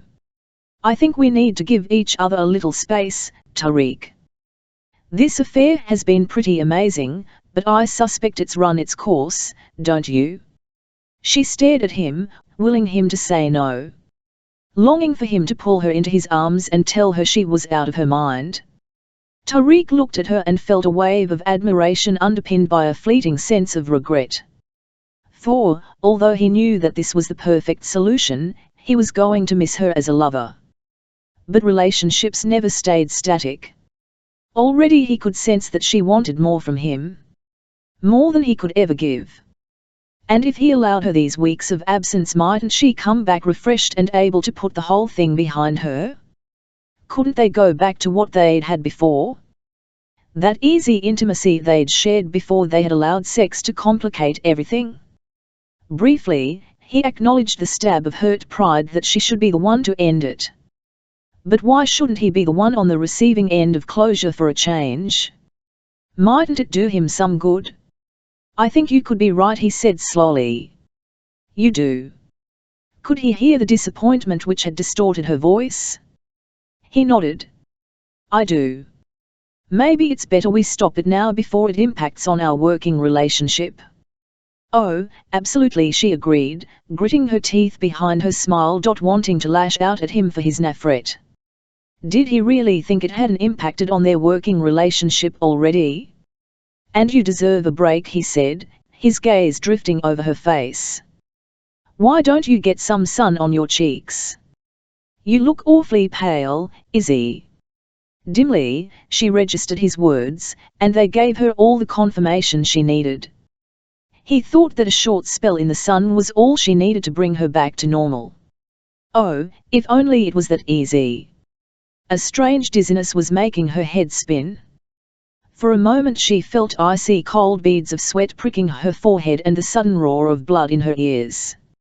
Izzy. He was grabbing hold of her now, hot concern blazing from his black eyes. For heaven's sake. What's the matter? His fingers were biting into her arms, but she shook them off and pulled herself away. Gripping onto the edge of the desk, she sucked in deep breaths of air and prayed she wouldn't pass out. Tell him. Izzy. Tell him. But the words wouldn't come, they stayed stubbornly stuck at the back of her throat and she swallowed them down again. I'll tell him when I know for sure, she thought. When he gets back. I'm fine, Tariq. Honestly. I just feel a little off color, that's all. Must have been something I ate. And now, if you'll excuse me for a minute, I'd better see about your jet. And then I'll ring through to Fiona and have her sit in on our meeting." She waited until she'd spoken to the airfield, and then calmed and excited Fiona's nerves, telling her that of course she could cope with running Tariq's office. And it was only then that Isobel slipped along to the thankfully empty sanctuary of the bathroom, where she was violently sick. Chapter 11. It was confirmed. The blue line couldn't be denied any longer, and neither could the test Isobel had done the day before, or the day before that. Because all the tests in the world would only verify what she had known all along. And all the wishing in the world wouldn't change that fact. She was pregnant with Prince Tariq al-Hakam's baby. The man who had told her in no uncertain terms that he had no desire to have a baby was going to be a father. Feeling caged and restless, she stared out of the window at the red bus which was lumbering down the road below. It was stuffy and hot in her tiny flat, but she felt too tired to face walking to the nearest park. She'd been feeling tired a lot recently. Little beads of sweat ran in rivulets down her back, despite the thin cotton dress and the windows she'd opened onto the airless day.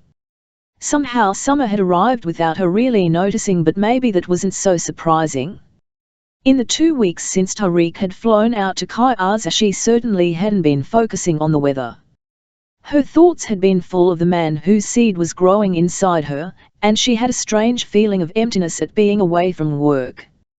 For once she couldn't even face going down to the cottage, where the memories of Tariq would have been just too vivid. She'd always thought there was something slightly pathetic about people who haunted the office while they were supposed to be on holiday, and so she hadn't rung into work either. Fiona would contact her soon enough if she needed her help, and so far she hadn't. Which made Isobel feel even emptier than she already did. As if she had made herself out to be this fabulous, indispensable addition to the A1 Hakam empire, when the reality was that she could quite easily be replaced.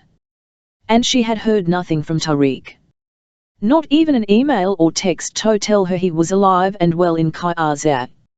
If anything proved that it was all over between them, it was the terrifying silence which had mushroomed since his departure. There had been times when she'd been tempted to pick up the phone, telling herself that she had a perfect right to speak to him. Wasn't he still her boss, even if he was no longer her lover? But she wasn't a good enough actress for that.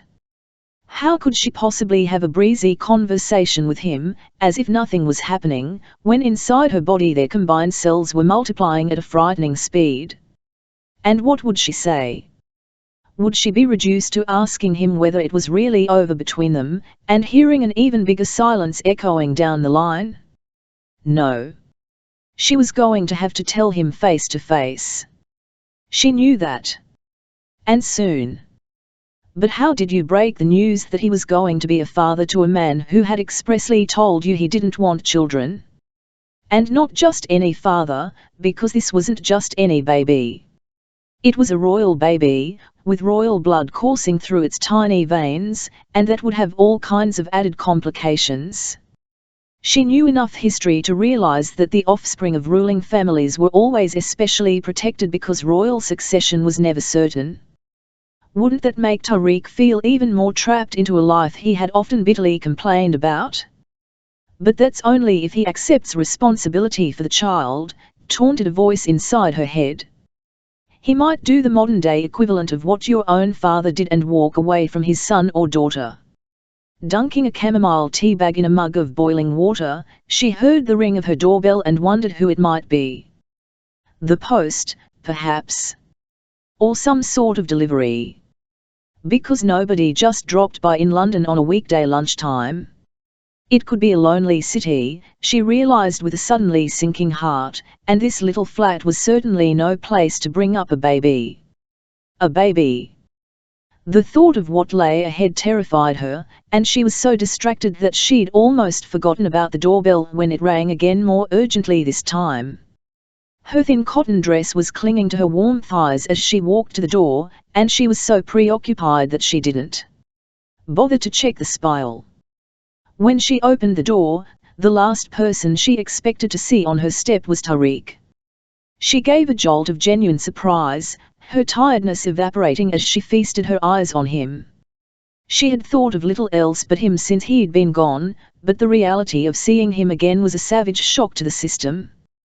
His physical presence dominated his surroundings just as it always did, even if the heavily hooded ebony eyes were watchful and his mouth more unsmiling than she'd ever seen it. He was wearing a shirt unbuttoned at the neck with a pair of faded jeans. He looked cool against the day, and the casual attire made him look gloriously toucheable. The irony of that did not escape her. "Tariq," she said breathlessly, aware of the thunder of her heart. "This is a surprise."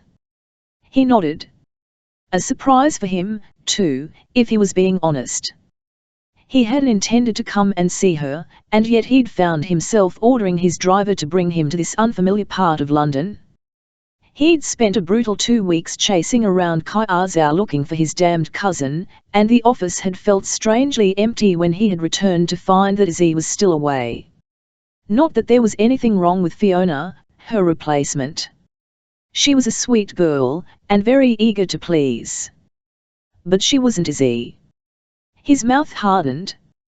"Can I come in?" "Of course you can." Tariq walked in and she closed the front door behind him. It was the first time he'd ever been there, and he walked into the sitting room and looked around. It was a small room, and much less cluttered than her country cottage. A couple of photos stood on the bookshelf. One was of her standing in a garden aged about 8, squinting her eyes against the bright sunlight. One of those images of childhood you saw everywhere. But he had no such similar pictures of his own. There had been no one around with a camera to record his growing up. Apart from official ones, the only photos he had been in were those big group ones from school when his darkly olive complexion and powerful build had always made him stand out from the rest of his year. He turned round as she walked into the room behind him. Her thick red curls had been scraped back and tied in a French plait, and her eyes looked huge. She looked so fragile, he thought, or was that simply because he hadn't seen her for so long? He frowned. "I thought you'd have been back at work by now."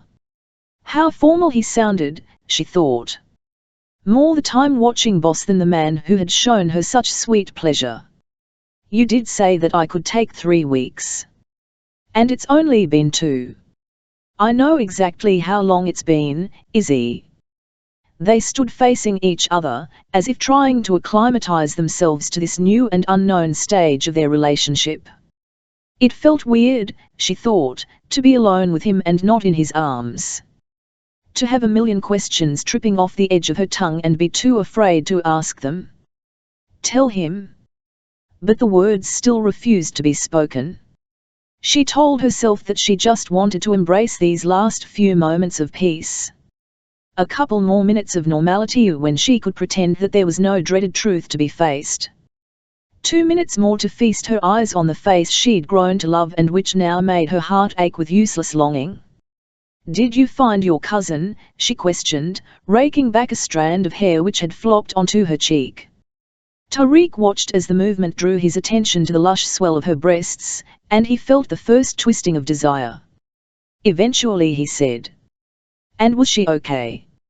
"I haven't come here to talk about my damned cousin," he said roughly. "Oh." Her voice lifted in hope. "Then what have you come here to talk about?" He looked at the soft curves of her unpainted lips and suddenly wondered just what he was fighting. Himself or her? Nothing. Nothing. Her eyes were wide with confusion. "Then why are you here?" "Why do you think?" he ground out, his black eyes brilliant as temptation overpowered him and he pulled her into his arms. "For this." Isobel swayed as their bodies made that first contact and she felt the sudden mad pounding of her heart. Conscience fought with desire as he drove his mouth down on hers, and desire won hands down. Her lips opened and she made a choking little sound of pleasure as she coiled her arms around him. Because this was where she wanted to be more than anywhere else in the world. Back in the arms of Tariq. Because when she was there all her problems receded. Oh, yes. Her helpless cry was muffled by the hard seeking of his lips. His urgent hands were in her hair and on her cheeks, and then skating down the sides of her body with a kind of fevered impatience, as if he was relearning her through touch alone. And greedily she began to touch him back. Tariq groaned as she began to tug at his belt. She was like wildfire on his skin, spreading hunger wherever her soft fingertips alighted. He could have unzipped himself and done it to her right there. But he'd spent too many nights fantasizing about this to want to take her without ceremony, and too many days on horseback not to crave the comfort of a bed. "Where's the bedroom?" he demanded urgently. "Tell him. Before this goes any further, you have to tell him." But she ignored the voice of protest in her head as she pointed a trembling finger towards a door. "Oh, over there."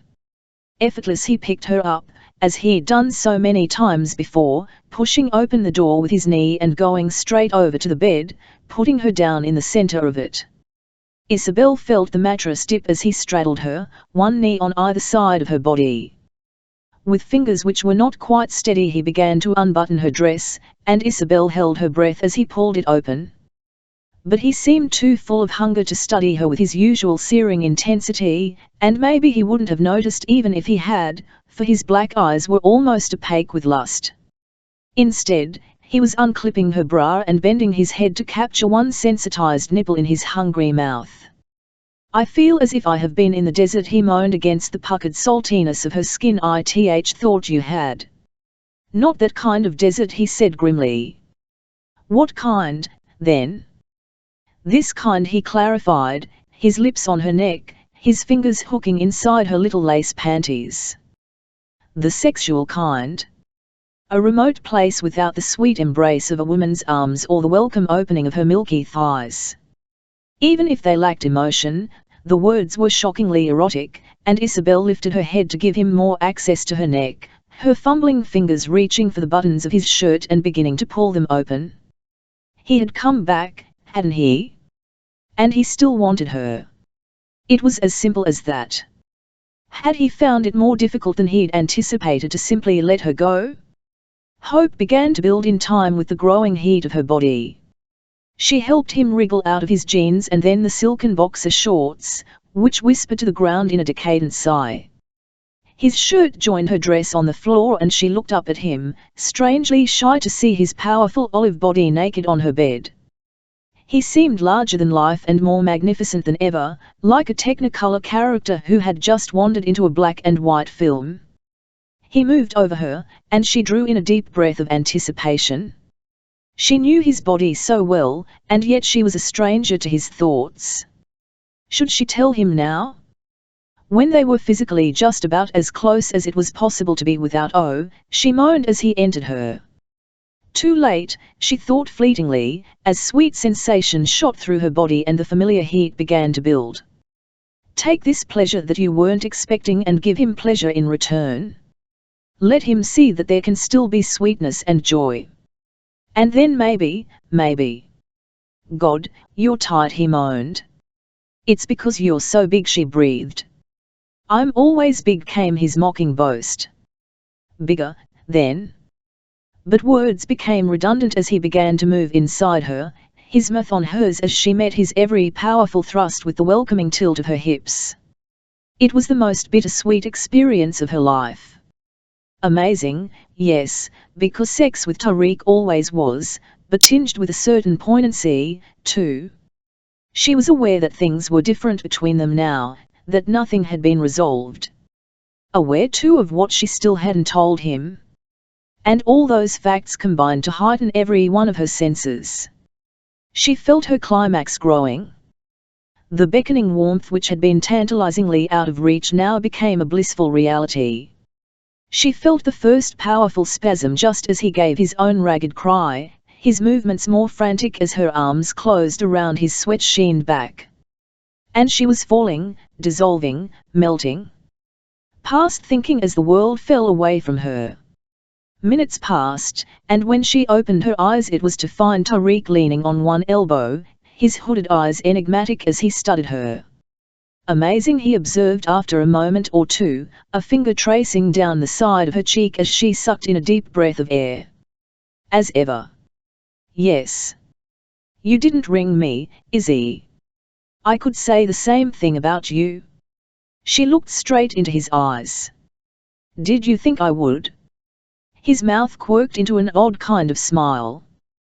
He'd thought that her cool evaluation of their relationship having run its course had been a clever kind of bargaining tool. Had she realized that no woman had ever done that to him before? That the tantalizing prospect of someone finishing with him was guaranteed to keep him interested? Of course I did, he replied truthfully. Isobel shifted restlessly. The warmth was ebbing away from her body now, and she knew she couldn't put it off much longer. Yet some instinctive air of preservation made her want to gather together all the facts first. Why did you come here today, Tariq? He smiled. I thought I'd just demonstrated that, to our mutual satisfaction. Her own smile was tight. So that had been a demonstration, had it? In the midst of her post-orgasmic glow, it was all too easy to forget his arrogance. For sex, she queried. Was that why you came? Yes. No. Oh, Izzy, I don't know. He shook his head and gave a reluctant sigh, not wanting to analyze the powerful impulse which had brought him to her door today. Couldn't she just enjoy the here and now and be satisfied with that? Whatever it is, I've missed it. If it's just sex, you can get that from plenty of other women, she pointed out. Then maybe it isn't just sex, he said slowly. He lifted her chin with the tips of his fingers and she was caught in the brilliant ebony blaze of his eyes. Maybe what I should have said is that I've missed you. Isobel's heart missed a beat, and all the wistful longings she had suppressed as a matter of survival now came bubbling to the surface. You've said that before, she whispered. When you've come back from a trip. Yes, I know. But it was different this time, knowing that you weren't going to be here. Telling me that it was over made me realize that I could lose you, and I don't want to. Her heart crashed against her rib cage. You don't? No, he brushed his lips over hers. Back and forth until he could feel her shivering response. What we have together is better than anything I've had with anyone else. I'm not promising you forever, Izzy, because I don't think I can do that. And I haven't changed my mind about children. But if you think you can be content with what we've got, well, then, let's go for it. His words mocked her. Taunted her. They filled her with horror at what she must now do. Let's go for it. That was the kind of thing a football coach said during the halftime pep talk, not a man who was telling you that you meant something really special to him. And Isobel realized what a mess she had made of everything. Despite her determination not to follow in her mother's footsteps, she had ended up doing exactly that. She had hitched her star to a man who was unavailable. In Tariq's case, it wasn't because he was married but because he was emotionally unavailable. And in a roundabout way he just told her that he always would be. I haven't changed my mind about children. So now what did she do? Feeling sick with nerves, she sat up, her unruly curls falling over her shoulders and providing some welcome cover for her aching breasts. Before you say any more, there's something I have to tell you, Tariq. She sucked in a shuddering breath, more nervous than she'd ever been as he suddenly tensed. She met the narrowed question in his ebony eyes. You see, I'm going to have a baby. Chapter 12. The silence in the room emphasized the sounds outside, which floated through the open window. The faint roar of traffic a long way below. The occasional toot of a car. A low plane flying overhead. Isobel stared down at Tariq's still figure, lying on the bed, and ironically she was reminded of the time when he'd lain in hospital.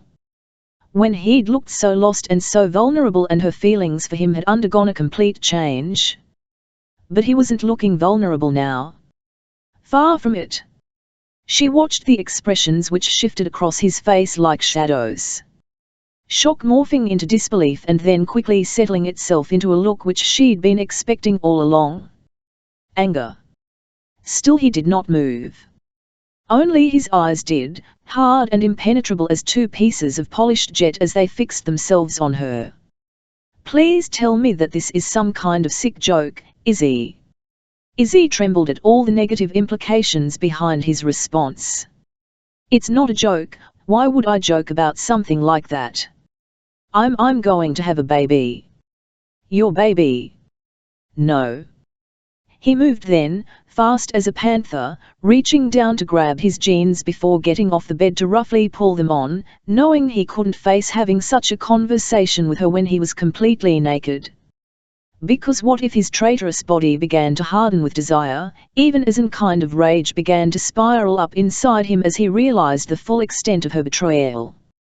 He zipped up his jeans and tugged on his shirt. And only then did he advance towards her with such a look of dark fury contorting his features that Isobel shrank back against the pillows. "Tell me it isn't true," he said, in a voice of pure venom. "I can't." "Because it is," she whispered. Tariq stared at her. She had known that he never wanted to be a father. She'd known because he'd told her. He'd even told her just now. After they'd "How the hell can you be pregnant when you're on the pill?" "Because accidents sometimes happen." "What? You accidentally forgot to take it, did you?" "No." "How, then?" he demanded hotly. "How, Izzy?" Distractedly she held up her hands, as if she was surrendering. "I had a mild touch of food poisoning after I ate some fish." "It must have been then." "Must it?" Abruptly he turned his back on her and went over to stand beside the window, staring down at the busy London street. When he turned back his face was a mask. She had never seen him look quite like that before, all cold and empty, and suddenly Isobel realized that whatever feelings he might have had for her, they had just died.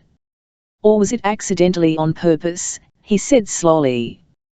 "When did it happen?" "It was." She swallowed. "It was around the time when I met Zahid and Francesca." "You mean the king and queen?" he corrected imperiously, unknown emotions making him retreat behind protocol, despite his conflicting feelings towards it. He remembered the way she'd held Omar that night. The way she'd looked at him over the mop of ebony curls with that soppy soft look that women sometimes assumed whenever there was a baby around. "What? Did you look at Francesca?" he questioned. "See another ordinary Englishwoman very much like yourself? Did you look around you and see all the wealth and status at her fingertips and think, I wouldn't mind some of that for myself? After all, you also had a royal lover just as Francesca had once done. The only difference is that she didn't get herself pregnant in order to secure her future. If she hadn't been naked she would have lunged at him." As it was, Isobel got off the bed and grabbed at her dress to hide her vulnerability, the outward kind, anyway. For her heart was vulnerable, too, and she felt as if he had crushed it in his fist. "I can't believe you could think that," she stuttered as she started doing up the buttons, her shaking fingers making the task almost impossible.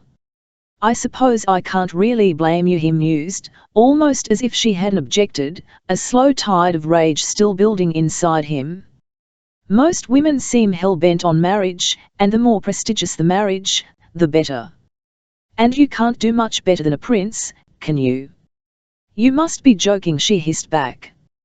"You might be a prince, but you also happen to be an arrogant and overbearing piece of—" "Let's skip the insults, shall we?" he snapped, as he tried to get his head around the fact that in her belly his child grew.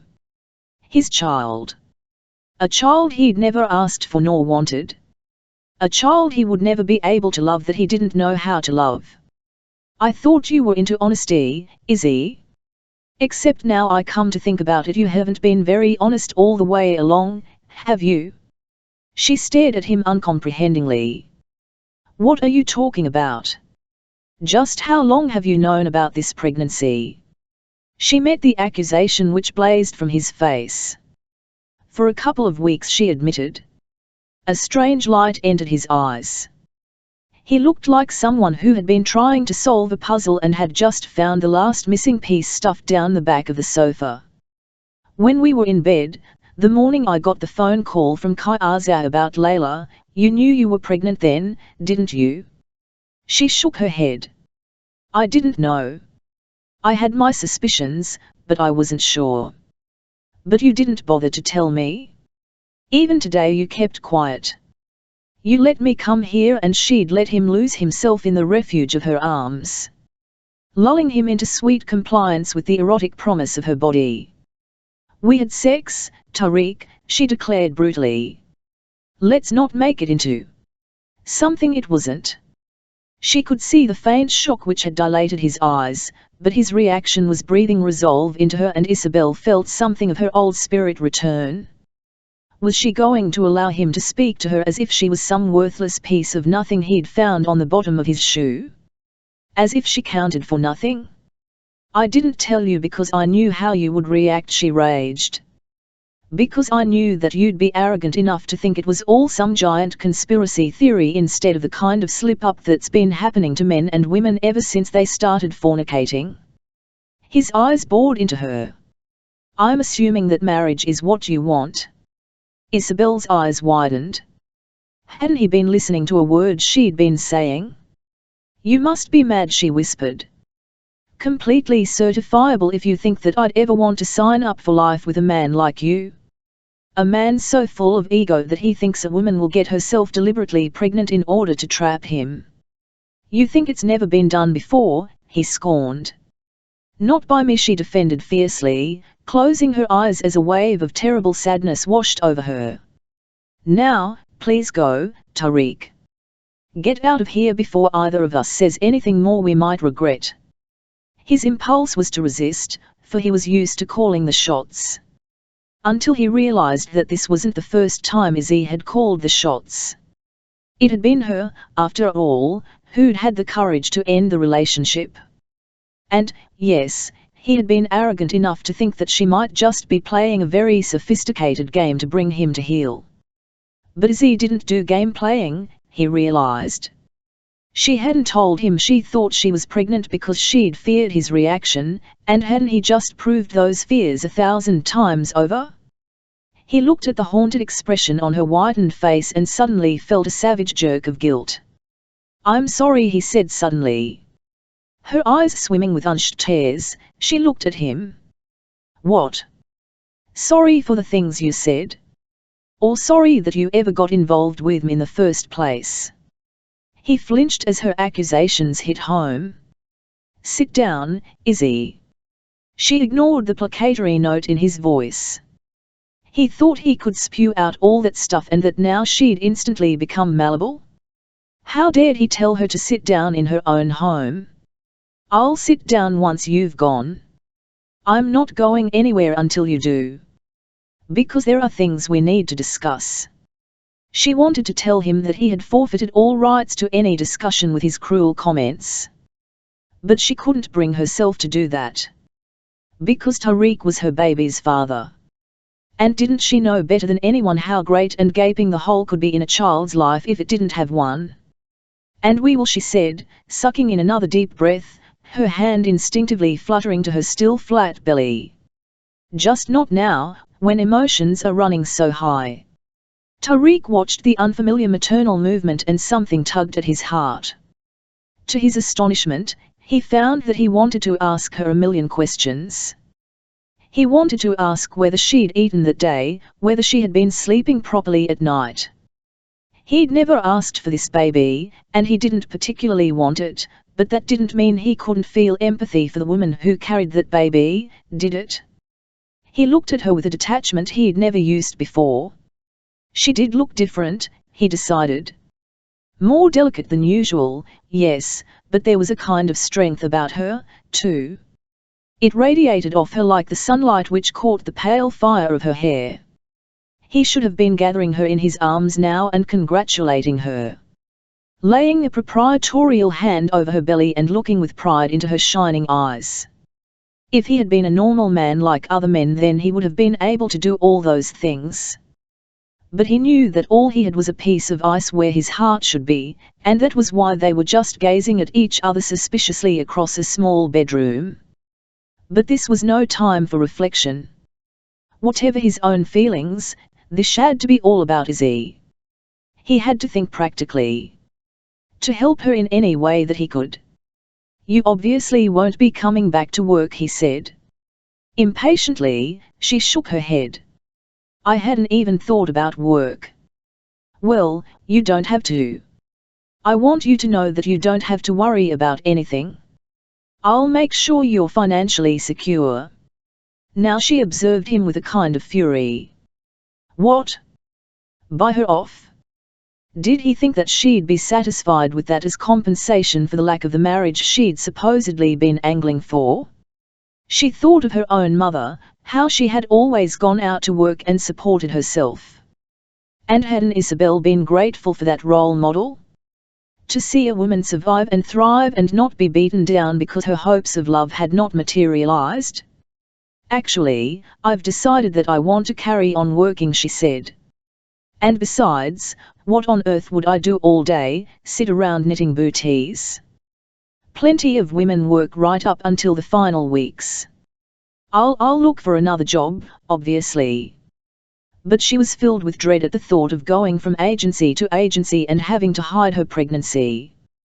Who would want to take on a woman in her condition and offer her any kind of security for the future? "You don't need to look for another job," he said harshly. "You could come back to work for me in an instant. Or I could arrange to have you work for one of the partners, if you don't think you could tolerate being in the same office as me." Isobel swallowed. She thought of starting work for someone new, with her pregnancy growing all the time. She wasn't aware of how much other people at the A1 Harcum Corporation knew about their affair. After all, it wasn't the most likely of partnerships, and Tariq hadn't exactly been squying her around town. Would people put two and two together and come up with the right answer? Would her position be compromised once any new boss knew who the father of her baby was? She stared at him, wondering what kind of foolish instinct it was which made her realize that she actually wanted to work for him. For there was a certain kind of security in the familiar, especially when there was so much happening in her life. At least with Tariq she wouldn't have to hide anything, or pretend. Tariq would protect her. Because, despite his angry words of earlier, she sensed that he would make sure that nothing and nobody ever harmed her, or her baby. "I think I could just about tolerate it," she said slowly. She met his eyes, knowing that she needed to believe in the words she was about to speak, because otherwise there could be no way forward. She had thought that if she quietly loved him then he might learn how to love her back, even if it was only a little bit. She had thought that maybe she could change him. But she had been wrong. Because you couldn't change somebody else, you could only change yourself.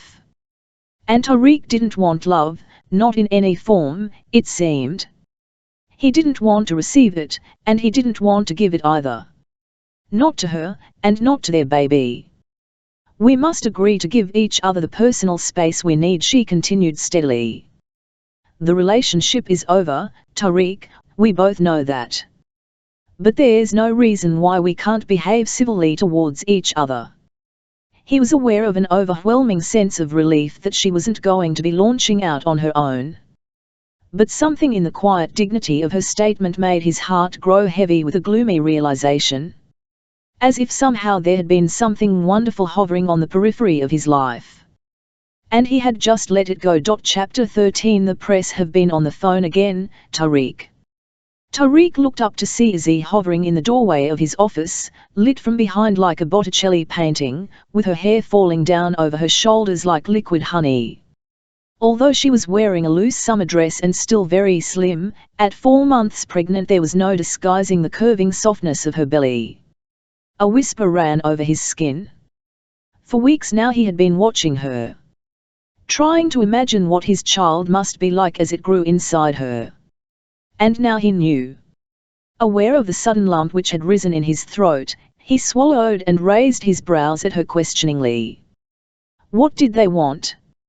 Isobel stared at the brilliant gleam of the Sheikh's black eyes, and the faint stubble on his chin which made him look like a modern-day pirate. Had she been out of her mind yesterday or when she'd told him that he could accompany her to the doctor if he wanted to see her latest scan? What crazy hormonal blip had prompted that? She'd been expecting a curt thanks, followed by a terse refusal, but to her surprise he had leapt at the opportunity, his face wreathed in what had looked like a delighted smile. A most Tariq kind of smile. And then he'd acted the part of the caring father as if he actually meant it, clucking round her as if he'd spent a lifetime looking after pregnant women. In fact, when he'd been helping her into the limousine, something which she'd told him was entirely unnecessary, his hand had brushed over hers, and the feeling which had passed between them had been electric. It was the first time that they had touched since their uneasy truce, and hadn't it started her senses screaming, taunting her with what she was missing? Their eyes had met in a clashing gaze of suppressed desire, and she had felt an overwhelming need to be in his arms again. A need she had quickly quashed by climbing into the limousine and sitting as far away from him as possible. She sighed with impatience at her inability to remain immune to him. Then turned her mind back to his question about the press. They were asking why the Sheikh of Azad was seen accompanying his assistant to an obstetrician's for her scan yesterday. They saw us. Apparently. Her eyes were full of appeal. Tariq, I should have realized this might happen. Maybe she should have done. But to his surprise he was glad she hadn't. Because mightn't that have stopped her from giving him the chance to see the baby he had never wanted? He still didn't know why she had done that, and he had never expected to feel this overwhelming sense of gratitude. Perhaps he should have realized himself that someone might notice them, but the truth was he wouldn't have cared even if he'd known that a million journalists were lurking around. He hadn't cared about anything except what he was to discover in that darkened room in Harley Street, watching while a doctor had moved a sensory pad over the jelly-covered swell of her abdomen. Suddenly he'd seen an incomprehensible image spring to life on the screen. To Tariq, it had looked like a high-definition snowstorm, until he had seen a rapid and rhythmical beat and realized that he was looking at a beating heart. And that was when everything had changed. When he'd stopped thinking of Izzy's pregnancy as something theoretical and seen reality there, right before his eyes. His heart had lurched as he'd stared at the form of his son, or daughter, and the doctor had said something on the lines of the two of them being a happy couple. And that had been when Izzy's voice had rung out loud and clear. But we're not, she had said firmly, turning to look at Tariq, her tawny eyes glittering with hurt and challenge. The Sheikh and I are not together, Doctor. Tariq had flinched beneath that condemnatory blaze, but could he blame her? Didn't he deserve comments and looks like that after his outrageous reaction when she'd told him about the baby? Even though he had been doing his damnedest to make it up to her ever since. Short of peeling grapes and bringing them into her office each morning, he was unsure of what else he could do to make it better. And he still wasn't sure if his conciliatory attitude was having any effect on her, because she had been exhibiting a stubbornness he hadn't known she possessed. Proudly, she had refused all his offers of lifts home or time off. Had turned up her pretty little nose at his studiedly casual inquiry that she might want to join him for dinner sometime. And told him that, no, she had no desire to go shopping for a cot. Or to have her groceries delivered from a Kai London store. Pregnant women were not invalids, she'd told him crisply, and she would manage the way she had always managed. So he had been forced to bite back his frustration as she had stubbornly shopped for food each lunchtime, bringing back bulging bags which she had lain on the floor of her office. Though he had put his foot down about her carrying them home and told her in no uncertain terms that his limousine would drop the bags off at her apartment. Now, as she walked into his office and shut the door behind her, he realized that the Botticelli resemblance had been illusory, because beneath her pale and Titian beauty she looked tired. We're going to have to decide what to say when the question of paternity comes up, she told him, wondering why it had never occurred to her that people would want to know who the father of her baby was. Because it will. I mean, people here have been dropping hints about it for ages, and that journalist was on the verge of asking me outright about it today. I could tell he was. His voice was gentle. What do you want to do, Izzy? She gave a short laugh. I don't think what I want is the kind of question you should be asking, Tariq. What she wanted was the impossible, to be carrying the child of someone who loved her instead of resenting her for having fallen pregnant. Someone who would hold her in the small hours of the morning when the world seemed a very big and frightening place. But those kinds of thoughts were dangerous. Even shameful. Because wasn't the truth that she still wanted Tariq to be that man, even though it was never going to happen? To Isobel's terror, she'd discovered that you didn't just fall out of love with the man because he'd spoken to you harshly or judged you in the worst possible way. I don't know what I want, she said quietly. He stared at her, and a flare of determination coursed through him. He was aware that he could no longer sit on the sidelines and watch, like some kind of dazed ghost. Up until now he had allowed Izzy to dictate the terms of how they dealt with this because he had been racked with guilt about his own conduct. He had given her the personal space she had demanded, telling himself that it was in her best interests for him to do so. He had scrabbled deep inside himself and discovered unknown pockets of patience and fortitude. He had acted in a way which a few short months ago would have seemed unimaginable. But it was still not enough. Not nearly enough. Close examination of her bleached face made him realize that he now had to step up to the mark and start taking control. That to some extent Izzy was weak and helpless in this situation, even though she had shown such shining courage so far. He stood up, walked over to her, and took hold of her elbow. "Come and sit down," he said, guiding her firmly towards the sofa. "Please." Her lips trembled and so did her body, responding instantly to his touch, and silently she raged against her traitorous hormones. But it was a sign of her weariness that she let him guide her over to the sofa. Heavily, she slumped down and looked up at him. "Well?" He sat down beside her, seeing the momentary suspicion which clouded her eyes as, casting around in his mind, he struggled to find the right words to say. Clumsy sentences hovered at the edges of his lips until he realized that nobody really gave a damn about the words, only about the sentiment behind them. "I want to tell you how sorry I am, Izzy. Truly sorry." She shook her head. "You've said sorry before," she said, blinking back the stupid tears which were springing to her eyes and which seemed never far away these days. "That was back then, when neither of us was thinking straight. When the air was full of confusion and hurt. But it's important to me that you understand that I mean it. That in the cold light of day I wish I could take back those words I should never have said. And that I wish I could make it up to you in some way." She stared at him, thinking how strange it was to hear him sounding so genuinely contrite. Because Tariq didn't do apology.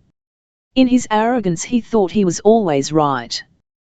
But he didn't look arrogant now, she realized, and something in that discovery made her want to meet him halfway. "We both said things we shouldn't have said," she conceded. "Things we can't unsay which are probably best forgotten. I'm sorry that I didn't tell you about the baby sooner. I don't care about that. Your reasons for that are perfectly understandable." There was a pause. The heavy lids of his eyes almost concealed their hectic ebony glitter. "There's only one thing I really care about, Izzy, and that's whether you can ever find it in your heart to forgive me." She bit her lip as hurt pride fought with an instinctive desire to make amends. Because wasn't this something she was going to have to teach her baby, that forgiveness should always follow repentance?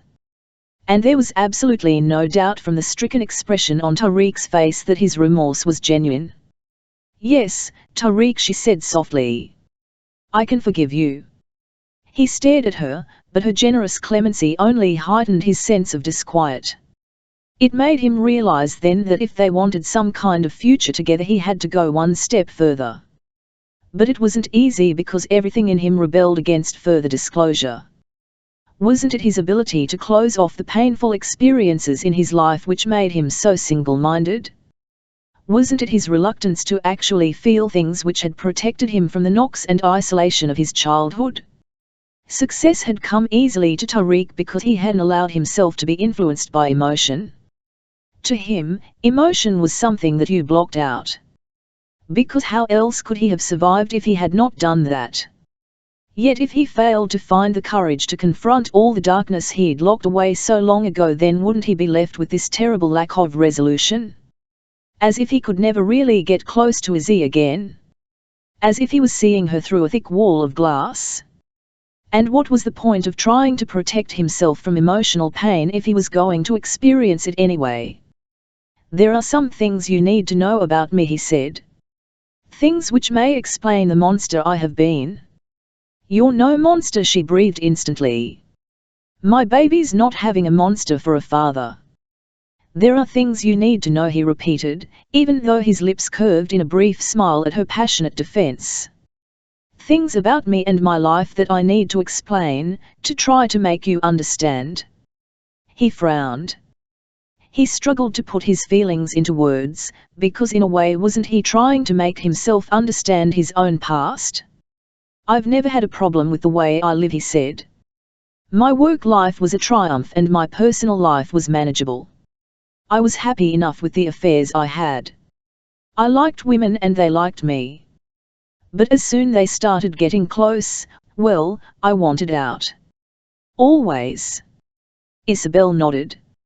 Hadn't she witnessed it enough times before experiencing it for herself? And why do you think that was? She questioned quietly. Because I had no idea how to relate to people. I had no idea how to do real relationships, he answered simply. My mother was so ill after my birth that I was kept away from her. My father was run off his feet with the ongoing wars with Sharifah, so my relationship with him was pretty non-existent, too. And the nurses and nannies who were employed to look after me would never dare to show love towards a royal child, for that would be considered presumptuous. Children only know their own experience, but even if at times I felt lost or lonely, I did not ever show it.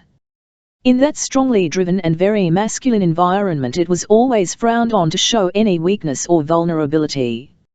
Vulnerability. The word stuck to her like a piece of dried grass. It took her back to when she'd seen him lying injured on the hospital bed, for hadn't it been that self-same vulnerability which had made her feelings towards him change and her heart start to melt? Hadn't it been in that moment when she'd started to fall in love with Tariq? When he'd shown a side of himself which he'd always kept hidden before? Go on, she said softly. You know that they sent me away to school in England at 7?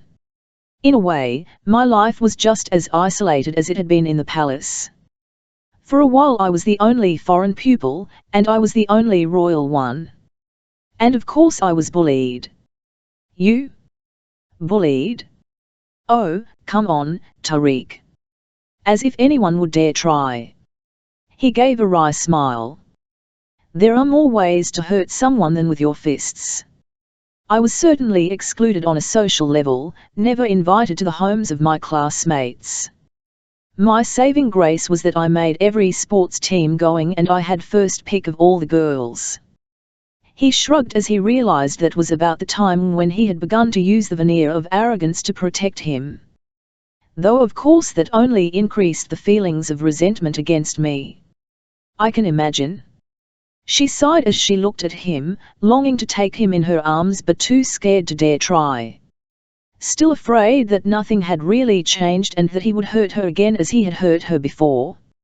And besides, if he really meant it, then didn't he have to come to her? He saw the fear and the pain which clouded her face, and it mirrored the aching deep inside him. A terrible sense of frustration washed over him as he looked into her tawny eyes.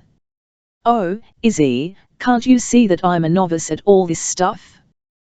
That for the first time in my life I don't know what to do or what to say. I've never dared love anyone before, because I didn't want to. And then when I did, I didn't know how to. She blinked at him, unsure whether she'd just imagined that. Love? Who'd said anything about love?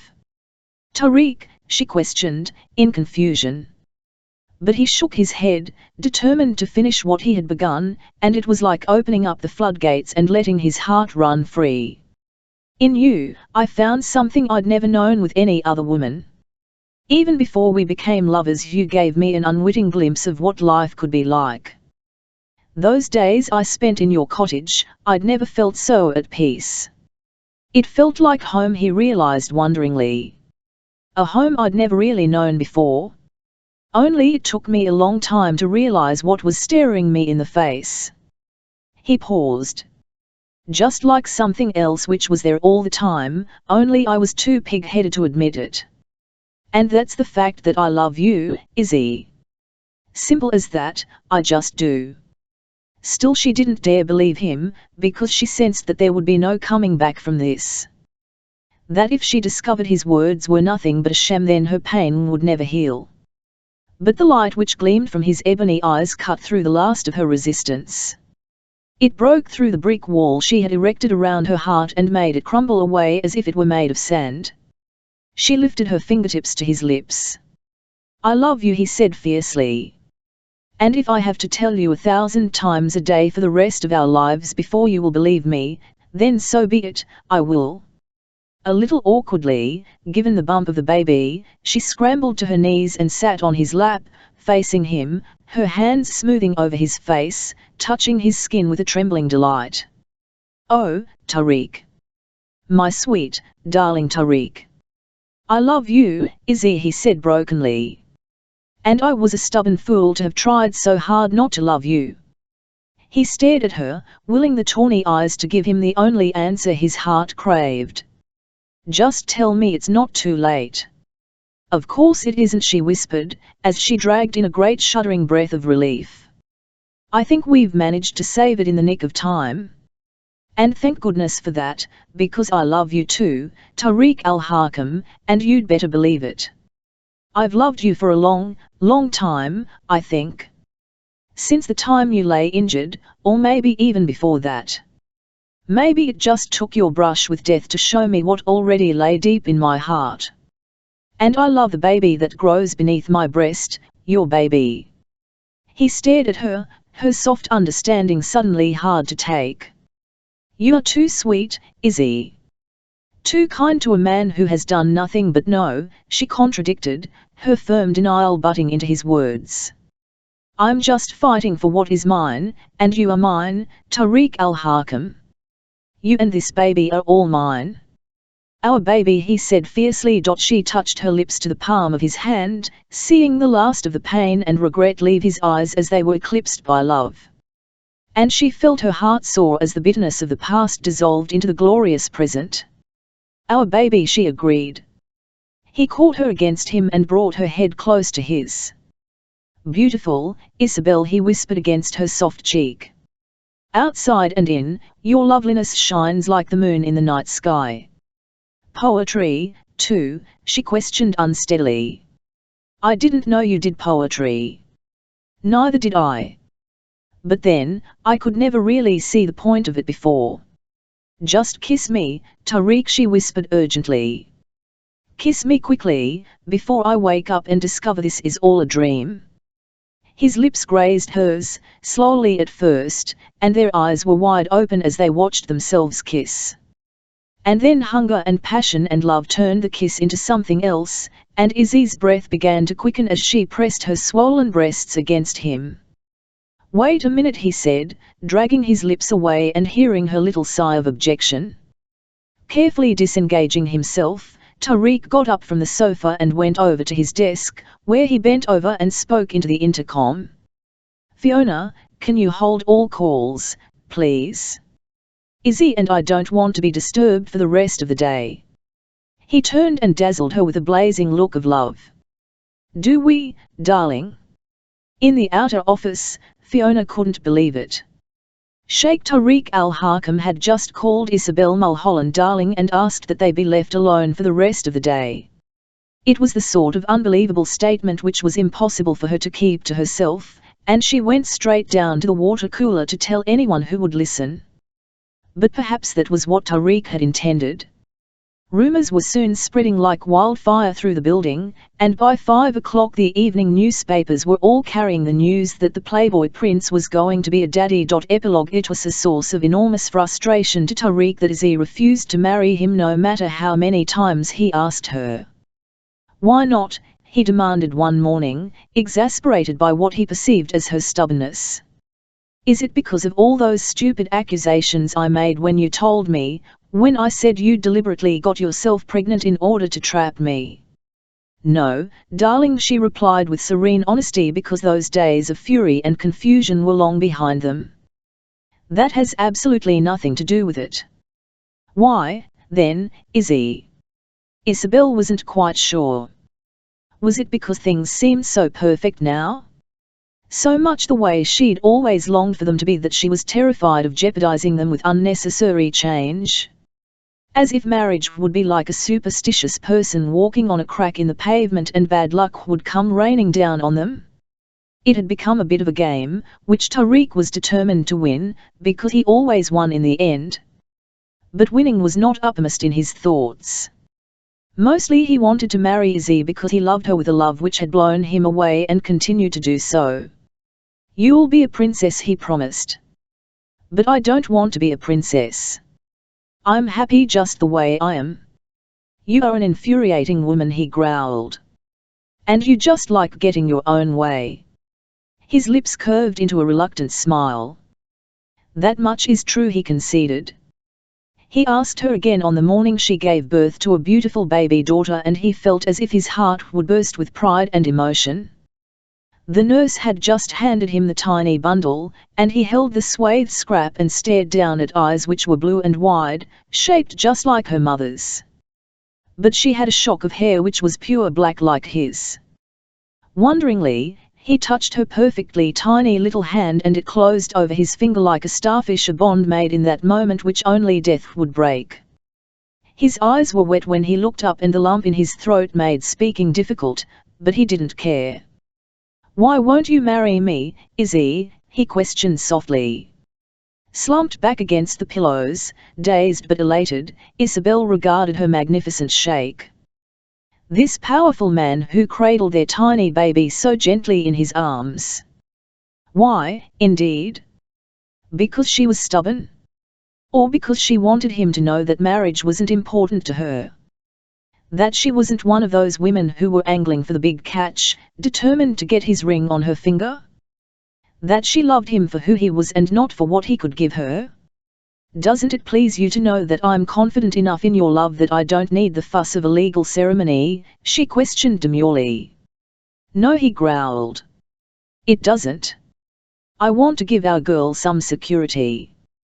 And that was when their eyes met, and she realized that he was offering her what her mother had never had. What she had never had. A proper hands-on father who wasn't going anywhere. Here was a man who wasn't being forced to commit but who genuinely wanted to. So what was stopping her? I don't want a big wedding, she warned. He bit back his smile of triumph. Neither do I, but her unexpected acquiescence had filled him with even more joy than he had thought possible, and he turned his attention to the now sleeping baby in his arms. We'll have to think about what to call her. A Kaiser name, I think. I think so, too. After much consultation they named her Nawal, which meant gift, which was what she was, and when she was 6 months old they took her to Kaiser, where their private visit turned into a triumphant tour. The people went out of their way to welcome this second son and his family into their midst, and Tariq at last accepted his royal status. And realized that he had no wish to change it. For it was his daughter's heritage as well as his, he realized. It was in Kaiser one night, when they were lying in bed in their room in the royal palace, that Tariq voiced something which had been on his mind for some time. You know, we could always try to find your father, he said slowly. It would be an easy thing to do. That's if you want to. Isobel stirred. The bright moonlight from the clear desert sky flooded in through the unshuttered windows as she lifted her eyes to study her husband. What on earth makes you say that?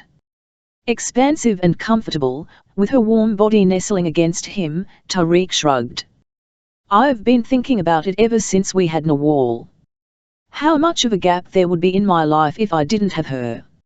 If I had never had the opportunity to be a father. But I know he deserted your mother, he said softly. And I'm not saying that you have to find him. Or that even if we do you have to forgive him? I'm just saying that the possibility is there, that's all. It was his mention of the word forgive which made Isobel think carefully about his words. Because didn't forgiveness play a big part in every human life, their own included? And once her husband had planted the seed of possibility, it took root and grew. Surely she owed Nawal the chance of meeting her only surviving grandparent. Tariq was right. It was easy to find a man who had just disappeared 25 years ago, especially when you had incalculable wealth and resources at your fingertips. Isobel didn't know what she had been expecting, but it certainly wasn't a rather sad-looking man with grey hair and tawny eyes. Recently widowed, John Franklin was overjoyed to meet her and her family. His own personal regret was that he and his wife had never been able to have children of their own. It was a strange and not altogether comfortable moment when she shook hands for the first time with the man who had given life to her a quarter of a century ago. But then he saw the baby, and he smiled, and Isobel's heart gave an unexpected wrench. For in it she saw something of herself, and something of her daughter, too. It was a smile which would carry on down through the generations. And there was something in that smile which wiped away all the bitterness of the past. "You're very quiet," observed Tariq as they drove away from John Franklin's modest house. "No regrets?" Isobel shook her head. "What was it they said?" "That you regretted the things you didn't do, rather than the things you did." "None," she answered honestly. "He was good with Nawal. I think they will be good for each other in the future." "Ah, Izzy," said Tariq. "You are a sweet and loving woman." "I can afford to be," she said happily. "Because I've got you." Their main home was to be in London, although whenever it was possible they still escaped to Izzy's tiny country cottage, where their love had first been ignited. Because maybe Francesca had been right, Tariq conceded. Maybe it was important that royal children knew what it was like to be ordinary. He didn't buy the Blues football team after all. It came to him in a blinding flash one night that he didn't actually like football.